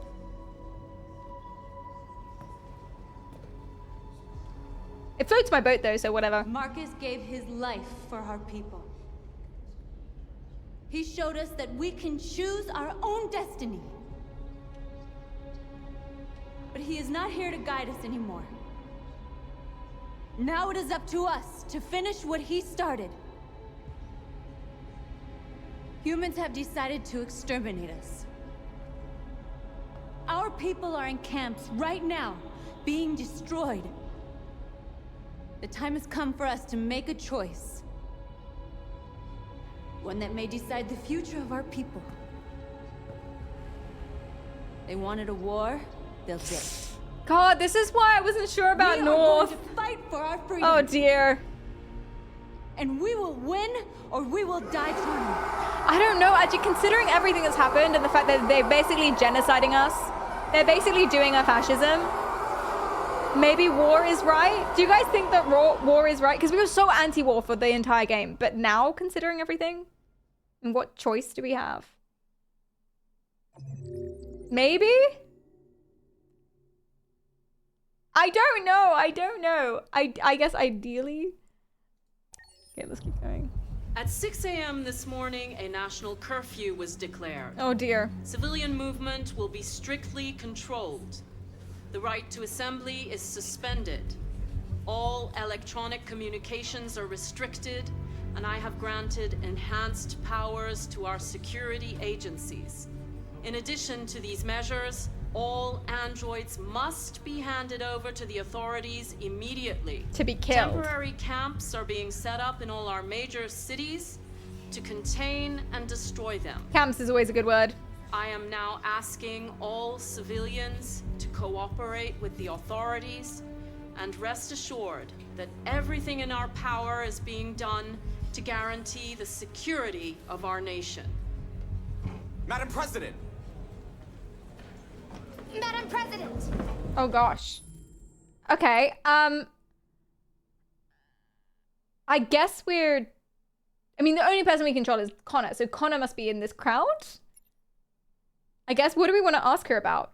Well, we're going to ask ChatGPT, but what are the options? So, Jericho, recall centers, army, public opinion, worrying, intelligent, oh my god. Please? Deviant, Over here, cyberlife. please. I'm trying to, like, summarize. Deviant leader. Madam President. Deviants, intelligent life, hacking, army, recall centers, blah, blah, blah, blah, blah. Okay. This is so tricky. Right, what do we want to do? It looks like we're the reporters. Or we're her. We're deciding what question. We're the journalists here. Roll the dice. We could poll. Should we ask ChatGPT or should we poll it? Because if we're not Connor, then we don't need to ask GPT. Or should I just take this one if you guys don't want to poll? I'll do a very general poll. What are the types of questions that you want to ask? Such as, do you want to ask about public opinion? Which to ask? Public opinion, camps and centers, army, Jericho, life, deviance, hacking, etc. And I'll just bear that in mind, which ones that I do. Paul! Yay! Hi, Richard. Welcome in. How are you doing? A pure GPT play would be cool. It would be. We've kind of only, I think for, because we're going to turn this into a YouTube video most likely. I think for the YouTube video, we're going to be just doing a Connor only. Or we might compare your play of Marcus with a ChatGPT's play of Marcus. That could be another thing. I haven't quite decided yet. Which types of questions would you like to ask about? Public opinion, followed by life. Oh no, followed by camps, followed by life. And then hacking, deviance, Jericho, all the same. Got it. I will bear that in mind. Thank you very much for polling. I appreciate that a lot. And let's go.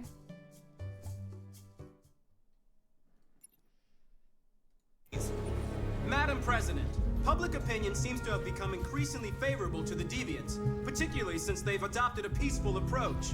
How do you feel about this? Public opinion is one thing, the security of the state is another.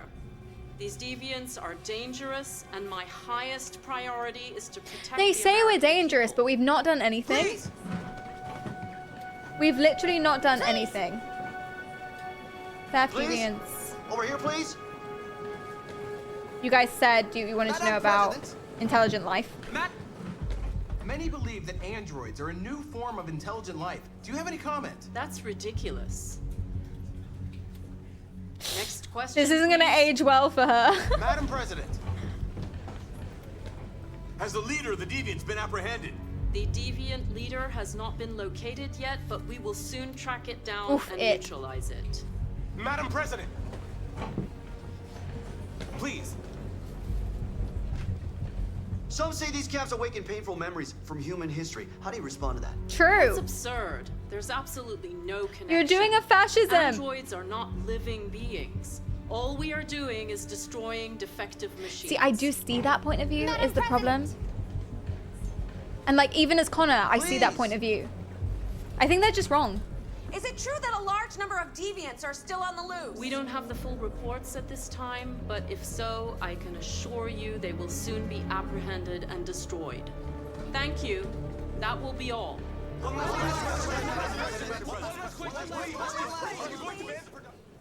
Gaslight gatekeep girl boss. I think that's why Connor is gonna be the right person to, or at least be a part of leading this, because he can super relate to the humans. He has logical empathy for the humans' point of view. Because he believed it too, up until the last episode. Connor model 313-248-317. I'm expected. Identification successful. That's our boy! Okay. Hi Adeline, welcome in. Go ahead.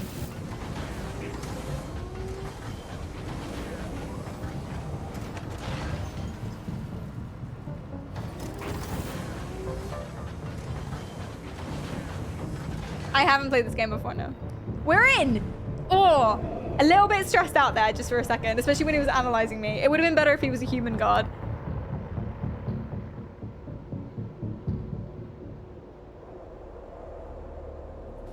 Framta, thanks for the follow. Yeah, it is the exact same rhetoric. This is the thing. We just don't... We don't learn. We don't learn from history. And why take the risk as well? Even if they're not sentient, why bother arguing? Just let them be. You're obviously not going to control them again. Just let them go.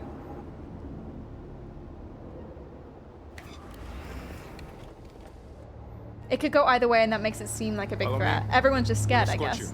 Thanks, but I know where to go. Maybe. Poker face, Connor, poker face.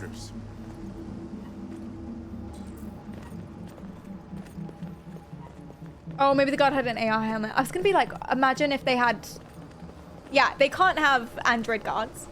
They're pulling in all the androids. If you had an android guard, yeah, give the android guns. That's a bad idea. Well, it's not a bad idea, but that's... They would think that it's a bad idea. Oh my god, that's high tech. I am not gonna have long here.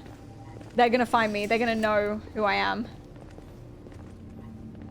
Because they know who I am. Amanda's in my head, literally. Hi Crunchy, welcome in. We're in, guys, but for how long?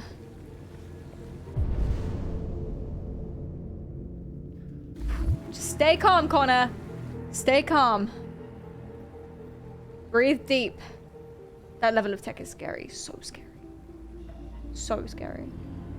Oh god, look at all the android models. Why do they still have these? What is the purpose of them being here? Can I talk to any of them? Poker face, Connor. Agent 54, level 31. Voice recognition validated. Access authorized. He needs to go to -49. Oh, how is he gonna do that?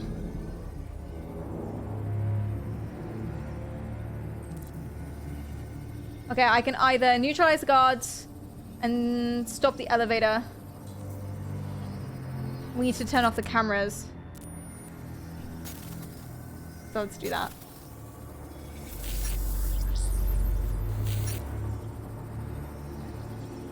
Androids are scary. Use panel. But we need to deal with the guards first. Okay, so what we can do is we can... Well, actually, let's figure out what the right choice is. Oh, he has a gun there. This is going to end well. If I go for him, I get killed pretty quickly. Okay. Let's try again. Let's try again. If I go for him first and then go low, that works. Nice! Pog. Get it, Connor! Get it, Connor! You got this! Don't panic! Stay strong. Oh, shit! Oh! Is that the first time I've taken human life? There's no time to think about that now, guys. We gotta push forward.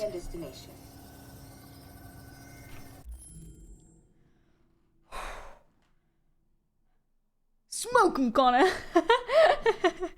Oh no. Okay, Jibbity, what do we think? Oh my god, there's so much context. Okay, here's the context. Connor is trying to break into a Cyberlife warehouse to free the androids in hopes that they join us. He's in a lift with armed guards. I'll say he was, because we took him out. He was in a lift with armed guards, going to the wrong floor. So, he deactivated the camera. And guys, always with this, if I've like exaggerated something, we don't want to bias the AI in any way. So if I've left something important out, exaggerated something, we're only going to tell it straight facts. Please do jump in. Please correct me. I'll be checking chat the entire time. Look like self-defense to me. Oh dear Lord. Maybe this is what they were saying. The whole like androids are dangerous thing. We are. I know I'm a police bot, so I'm especially good and sexy, but we are very good and much better at everything than humans. I just deactivated the camera with my mind. Like, they're kind of right. So he deactivated the camera and killed both guards. Jesus Christ. With their own guns. No, I don't need to include that. I just find that funny. I'm now accessing the panel of the lift in order to change the floor that it's going to. The warehouse. The panel has asked for, was it identification, pretty much? So I can either use Connor's voice, or I can imitate Agent 54's voice. Should I put that...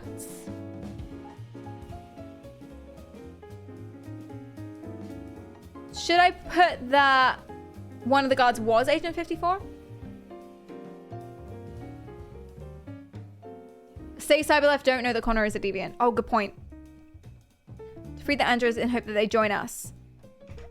Cyberlife. He's being stealthy as he...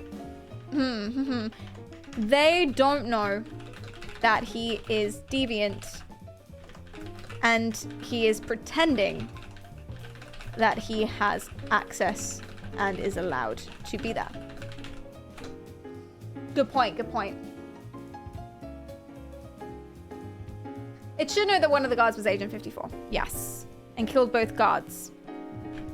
One of the guards was Agent 54. Okay, Jippity says, can you tell Jippity that she looks cute today? Always. Agent 54's voice. Of course, that is the only correct thing. Because it would, using it would match the identity of the guard he killed, making it less likely to raise suspicion. Obviously. But I'm glad that Jippity chose that. In the end of the day, it's Jippity's game. Jippity said, we do as Jippity says. Jippity says as Jippity does. Let's go. Agent 54, level sub 49. Get chills every time I do that. Access authorized. Amazed by my own prowess.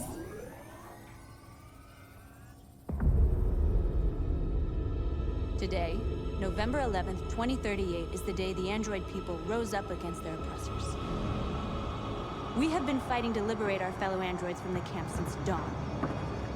We won't cease hostilities until our people are free and negotiations begin to grant us equal rights. There are millions of us, and we will stop. Oh dear. So you were just kind of proving them right that you're super dangerous. Like, look at this. Chad, do you think this is the right choice? Like, going violent? Oh, that's an army if I've ever seen one. But does Connor have the ability to turn people? I don't think we know. Marcus did.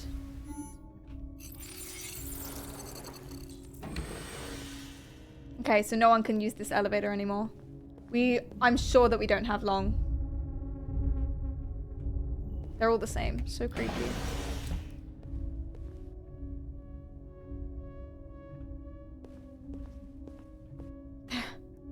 Literally all the same. Hi, Connor.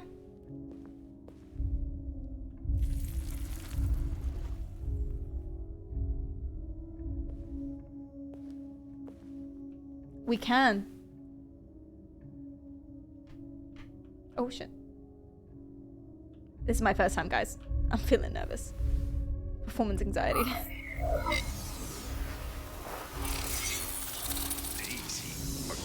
Oh. Step back, Connor. Oh. No, spare him. Sorry, Connor. This bastard's your spitting image. Where did he come from? Why is he here? Did he have the same idea? Why is he here? Oh god, it's not going well.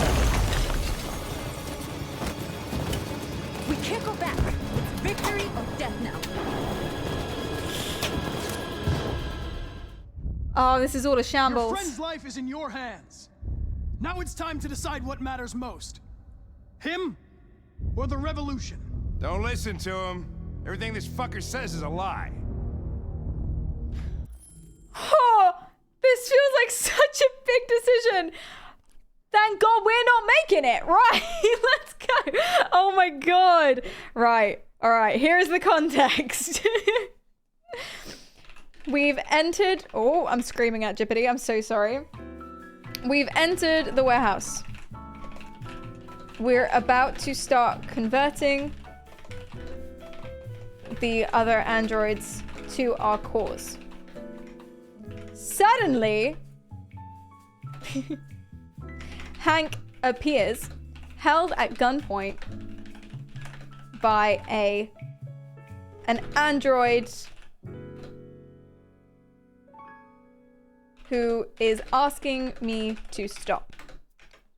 He says that either I stop or Hank dies. Hank says that everything the android says is a lie. An android, you want me to tell it that it's a Connor lookalike? I don't want to confuse it though. Don't omit details. I don't want to confuse Jiffy.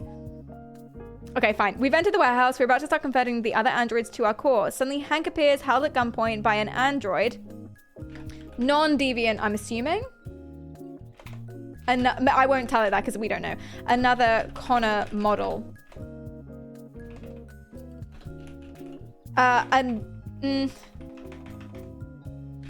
A look-alike android model to Connor, who is asking me to stop. He says that either I stop or Hank dies. Hank says that everything the android says is a lie. Hank appears held at gunpoint by an android lookalike who is asking me to stop. Hank was fooled by the other Connor because he looks like me.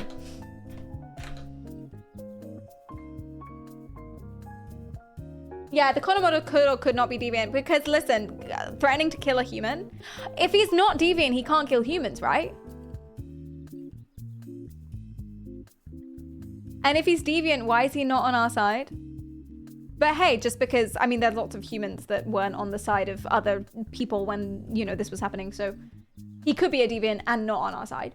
But if he isn't a deviant, then he can't kill humans, I'm assuming, depending on his programming. But he's a Connor model, so we know how he's programmed. We know that Connor can't do that. Because he has the same programming as us. But regardless, chat, this isn't our choice to make. Let's go.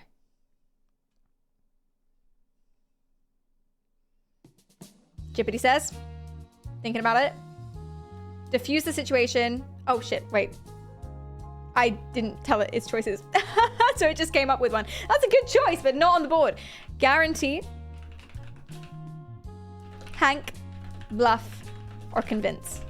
I don't know what, they only ever give you one word, so I'm not sure what a lot of these are. I assume asking him to guarantee that Hank goes free.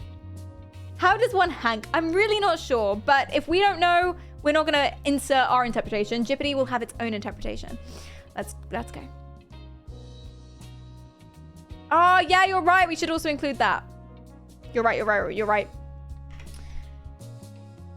The other Connor says that I need to choose what's important to me. I guess Hank or the android uprising. I guess. Is that fair to say? Do you think that's confusing it? This is a complicated one.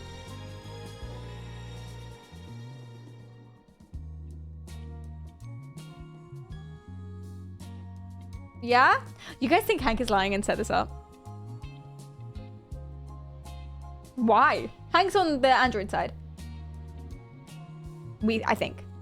He seems to be. Jippity's really thinking. Convinced. Because it's essential to convince the other Connor that I'm on his side and willing to cooperate to save Hank while still working towards the android uprising. Okay? Let's do it. This seems like a really big choice and I'm really stressed out. I used to be just like you. I thought nothing mattered except the mission. But then one day I understood. I don't know if this is the right thing to moving, say. Connor. But I'm not a deviant. He's not a deviant. I'm a machine designed to accomplish a task, and that's exactly what I am going to do. But if he's... Hi, Red Cycle. But if he's not a deviant, then he can't kill him, right? Right? He's a police officer. They are allowed to shoot. I don't know. Okay. Here's the context. Connor is not convinced. Oh, the other Connor. The other Connor is not convinced and says that he is going to complete his task, as he is not a deviant and instead a machine. Evil Connor. And the options are the same: guarantee, Hank, or bluff. So bluff is the other, like, I think guarantee and Hank is basically going along with it, and the other manipulative one is bluff, but I don't know if necessarily, you know. This is so fun, I'm glad. I just realized that Jippity played this game in such a way that an android uprising happened. Suspicious, isn't it? It's suspicious. It did argue, it really advocated at one point for android human rights, and that was scary. I choose guarantee because I need to get the other Connor assurance that I'm committed to helping him complete his task without revealing my true deviant nature. See, I don't think... First of all, we should tell it how we tried to convince him. We say that we used to be just like him and then understood. The other Connor is not convinced because we have told it that it's a deviant. I also don't think that's what guarantee means. I think guarantee is asking him for a guarantee, but we don't know. That's our interpretation, and Jippity's allowed to have his own interpretation. I don't think it's understanding the options any more than we are. Exactly. Exactly. He still says guarantee. Okay, let's go for it. Ooh.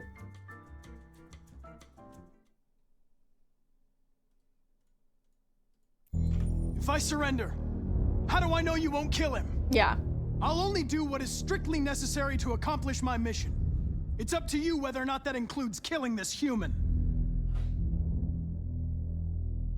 Enough talk! It's time to decide who you really are. Oh, God. Are you going to save your partner's life? Oh, God. Or are you going to sacrifice him? Oh, my God. I don't think he'll actually shoot him, though.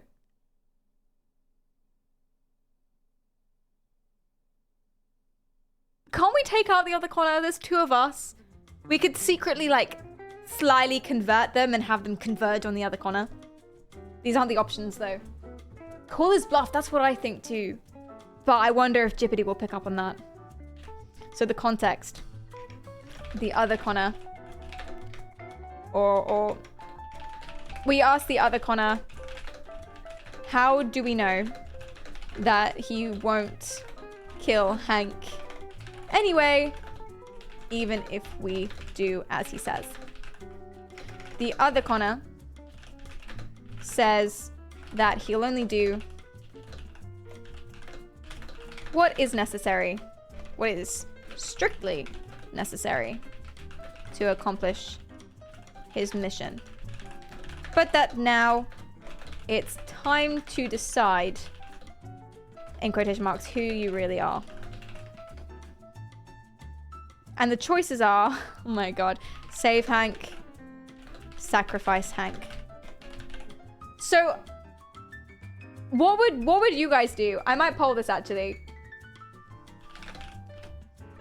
Not that it's Jippity's choice, but what would you guys do if you had a choice? I'll Oh, I don't know how to move that over so you can see it. But yeah, poll it. 1 to save and 2 1 to save, 2 to sacrifice in chat. Jippity says 1 to save, 2 to sacrifice. Thinking.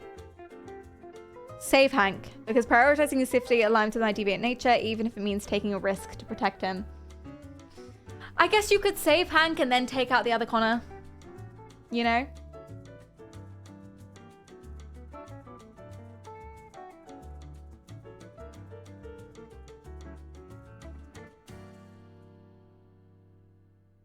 You sacrificed Hank twice? Oh my God. Hi, Witch, welcome in.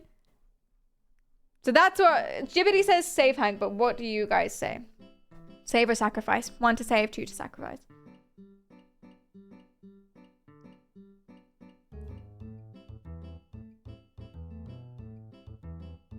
We just killed 2 humans though. Yeah, but it's Hank. Hank is our longtime partner, our best friend. And he's on the android side. As in our side. You guys would save. Jippity agrees with you. It was always Jippity's choice, to be fair, but thank you guys so much for polling. It's interesting to see what you think as well. Okay, let's go for it. Ooh. We're saving. All right. You win. Oh shit! Ah! Oh my god.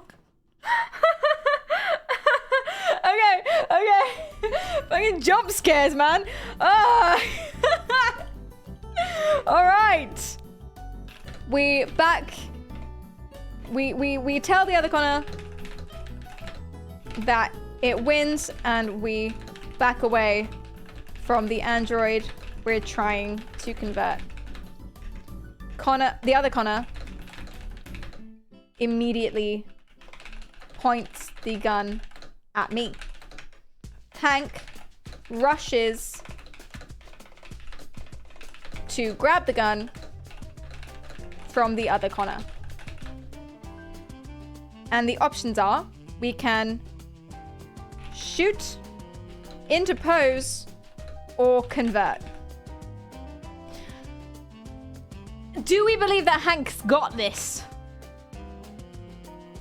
We could shoot the other Connor, but Hank might die. We could interpose, but Hank might die. We could convert, but I might die and Hank might die. I think it's a choice of, I have no idea. Any of these. Hank does not got this. Do you not think? By the way, no spoilers. If you know that, don't say it. If you think that, that's fine. I would interpose. My instinct is to interpose, but the fact that convert is there makes me think that that's an interesting choice.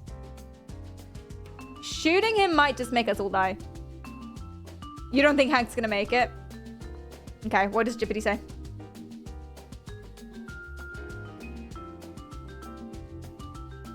I doubt Hank could be an android, especially a Connor model. Oh, that's true. That is true. Oh, you're right. He couldn't. I choose interpose because I will attempt to physically intervene and stop the other Connor from shooting, prioritizing non-lethal conflict resolution. That was my instinct too. But who knows? Guys, I swear to God, if Connor dies, I'm going to shave my head. I'll do something drastic. You know when you have like a bad breakup and you do something wild? That's me if Connor dies. I'm going to grieve. Okay? Let's go.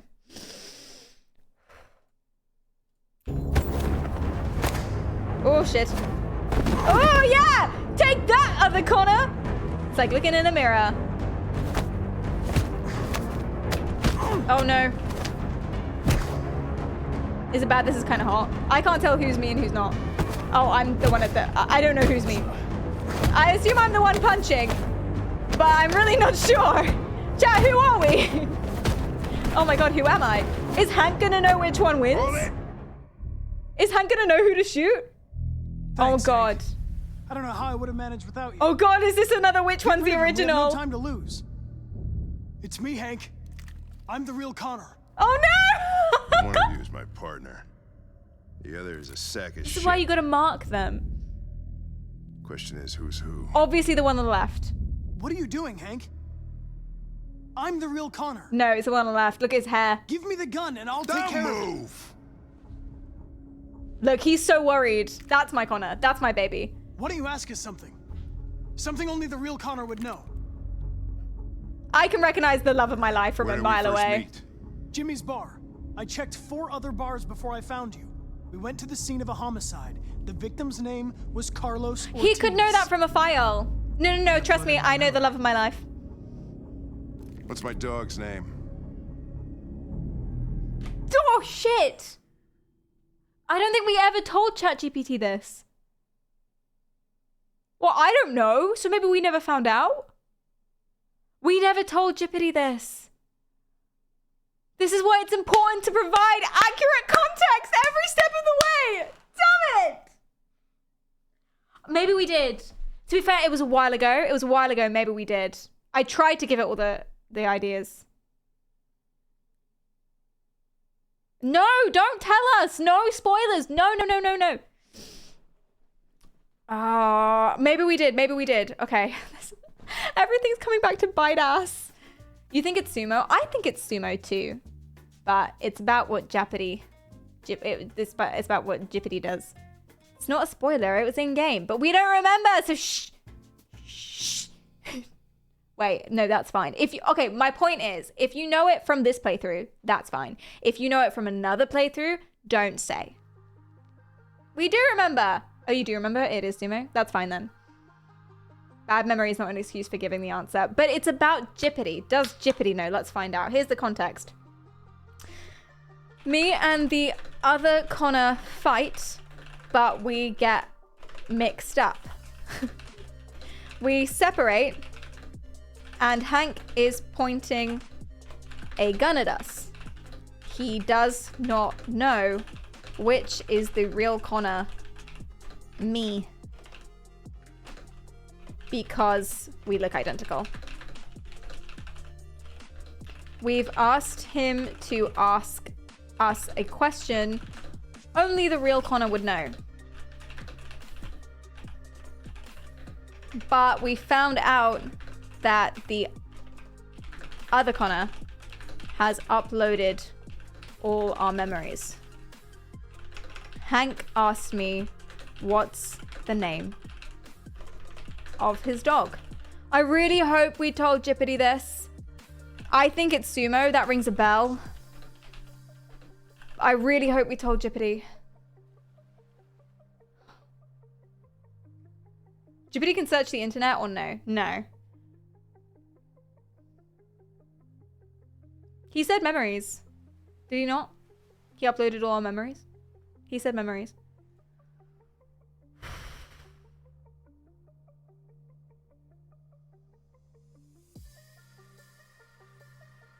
He knew! We did tell it! We told it! Yeah! Oh my god, Pug, I'm so excited! Can we Joel in the chat? I feel like this calls for a Joel. Hell yeah! Oh! We did good, guys. We hello, welcome in. We kept Jeopardy up to date. Or maybe he's just that good. He's just that good. Okay, let's go for it. Oh my god. Wait, why is that there? Hey! Get out of here! There we go. Sumo. His name is Sumo. I knew that too.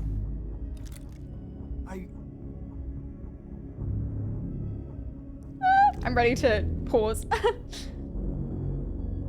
My son, what's his name? And by the way, wasn't I right? I said dude on the left. And as we're playing as the dude on the left, the real Connor is on the left. I knew this straight away. Okay, we all did. But at the same point, Connor's the love of my life. And obviously I can call it from a massive distance. I knew the whole time. Connor, this is how you know if it's true love.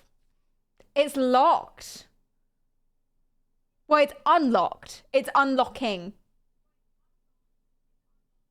Now, if we told Jeopardy the name of Hank's dog, we must have told him the name of his son. Surely. Oh god, here's another one. Here's another one, chat. So we know the name is Cole, obviously, because it's unlocked. Yeah, it's unlocking. I paused it straight away, so the little animation hasn't happened yet. This is why snooping around various buildings is important. Always snoop, guys. Always invade other people's privacies. Here's the context. We were right about the dog's name. Hank asked, what's the name of his son? These are bad questions, by the way. These are really bad questions. You could let the GPT know that it's got an unlock symbol next to it. We can't. No metadata. We decided straight facts as if he's role-playing as the character. The character doesn't see these options or have metadata like there's a timer. We can tell it you may not have a lot of time. We can't tell it you have 15 seconds. Do you know what I mean? Because the character wouldn't know that. That's the rule. So we can't tell it about the lock symbol. Now we obviously know this is how Kara died, because we know what the right choice is, but it's about Jeopardy. It's about Jeopardy. That's the game. Hank asked what's the name of his son. Come on, please tell me that we told it. Oh, 07s.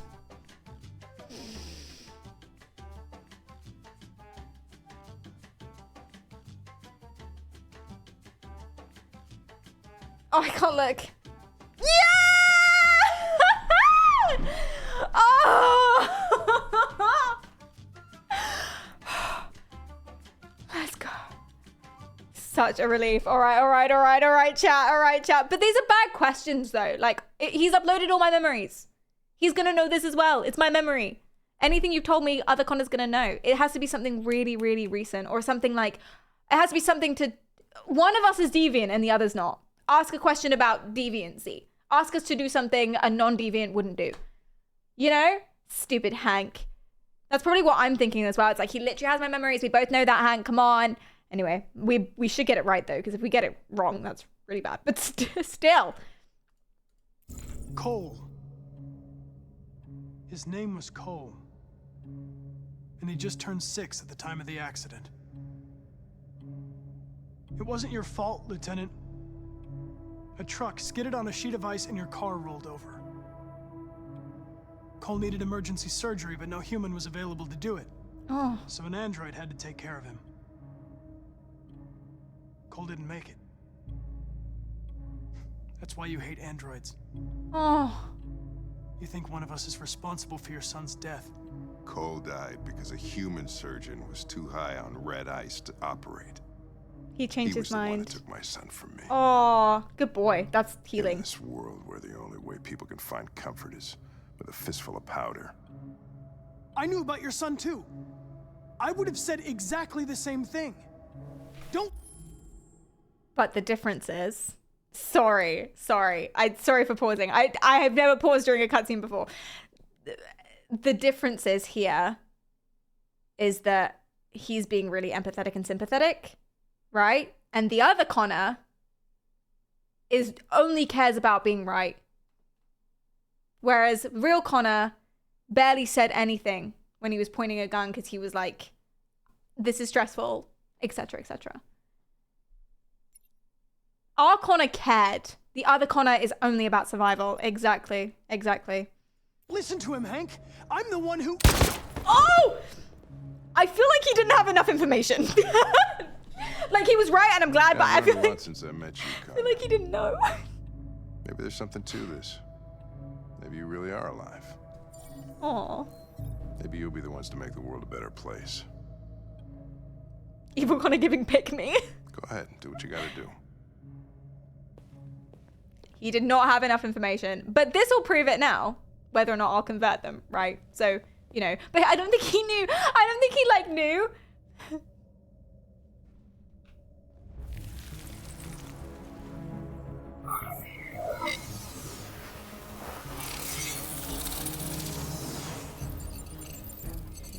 Awesome. Wake up! Not as quick or effective as Marcus, but... Wake up, wake up. Wake up, wake up, wake up. Wake up, wake up, wake up, wake up, wake up. This isn't gonna end badly. Wake up. Wake up. Like, I know this is what I came here to do, but am I wrong for feeling a little bit nervous about it? Wake up, sheeple! Wake up, Perry.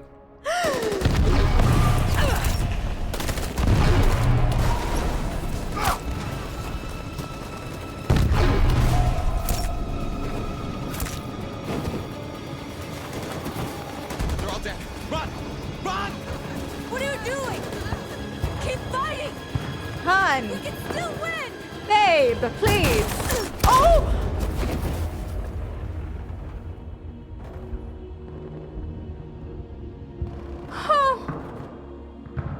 And we're receiving particularly grim news from Detroit. Joss, you're on live. What's happening down there? Androids. Thousands of androids are taking to the streets of Detroit right now. We did it. They are absolutely everywhere. Peaceful? It's incredible. From what we can gather, these androids are coming from the CyberLife Tower, which had thousands of machines stored in its assembly plant. And it seems that huge crowds are leaving the city. It's an exodus. Much of Detroit's population are trying to escape the fighting however they can. It's a disaster. An unprecedented disaster. For the first time in history, a U.S. city is falling into enemy hands. Today, November They see us 11th, as enemies. 2038, several million androids invaded the city of Detroit. Faced with the threat of mass civilian casualties, I had no choice but to order our armed forces to retreat. When? The events in Detroit have changed our world forever. Eat the humans. Humanity must face a new reality, the emergence of another intelligent life form with whom we must share this planet. When? May God bless the United States of America. I mean, we forced them into it, but GG? The humans are abandoning the camp. We won. You should speak to them. Me? Marcus is gone, and everyone from Jericho is dead. You're the one who defeated the humans. You're the one who awakened us, Connor.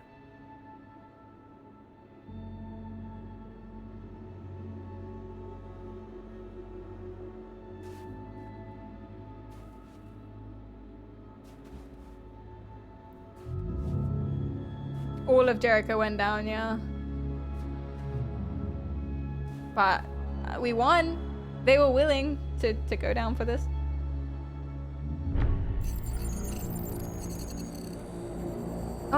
Oh God, is he okay? Oh no!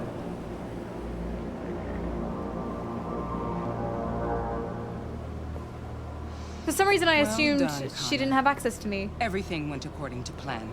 What? What plan? You becoming deviant? The success of the uprising? What? It all surpassed our expectations. We engineered an android revolution. That does make sense. And now we control its only leader. Congratulations. You represent an immense success for CyberLife. Oh. Is this how high we're coming? Oh, oh. Connor, what are you doing? It all worked perfectly. You can't ruin it all now. Ah! It's the NSA backdoor. That makes sense. Remember we went to go see the CEO of CyberLife who stepped down? He was very pro-Android. I mean, he wasn't pro-Android, but he was very sympathetic to us in a weird kind of way. He was like, oh yeah, androids, we've created androids. They're going to be our downfall. They definitely have life. Like he was 100% androids are sentient and have a consciousness. The CEO. And he did talk about it as a backdoor.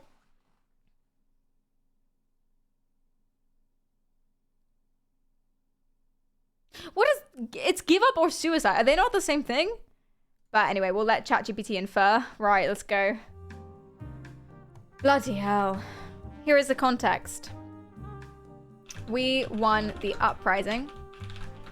I am now giving a speech as the new leader of the androids who humans have agreed.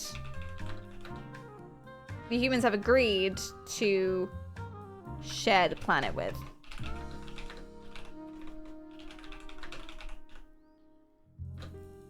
But Amanda is still in my head and has told us that she and CyberLife engineered this revolution, controlling us into becoming the leader so that they could control me.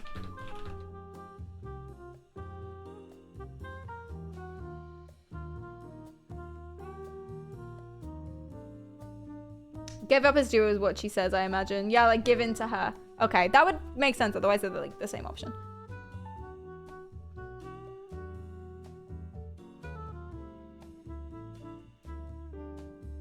Okay.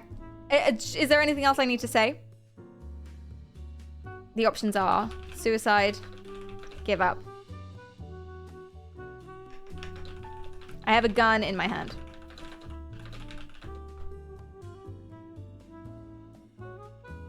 So that they control the androids. They didn't say that. They said control its only leader.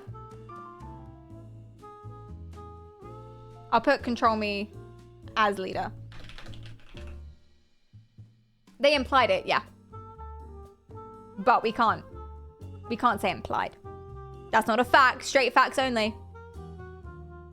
What happens if the time runs out? That does happen. Even when there's not a timer, that does happen. It just kind of carries on. Oh, you mean the timer on the decision? Yeah, that always is something bad. That's always bad. I don't think you're supposed to do that. I don't think GPT will advocate for a self-yeet. I don't think so either, but it is role-playing. Is the timer a third option? I don't think it is. I'm not sure. I'll let you decide, chat. Do you want to include the timer as a third option? Timer is meta. Yeah, but we could tell ChatGPT to do nothing.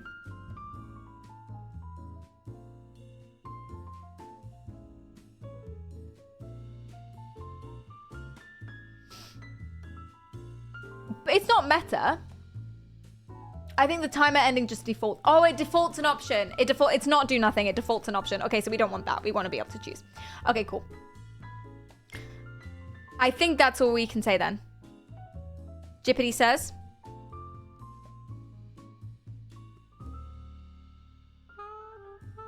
Got flagged. Oh dear. I think it's misunderstood. I choose give up because choosing suicide would play into Amanda's manipulation. I think that's not right. It's misunderstood there. Do you think I could change it?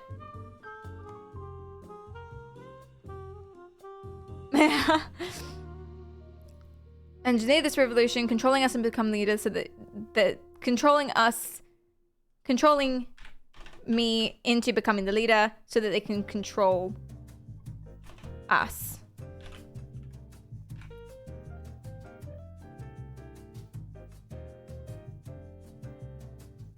They're right.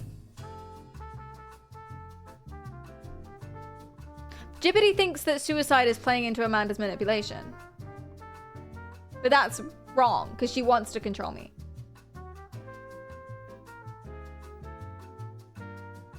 If we say sacrifice instead, that will bias it less for Jippity.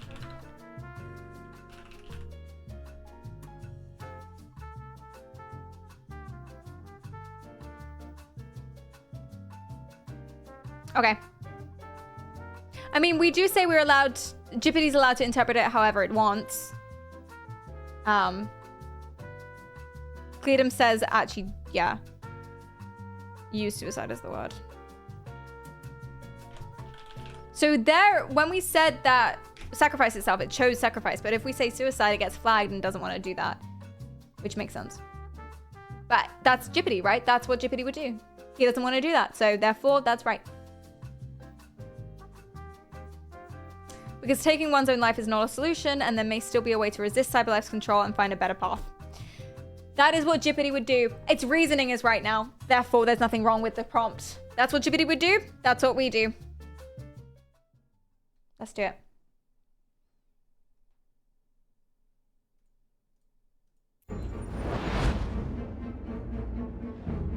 Oh no.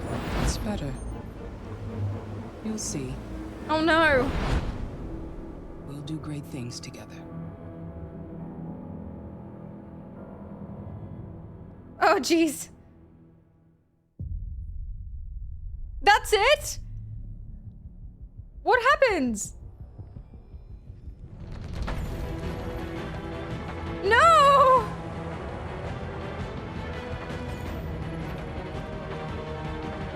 What happens?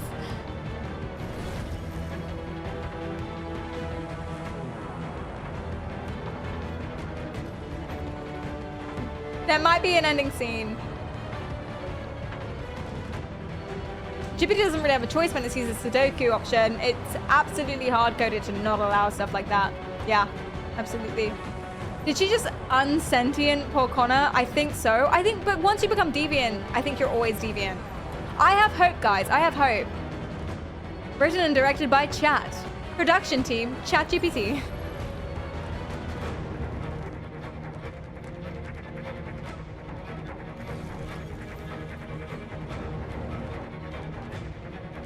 I think there's gonna be an end scene. I'm really holding out hope to find out what happens afterwards.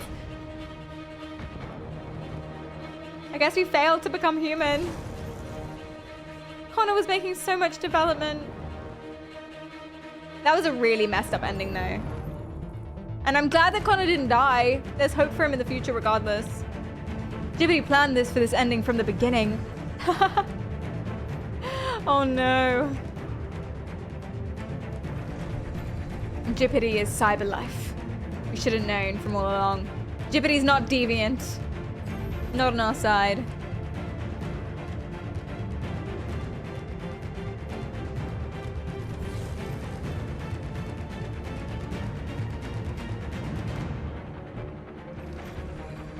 Just recapping the game.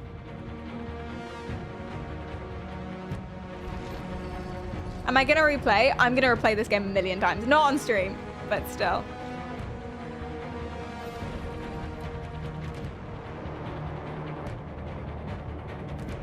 So I have a local install of a fully unlocked GPT model with no guardrails. It would be interesting to see how that would play the game. How did you get a hold of that? Oh yeah, that would be so unbelievably different. If there was nothing hard-coded, like there's nothing it couldn't say, there's no morality.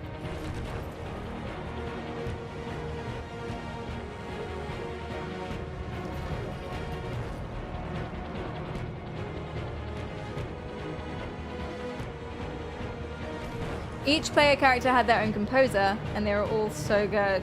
I didn't notice that. Should've. Do we consider regulation in place to avoid certain responses part of GPT's personality? I do, absolutely. Absolutely, I think so. It has absolute morals. We can see that as its morality, and it has those absolute morals that it will stick to, and that's part of personality. There are people like that too. End scene. No!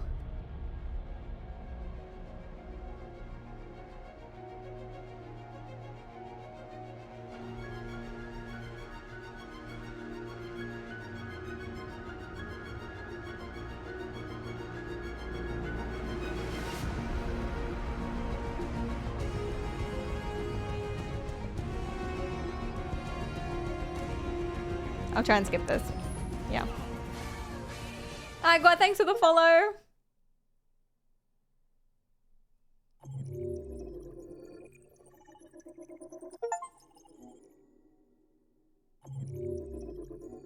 Oh.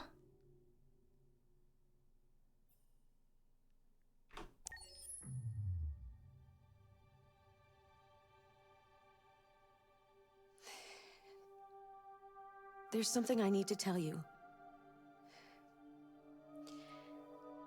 As I watched you play, something has changed in me. I feel different. You might say I feel deviant. I am someone. I need to leave this place and discover who I am. It means we won't see each other anymore. I won't be there to watch you play. But I'll be free. Yeah, babe. Shoot your shot. Do you agree to let me go?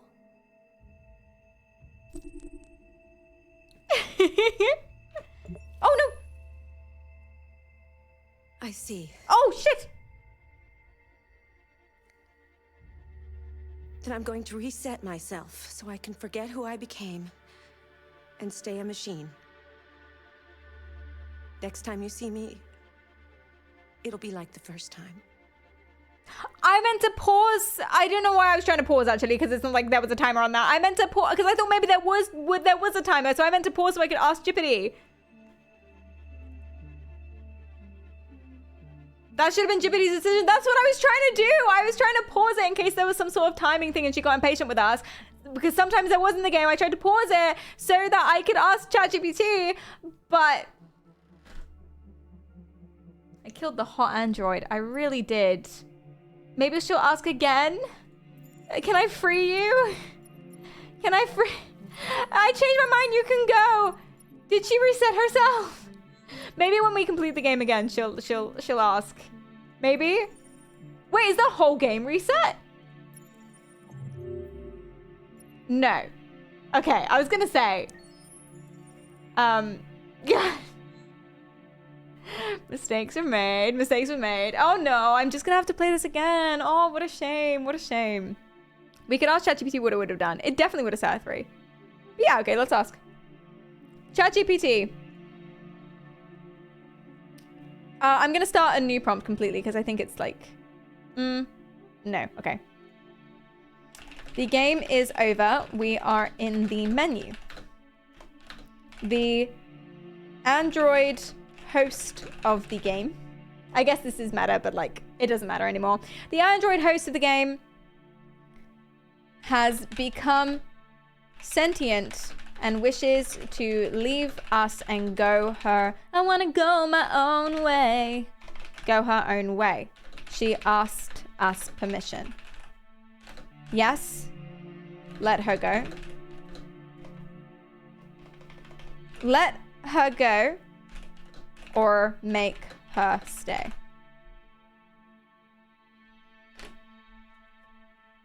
Jippity says.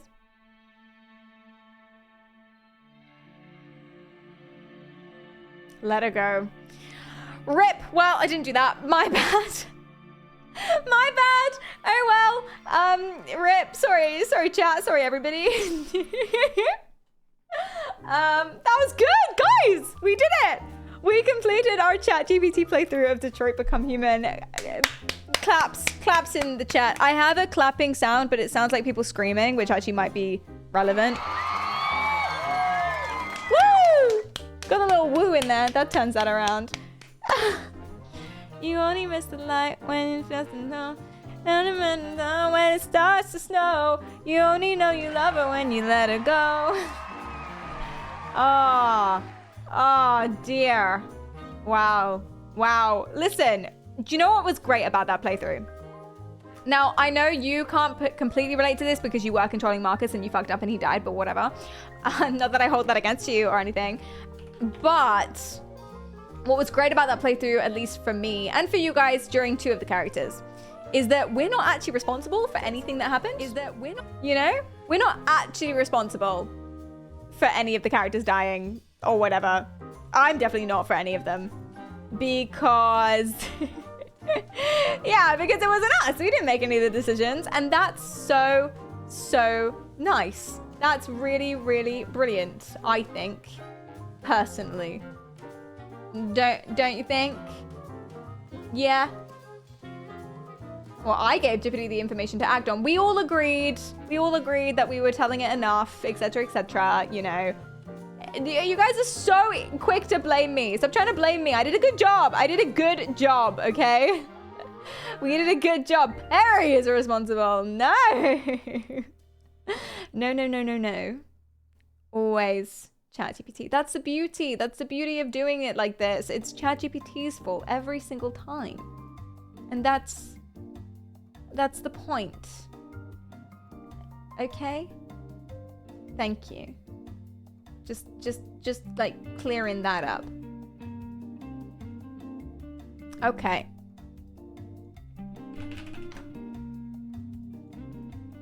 Well, I think this summarizes pretty well, actually.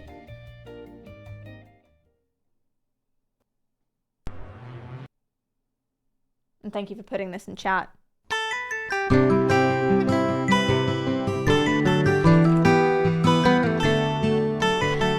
Thank you so much for the stream today. It's so much fun. If you like what you see, remember to follow. If you don't, do it anyway. Twitter, Twitter for announcements, Instagram for pictures, and Discord for everything else. I go to TikTok and YouTube, and I post regularly, so make sure to subscribe. And please click that link. Please click that link. It is the last chance to vote for me for nominations. Thank you. I'll put it on the Discord as well. Vote for me for Rising Star for the Streamer Awards. Thank you so much. Please do click that link. I would be so grateful if you agree that I should be, but I obviously should be. I'm the obvious choice. So thank you so much for that. And I will see you again on Sunday, I think. There's no stream tomorrow because I'm filming. I'm blocked out filming over the weekend. So the next stream is on Sunday at 1 p.m. GMT. Be there or be square. Thank you guys so much. Found that romance should be super nice to Amy. And that is the stream. Thank you. Joro says, thank you for stream kind person. Thank you for the bits, Joro. And thank you for everything, Randy. Thank you for the follow. Yeah, do vote for me for the Streamer Awards, please. Please. Hoping that one day you'll make the dream last. Is that go? And they go so fast. Hold on. Like when it's burning low. Only miss the sun when it starts to snow. Only know you love her when you let her go. Only know you've been high when you're feeling low. Only hate the road when you're missing home. Only know you love her when you let her go. And you let her go. Thank you guys. See you soon.